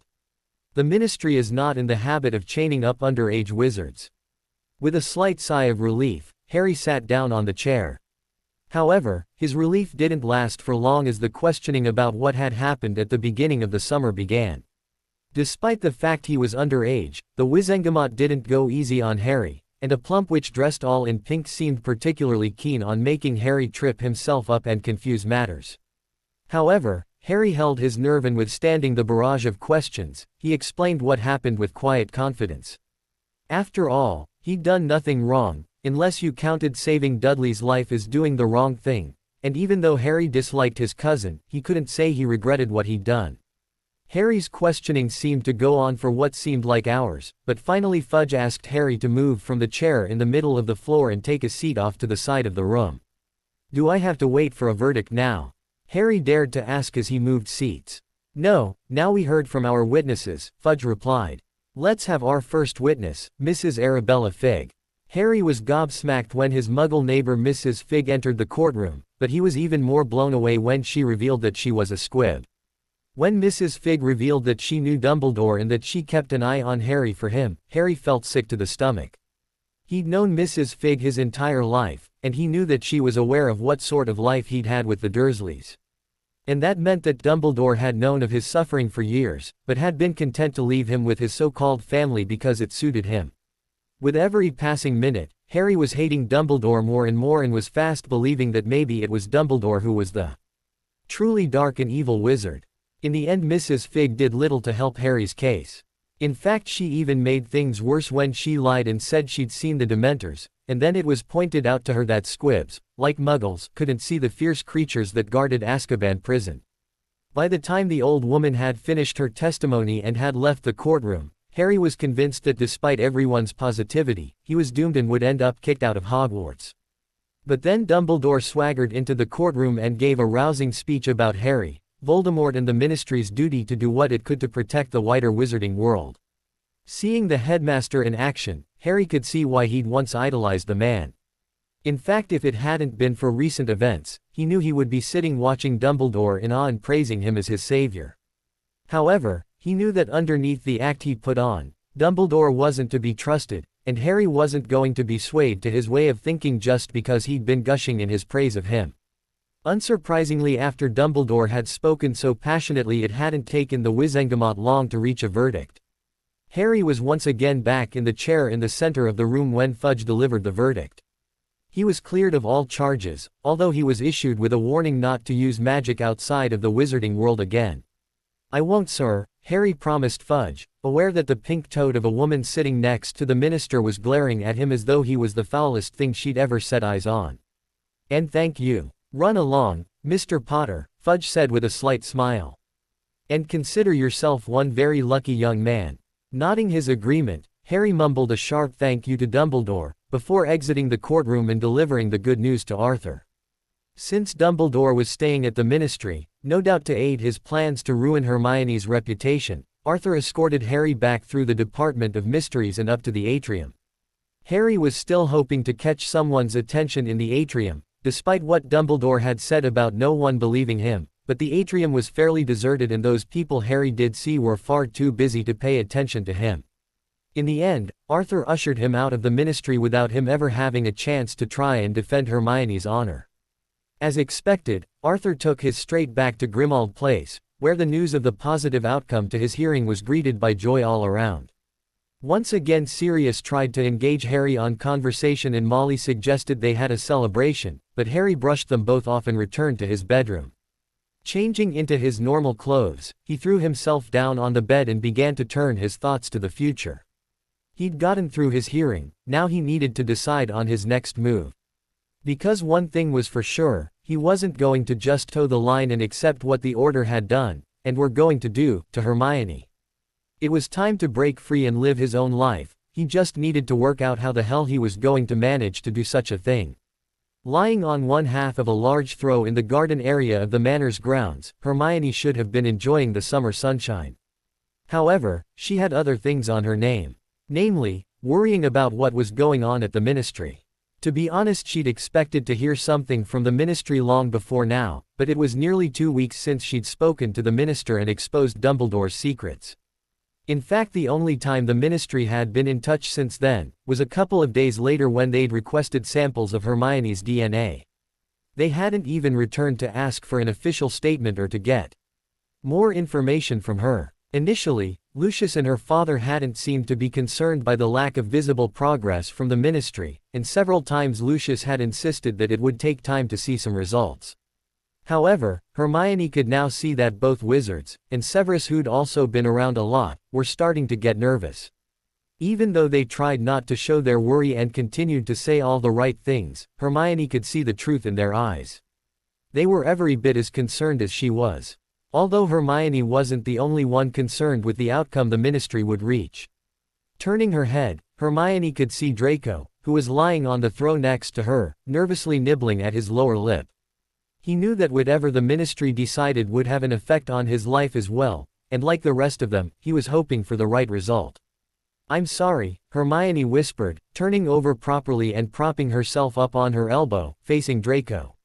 "What for?" Draco asked with a frown, as he mimicked Hermione's pose and propped himself up facing his new friend. "For all this worry I'm causing," Hermione said. "You should be enjoying your summer, and here you are worrying over if you'll ever get to go back to Hogwarts." "I wasn't worrying," Draco argued. "You could have fooled me, you certainly looked worried," Hermione retorted. Before arriving at the manor she would have said that Draco was unreadable, but she'd soon learnt that in the privacy of their own home the Malfoys dropped the stoic expression they used in public and didn't hide what they were thinking or feeling. "I was just wondering about these contingency plans," Draco admitted.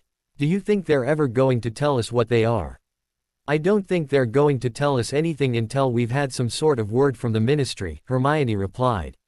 "I think they're all still hoping that Dumbledore will be exposed as a kidnapper and arrested, solving the problem for us. After all, I wouldn't be in much danger if Dumbledore was out of the picture." "I still reckon they need to get rid of more than Dumbledore to keep you safe," Draco said. "Let's not forget who was threatening your life to begin with.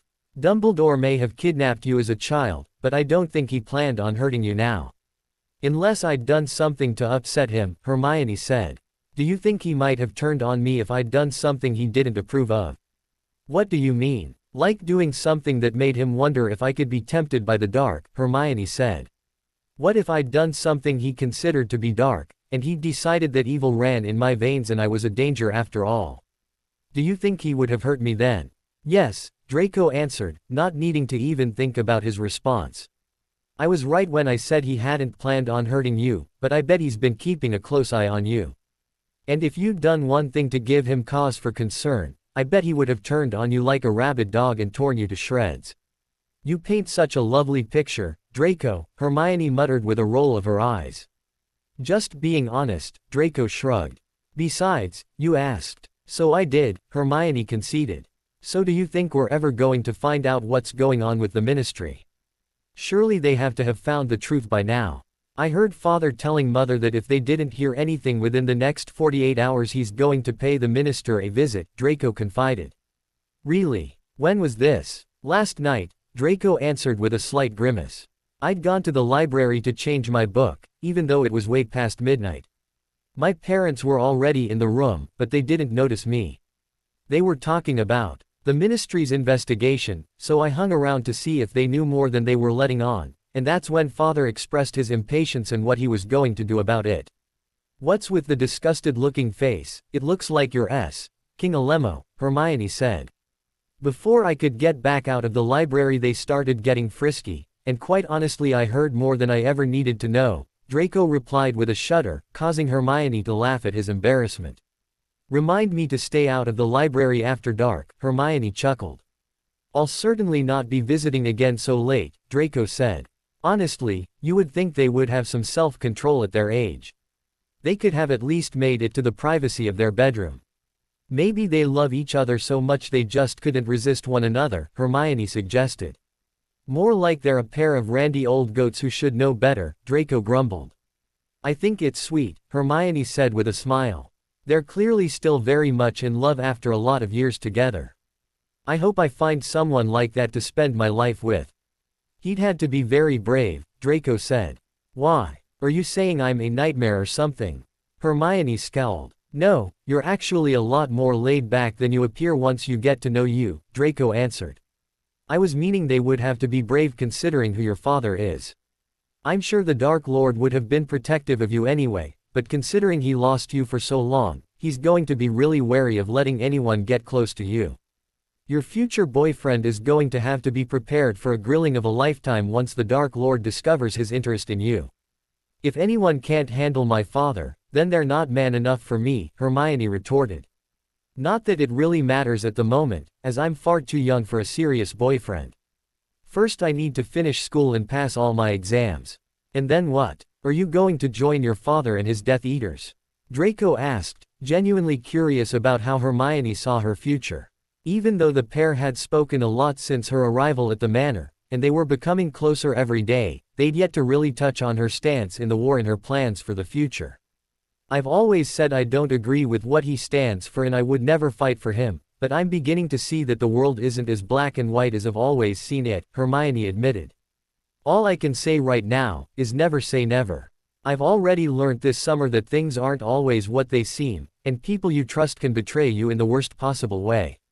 Wise words, Draco remarked, but before he could say anything else one of the house elves appeared at their side.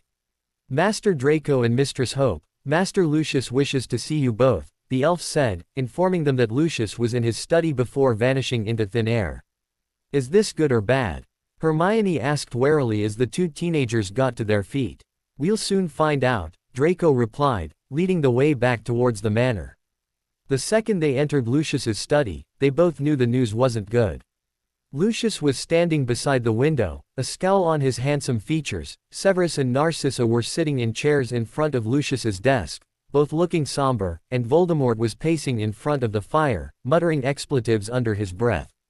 What is it? What's happened? Hermione asked. Nothing good, Lucius replied with a sigh as he turned away from the window and gestured for the two teenagers to sit down. Hermione and Draco obediently sat in the two vacant chairs in between Severus and Narcissa.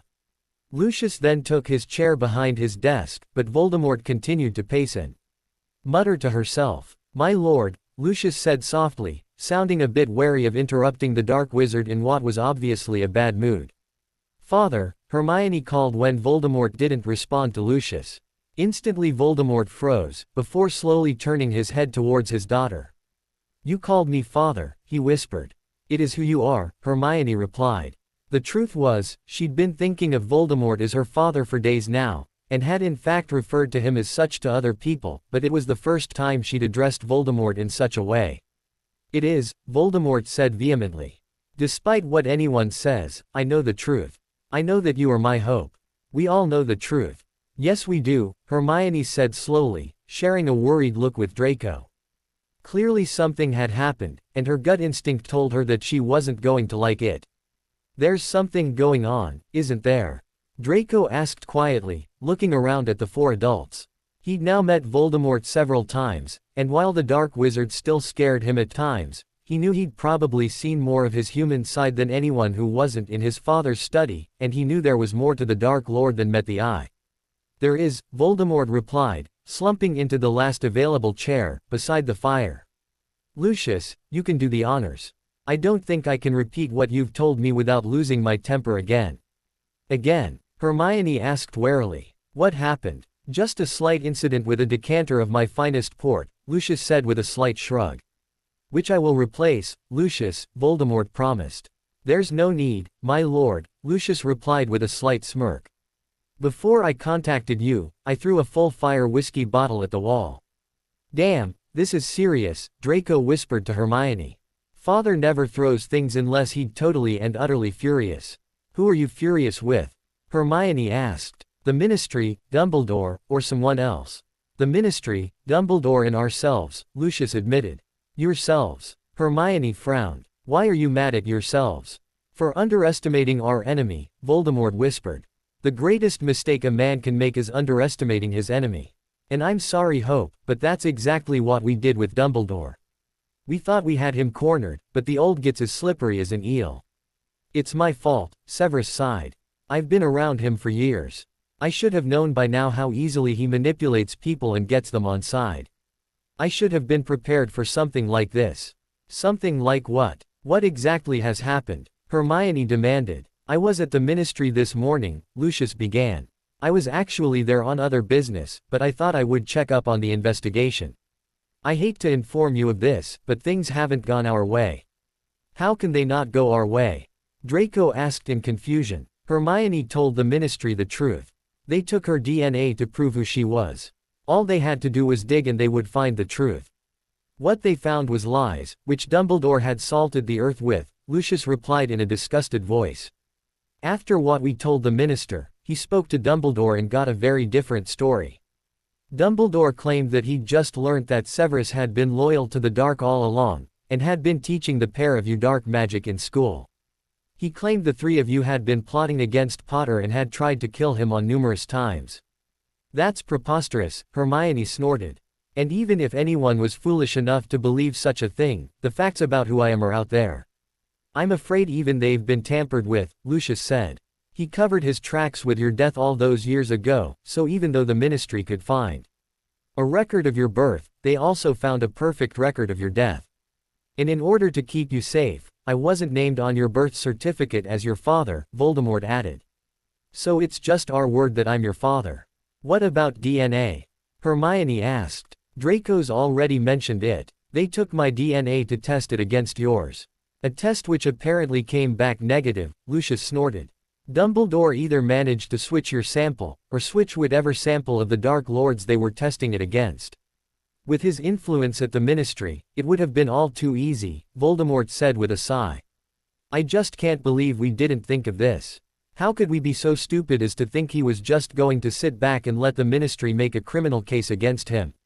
We should have predicted he was going to fight back, and he's already proven that he's not above fighting dirty. So is that it? Hermione asked, feeling utterly deflated. What about Molly and Sirius trying to kill me? The Ministry are once again actively looking for Black, but I think we all know that they're not going to be able to find him, Lucius said. And as for Molly Weasley, she was apparently interviewed and offered her memories of the early part of the summer, and released without charge. The Ministry can't find any evidence that she plotted to kill you. So basically the Order have gotten away scot-free, and I've been branded a dark witch. Hermione demanded, her temper rising at the slurs that had been cast against herself, Severus and Draco. Dumbledore even managed to fabricate some evidence of the dark arts that he's claiming Severus taught you at Hogwarts, Lucius said. As we speak, there's a warrant being drawn up for Severus's arrest. No, we can't let that happen, Hermione cried, turning to his father. If it wasn't for Severus, I wouldn't be here. I wouldn't be safe. We can't let the Ministry get their hands on him. They'll send him to Azkaban. They will, Voldemort nodded. Which is why Severus is moving into the manor. As we speak, the elves are transporting his belongings to one of the guest wings. But won't we get into trouble for harboring a wanted fugitive?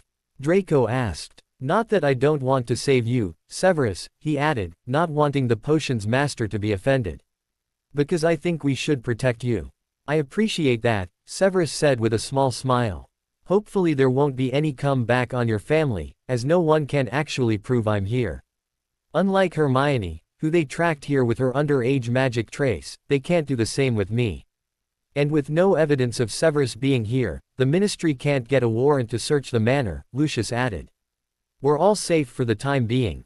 But not in the long term, Hermione said. This changes everything, doesn't it? We were relying on the truth coming out, but instead we've been made out to be the ones committing crimes. What happens now? First, we prepare ourselves for the backlash, Voldemort said. I've underestimated Dumbledore once, I'm not doing it again. In his position, I would make his claims public and discredit us in the eyes of the general public. Ironically enough, this could be the push that gives him all the support he could need to challenge us. And you're going to let him do it? Hermione asked. Why don't we strike back first? We can get to the papers before him. We can even give our memories to prove our story. We can try, but it might already be too late, Lucius mused. If I hadn't been at the ministry today, I wouldn't know what was happening. The first we would have known about it was when they turned up to arrest Severus, or Dumbledore's lies were spread all over the papers. I'll see what I can do about getting the truth out there, but if Dumbledore has beaten us to it, there's no point. If he's gotten to the public first, anything we've got to say just looks like lies to defend ourselves. And if he has gotten in there first, even our memories can be claimed to have been altered. The truth is, whoever gets their story out there first has the advantage of being believed by more people. So what happens if that is the case? Hermione questioned. What if we're too late and the press already have Dumbledore's version of events? We're going to play the long game, Voldemort said decisively. There is more than one way to win a war and bring the old fool to his knees. Let him have this victory, it'll only be a small one in the grand scheme of things. We're far from beaten, Hope. Believe me, this isn't over. Not by a long way. Hermione could hardly believe the lengths Dumbledore had gone to in order to protect his dirty little secret, and she was furious that to protect his own reputation he'd destroyed not only hers, but had dragged Severus and Draco into the mix. It was bad enough that he was portraying Severus as someone who would take advantage of his students and lure them into the dark arts, but he'd pulled Draco into things and he'd had nothing to do with what had been going on. As far as Dumbledore knew, Draco was as much in the dark as the general wizarding public, but yet that hadn't stopped the headmaster from trashing an innocent teenager's reputation. Hermione was under no illusions that she and Draco would always be known as the two students who had practiced the dark arts at Hogwarts and plotted to kill Harry. Hermione was just hoping that Harry wasn't buying Dumbledore's lies and knew that she would never do anything to hurt him. The problem was, aside from the first letter she'd received off him, she'd heard no more from her friend. She was guessing that the Order were keeping a close watch on him, and maybe he wasn't able to write to her, but she was still worried about him. So just to make sure Harry knew that Dumbledore was lying, Hermione wrote to her friend again and borrowing Draco's owl, she sent him off with a message to her best friend. Do you expect him to answer? Draco asked as they watched his majestic eagle owl soar into the sky. Not really, Hermione replied. But I had to let him know that Dumbledore's claims aren't true. I don't want to think that he could believe that I would plot to kill him. If Potter has a brain, which I have to admit I've sometimes had my doubts about, he won't believe any of the rubbish Dumbledore is spreading, Draco said. But other people are going to believe it, aren't they? Hermione whispered. So far they didn't know if Dumbledore had already gone to the press, but after the talk in Lucius's study, he'd gone off to see if he could get the truth out to the wizarding public before Dumbledore reached them with his lies. Yes, Draco answered with a nod of his head. There are plenty of people who will be only too willing to believe it. Firstly, half the wizarding world think Dumbledore is a saint and can do no wrong. Those people would believe him if he said the sky was sodding red. And then there's those who'll look at Severus's past as a Death Eater and think that it was only a matter of time before he started to corrupt the students. And what about you and me? Hermione asked. Will people really believe we were meeting in secret to learn the dark arts? I'm a Malfoy, Hermione, Draco said with a bitter laugh. People will believe the worst of me. And I guess with you, the so-called proof you're a dark witch is the factor with us. You have to hand it to Dumbledore. He's turned everything on its head and made even the most innocent of acts. Seems suspicious. I bet you any money there's people we go to school with who'll come out of the woodwork and claim they've seen us together around the castle. But we weren't, Hermione pointed out. Until I came to the manor, I don't think we've exchanged one civil word to each other. Since when does the truth matter to fame-hungry attention seekers? Draco snorted. Someone could end up in the papers, just by making up stories about us. Hell, for all we know, Dumbledore's going to encourage it. He's going to want as many people as he can get to take his side. I think you're going to have to prepare yourself for the fact that people you thought were friends are going to turn into enemies. As long as Harry doesn't turn on me, I can cope, Hermione replied. Then let's hope that Potter really is the friend you think he is, Draco answered quietly as he turned away from the window and wandered across the room towards the door. Taking one final look out of the window, even though Draco's L was long gone, Hermione turned and followed Draco from the room. Silently they both headed back downstairs, knowing that there was a lot more that needed to be discussed. After the talk in Lucius's study, the three adult wizards had all headed off to do their own thing, but it was clear that the conversation wasn't over. Even if by some miracle they had reached the press first, they would still need a plan of action on how to deal with Dumbledore and his lies. "How are you two doing?" Narcissa asked when the pair entered the main living room and found her curled up in the chair beside the fire, Crookshanks on her lap, purring contentedly as Narcissa fussed over him. "Feeling a bit like an idiot, if I'm honest," Hermione admitted, settling down on the smallest sofa, while Draco perched on the larger one. "I've been so naive. When I arrived here I figured we could learn the truth and everything would all work out. I thought the people who'd kidnapped me as a baby would be brought to justice. Strangely enough, I thought that overhearing a plot to kill me would result in some form of justice.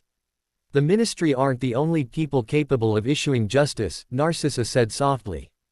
"Do you honestly think your father will just let this matter drop, Hope? His plan may be to retreat at the moment, but you can bet that everyone involved in what happened to you will pay for the choices they made." Silently, Hermione digested Narcissa's words. She knew Voldemort's justice would be a hell of a lot different than the Ministry's version of justice. If the Ministry had acted, arrests would have been made and prison sentences would have been the likely outcome. However, Voldemort's justice would likely mean death and destruction.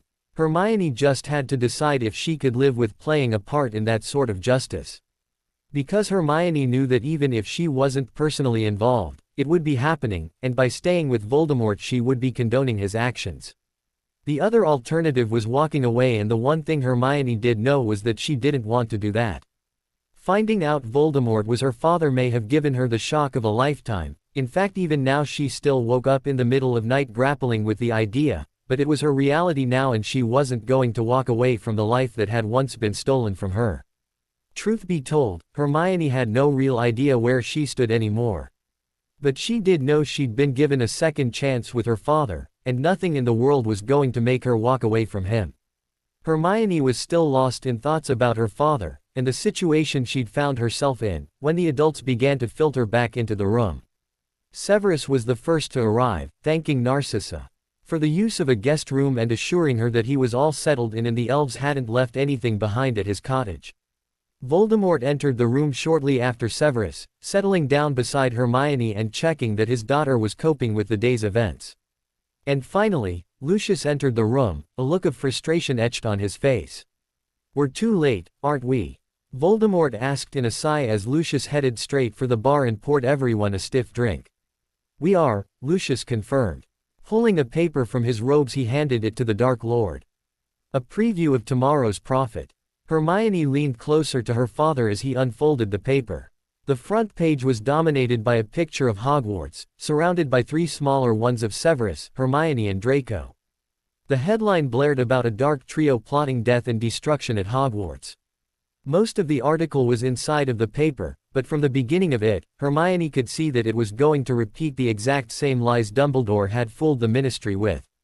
Not wanting to see more, Hermione turned away from the paper.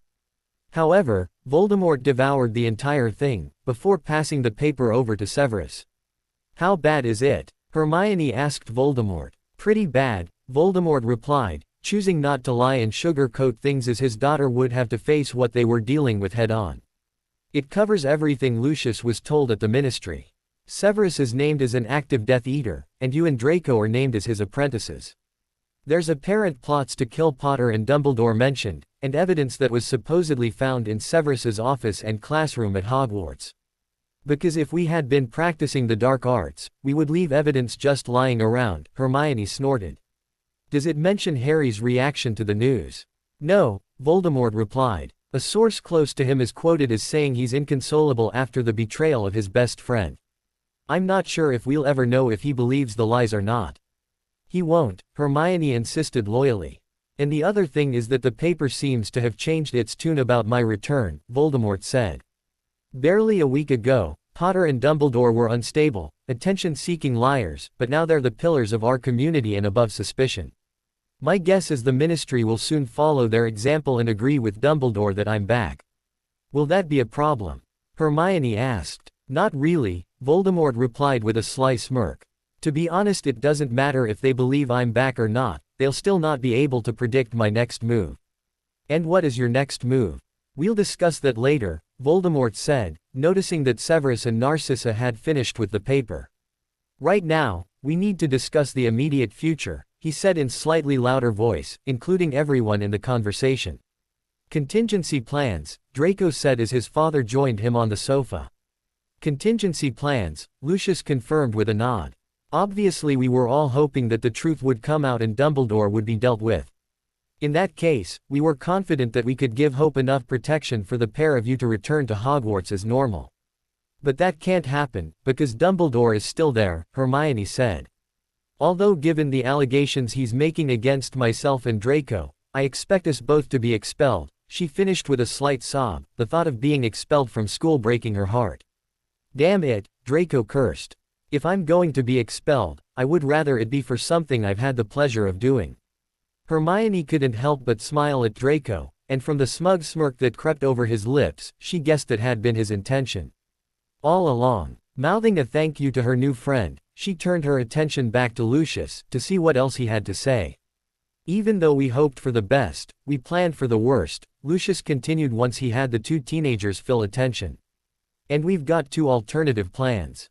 To be honest, we all prefer one plan over the other, but we agreed from the beginning to include you in our plans, so the pair of you are going to get a chance to have your say. So what are our choices? Draco asked. The first plan is that Severus and I homeschool you here at the manor, Narcissa said. However, the drawbacks are that we can't guarantee Hope's safety outside of the manor. To be honest, we can't even guarantee your safety, Draco. If Dumbledore and his order had no problems kidnapping a baby, we all agree that they won't have any qualms about taking a teenager to get what they want. So basically we would be prisoners here. Draco questioned with a frown. Although with Severus soon to be a wanted criminal, we're going to have to be extra careful, Lucius cautioned. I said that the Ministry didn't have the proof to get a search warrant, but they won't stop trying and sooner or later they might just get one. No offense, but that doesn't sound like a great plan, Hermione said. It was better before there was an arrest warrant for Severus drawn up, Voldemort conceded. And besides, we all agree the second plan is better. And what is the second plan? Hermione asked. You and Draco are still homeschooled by Severus and I, Narcissa said. Only not at the manor. Our plan is to leave the country. With our money and resources, we can just vanish and not even Dumbledore will be able to find us, Lucius said. So what? We just leave our lives here and go into hiding? Hermione questioned, amazed that Voldemort would do such a thing for her. It wouldn't be hiding, it would be temporarily relocating, Voldemort replied. In another country, you and Draco can have some freedom. And it would only be until you've finished your school work. After that you can make your own choices, Hope. You can stay wherever we settle, or you can help me bring down Dumbledore and his order. What do you think? Hermione asked Draco. How could we be sure no one could find us? Draco asked. Hermione and I are both underage. Why wouldn't the Ministry just use the trace to find us? The trace only works in this country, Lucius supplied. Wherever we do settle, we'll have to register with their authorities and they'll be the ones who can trace you. But not every foreign ministry applies the trace, and even the ones who do, won't go giving out your location to a foreign ministry. Besides, this will be where our money and influence come into play, and I can ensure that whatever country we end up in will deny we're even there. If we go for option 2, we won't be found.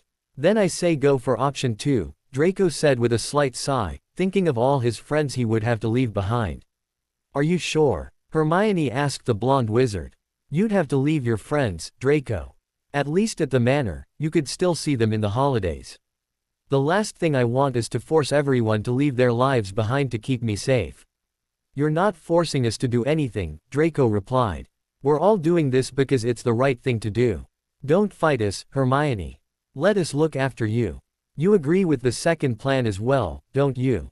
It does sound the better option, Hermione said with a nod. Although I'm guessing it still needs sorting. It does, Lucius confirmed. But we've still got several weeks of the summer to sort everything. Draco, we'll make sure you can say goodbye to your friends. But by the 1st of September, we'll be settled in our new home. And just so you know, I will be devising a proper school schedule, Narcissa warned the teenagers. There will be no slacking on my watch. You two will have the best education we can provide.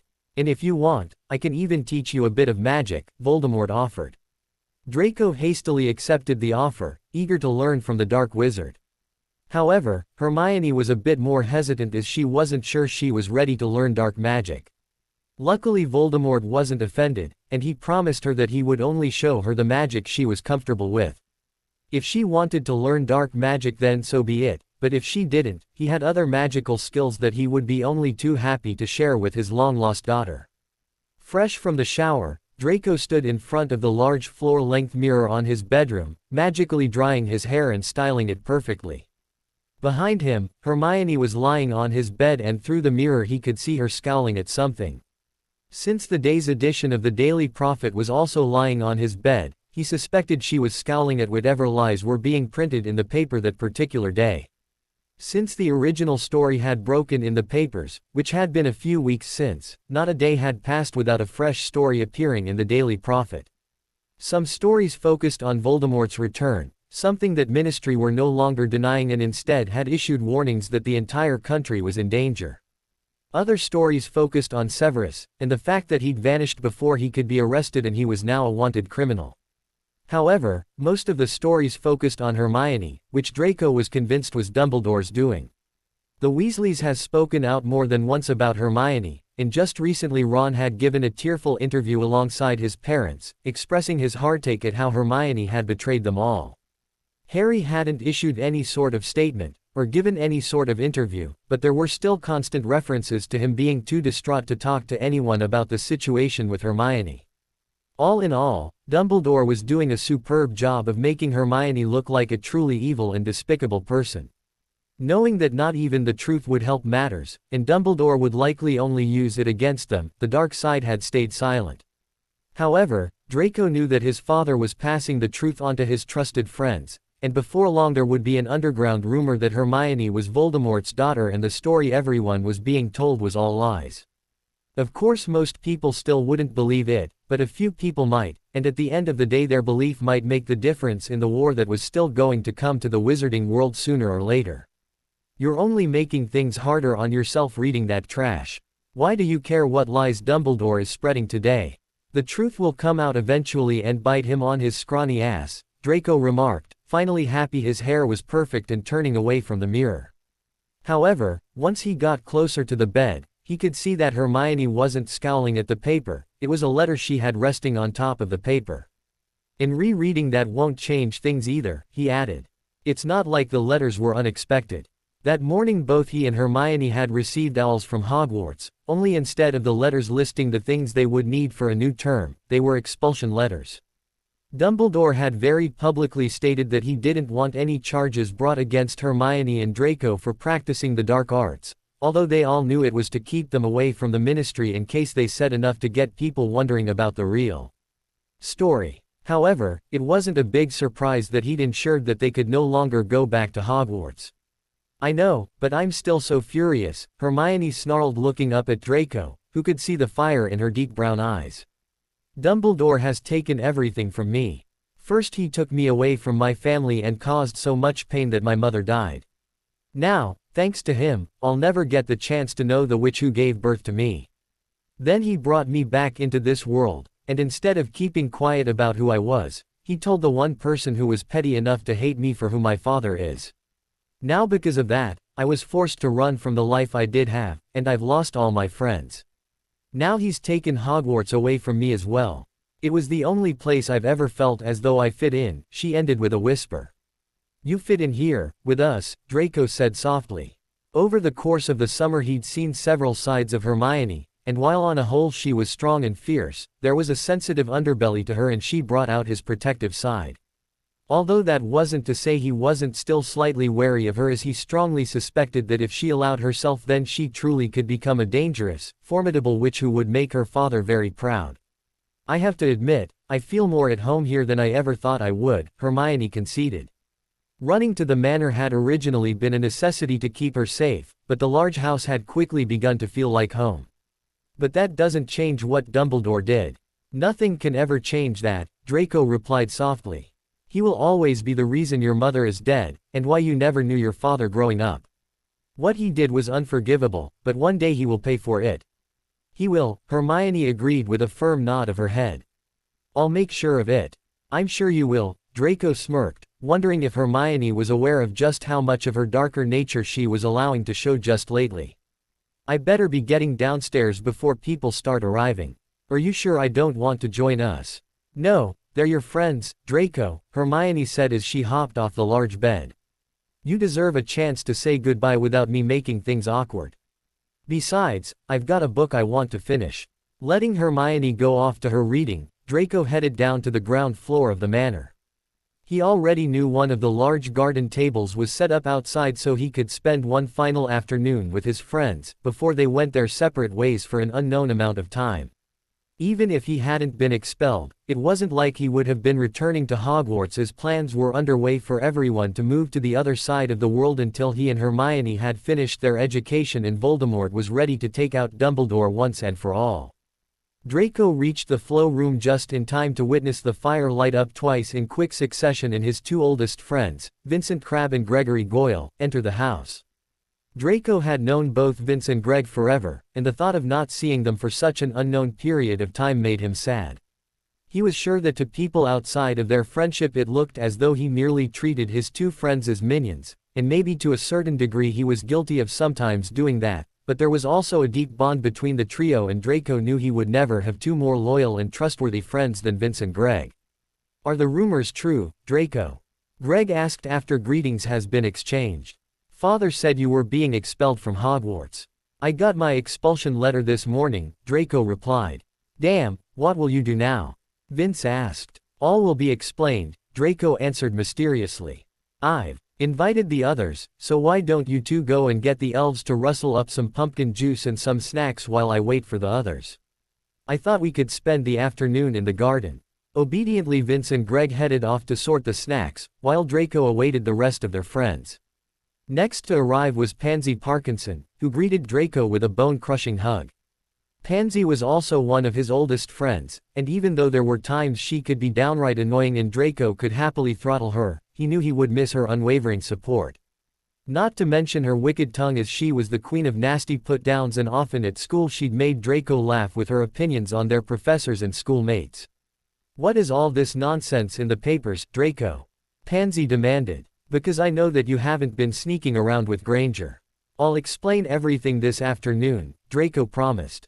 "Vince and Greg are already outside, you go and join them while I wait for the others." "The others?" Pansy frowned. "Is everyone coming?" "Yep," Draco replied with a nod. "There's something going on, isn't there?" Pansy asked. "Why else would you summon us all here? You make me sound like some sort of king, summoning my courtiers," Draco laughed. "You're a prince at best," Pansy sniffed haughtily. "The Slytherin prince, I like it," Draco grinned as Pansy gave him an unimpressed look and strolled out of the room. After Pansy's arrival, the other Slytherin's girls put in appearances. Daphne Greengrass was another person Draco had known since before Hogwarts, but it had only been in the last 4 years that they're really gotten close.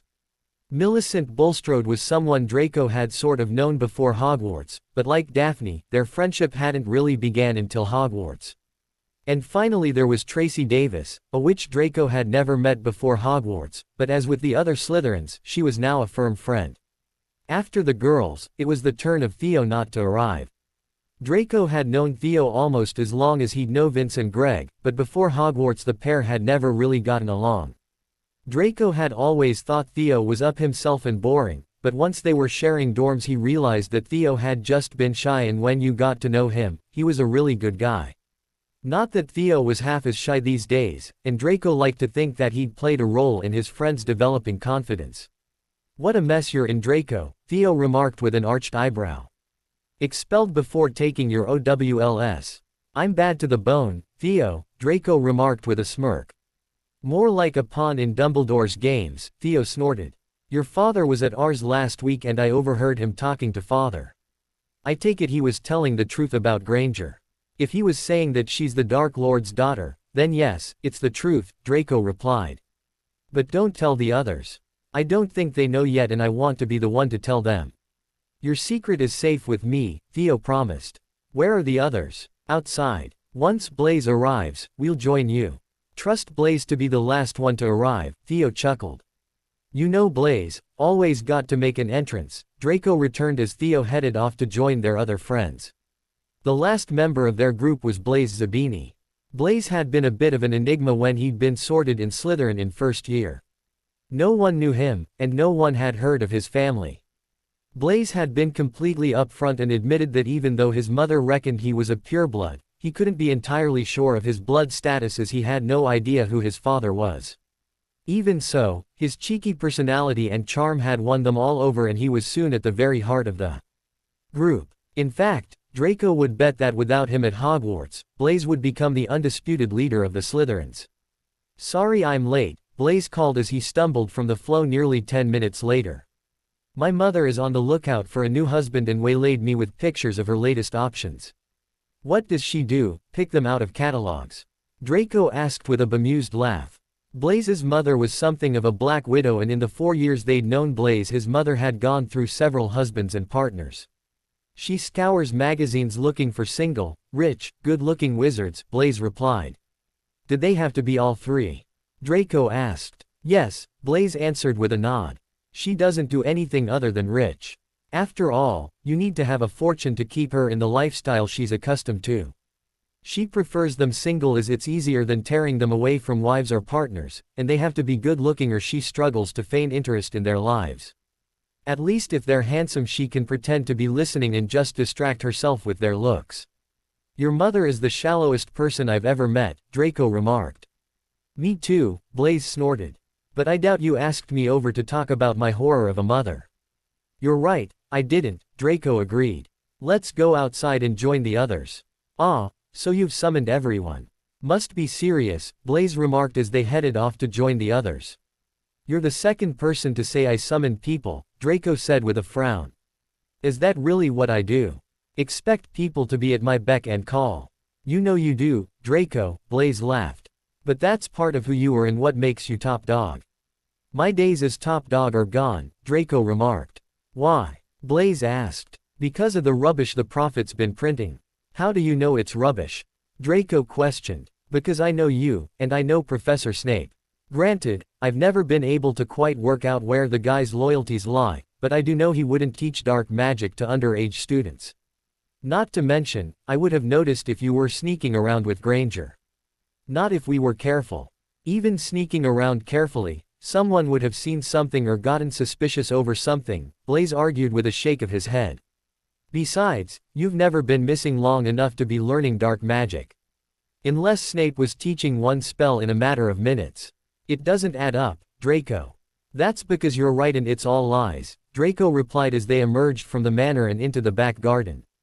Joining the others, Draco and Blaise grabbed some food and a drink, before Draco breached himself to break the news to his friends that he was leaving. However, before he could do that, he first had to tell them the truth. Even though Hermione had given him permission to tell his friends everything, he still felt as though he was betraying her by telling his friends all her secrets and everything that had happened over the holidays. Well, that was unexpected, Blaise remarked once Draco had told his story, and everyone else but Theo were just gaping at Draco, unsure of what to say.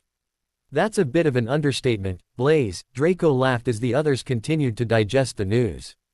Is she here? Daphne asked quietly. Yes, she's here, Draco confirmed. I wanted her to come and meet you all, but she wanted me to have this time alone with you since you're my friends. That's big of her, Pansy remarked cattily. Pansy, none of this is Hermione's fault, Draco warned his friend. She's the victim in all this.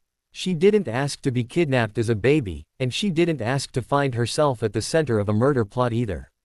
I know that, Pansy muttered, and I do feel sorry for her. But she's still the girl we've all hated for the last 4 years. I'm not sure she was ever that girl, Draco admitted. I've gotten to know her over the summer, and her know-it-all act is just a facade. Using her intelligence to seemingly show off is just her way of coping with being in a world she didn't grow up in. It makes her feel safe knowing that she's smart enough to learn magic so easily. When she came to Hogwarts, she was terrified that there had been a mistake and she would be kicked out for not having enough magic. She told you all this? Theo asked, raising a curious eyebrow. Some of it, and some of it I worked out for myself, Draco answered. The point is, there's more to her than we saw at school. I'm sure we'll get to find that out for ourselves, Daphne remarked. I take it we will be getting to know her. Even if neither of you are coming back to school. Not coming back to school. Blaise gasped, having been somewhat out of the loop as his mother wasn't part of the same pureblood circles as his friend's parents. What am I missing? Use your brain, Blaise, Pansy scolded. Surely you've read the papers and seen what they're saying about Draco and Granger. Do you really think Dumbledore would just allow them to return to school when he's accusing them of using dark magic?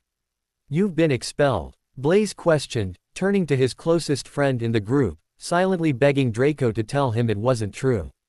As of this morning, Draco confirmed. Not that it mattered, as we weren't returning anyway. In fact, this meeting is a goodbye. We're leaving the country next week, and we're not sure when we'll be back. Leaving? Pansy cried, tears starting to pool in her dark eyes. How can you be leaving? The Dark Lord wants to protect his daughter, Draco explained. Plus we're harboring Professor Snape, and sooner or later the Ministry will find a way to search the manor. But why do you have to leave? Pansy demanded with a sullen pout.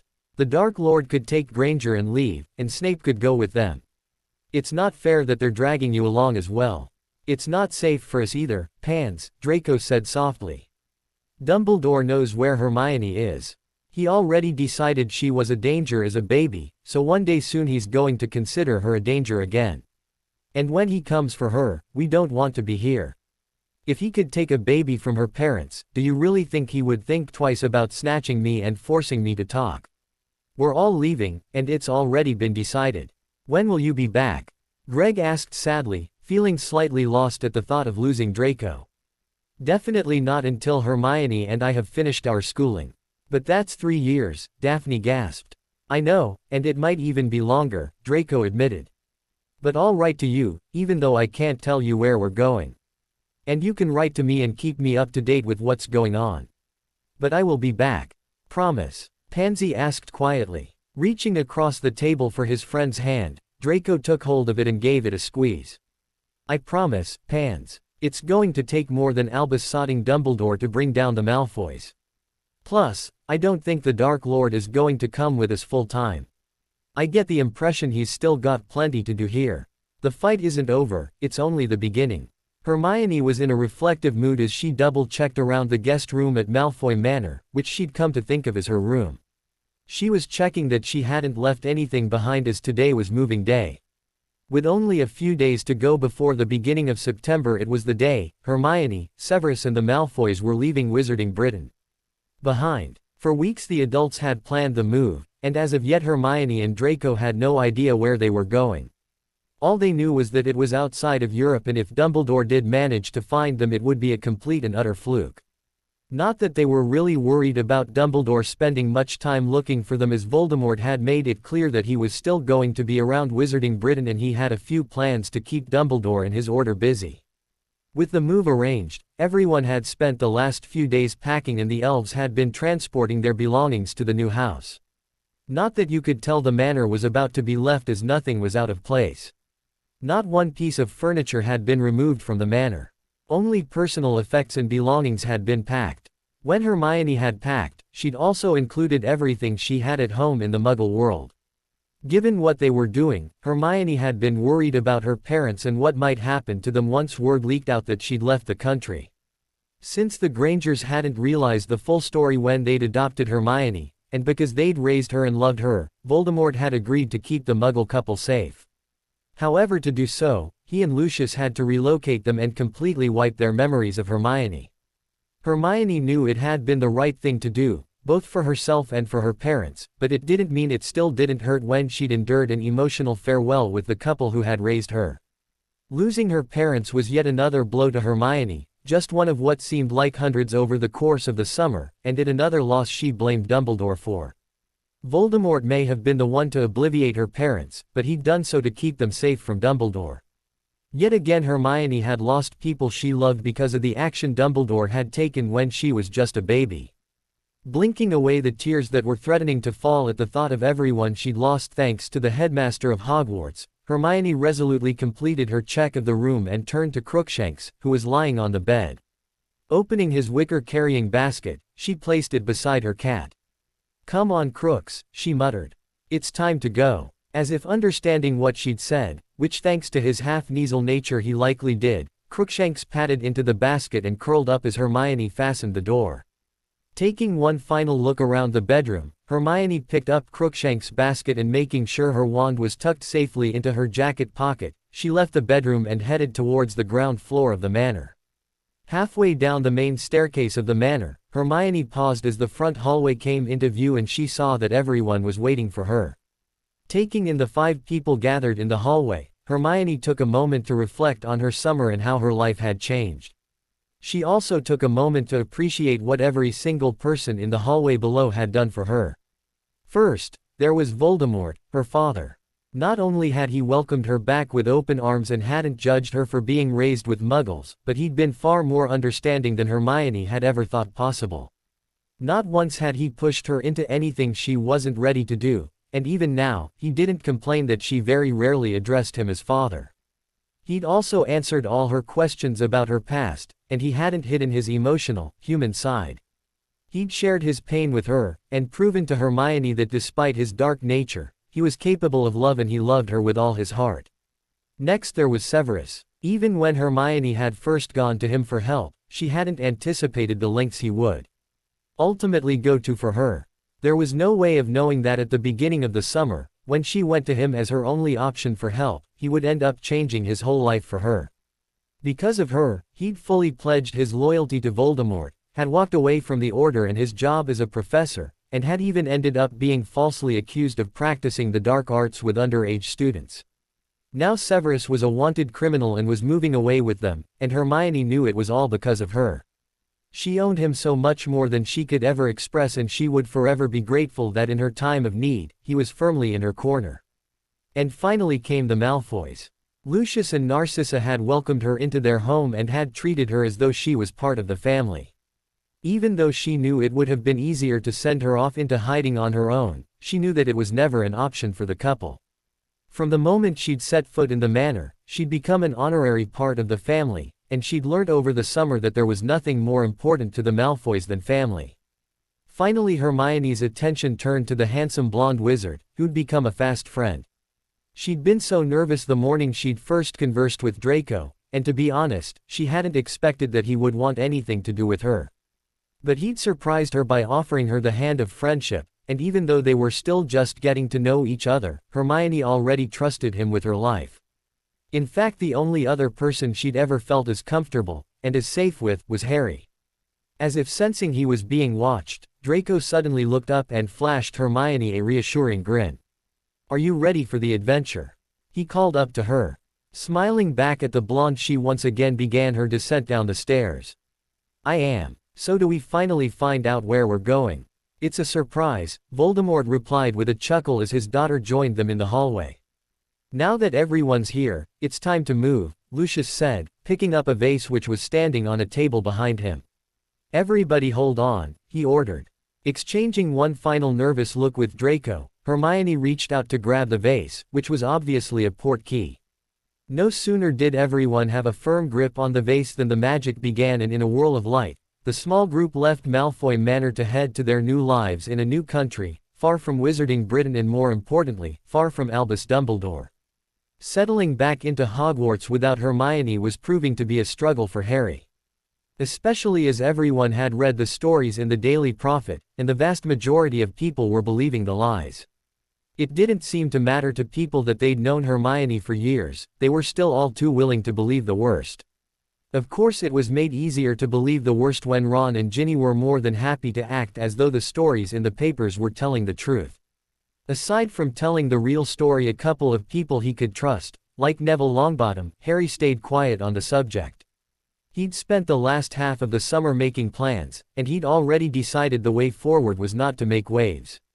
He was aware that until he was 17 his underage trace would make escaping the order impossible, so he'd accepted that they were going to be part of his life for the next 2 years. However, he also knew that escaping was going to be easier if they stopped watching him like a hawk and thought he was accepting things the way they now were. So for the time being, Harry's plan was to slowly start to make it look as though he was accepting the order. In truth, he would never trust them again, nor would he ever forgive them for what they'd done to Hermione. But if he ever wanted to be free, he needed to have them thinking that Hermione was in the past. Harry knew it wasn't going to be easy, and he knew that he was going to have to stop mentioning Hermione. He wanted the Order to think that he'd moved past her and forgotten all about the witch who had been his best friend for the last 4 years. However, in private Harry had no intention of ever forgetting Hermione. He'd known before they'd gone back to school that Dumbledore had expelled both her and Draco Malfoy. Harry even felt sorry for the blonde Slytherin, as he was yet another unwitting pawn in Dumbledore's plans. But his anger at Dumbledore increased severely when word started to spread from the Slytherins that Draco and his family had left the country. Even before Dumbledore had confirmed that Hermione seemed to be with them, Harry knew his best friend was gone. Not only had Dumbledore thrown her out of school, but he'd caused her to flee the country. All Harry could do now was hope that she was safe and that the Malfoys had a way of preventing Dumbledore using the fact she was underage to find her and continue his persecution of her. In the hopes that he could at least find out if his friend was safe, Harry had spent the first few days back at Hogwarts writing a letter to Hermione. Now he was at school, he had Hedwig back and was free to send letters to whoever he wanted to. Although he was guessing that Dumbledore wasn't too bothered about him communicating with Hermione since it wasn't like he could spill any more secrets to her. If the Order were planning on doing more to her and her father, they weren't saying anything around Harry. In the letter to Hermione, not only did Harry inquire about his friend's safety, but he also confided in her his plans to run away once he was 17. Even if he didn't get a response from Hermione, he was going to keep writing to her. Harry was determined that wherever Hermione was, she was going to know that he still loved and supported her. He was going to do everything in his power to make sure that Hermione knew that he hadn't abandoned her. He may have been stuck with the Order, but it was only for another 2 years. The second he turned 17 he would be free, he just had to work out a plan of escape. But he had plenty of time for that. Right now he had to focus on getting through the next 2 years without Hermione by his side. "This isn't the end, Hermione," he whispered as he attached his letter for her to Hedwig's ankle. "Now, I don't know where Hermione is," he said to his beautiful snowy white owl. "But you can find her, Hedwig, I know you can. I need her to get this letter. I need her to know that she's not alone." Giving Hedwig one final stroke, Harry walked over to the window and sent his owl soaring into the sky. He silently watched as Hedwig flew away from Hogwarts, carrying with him his hopes for the future.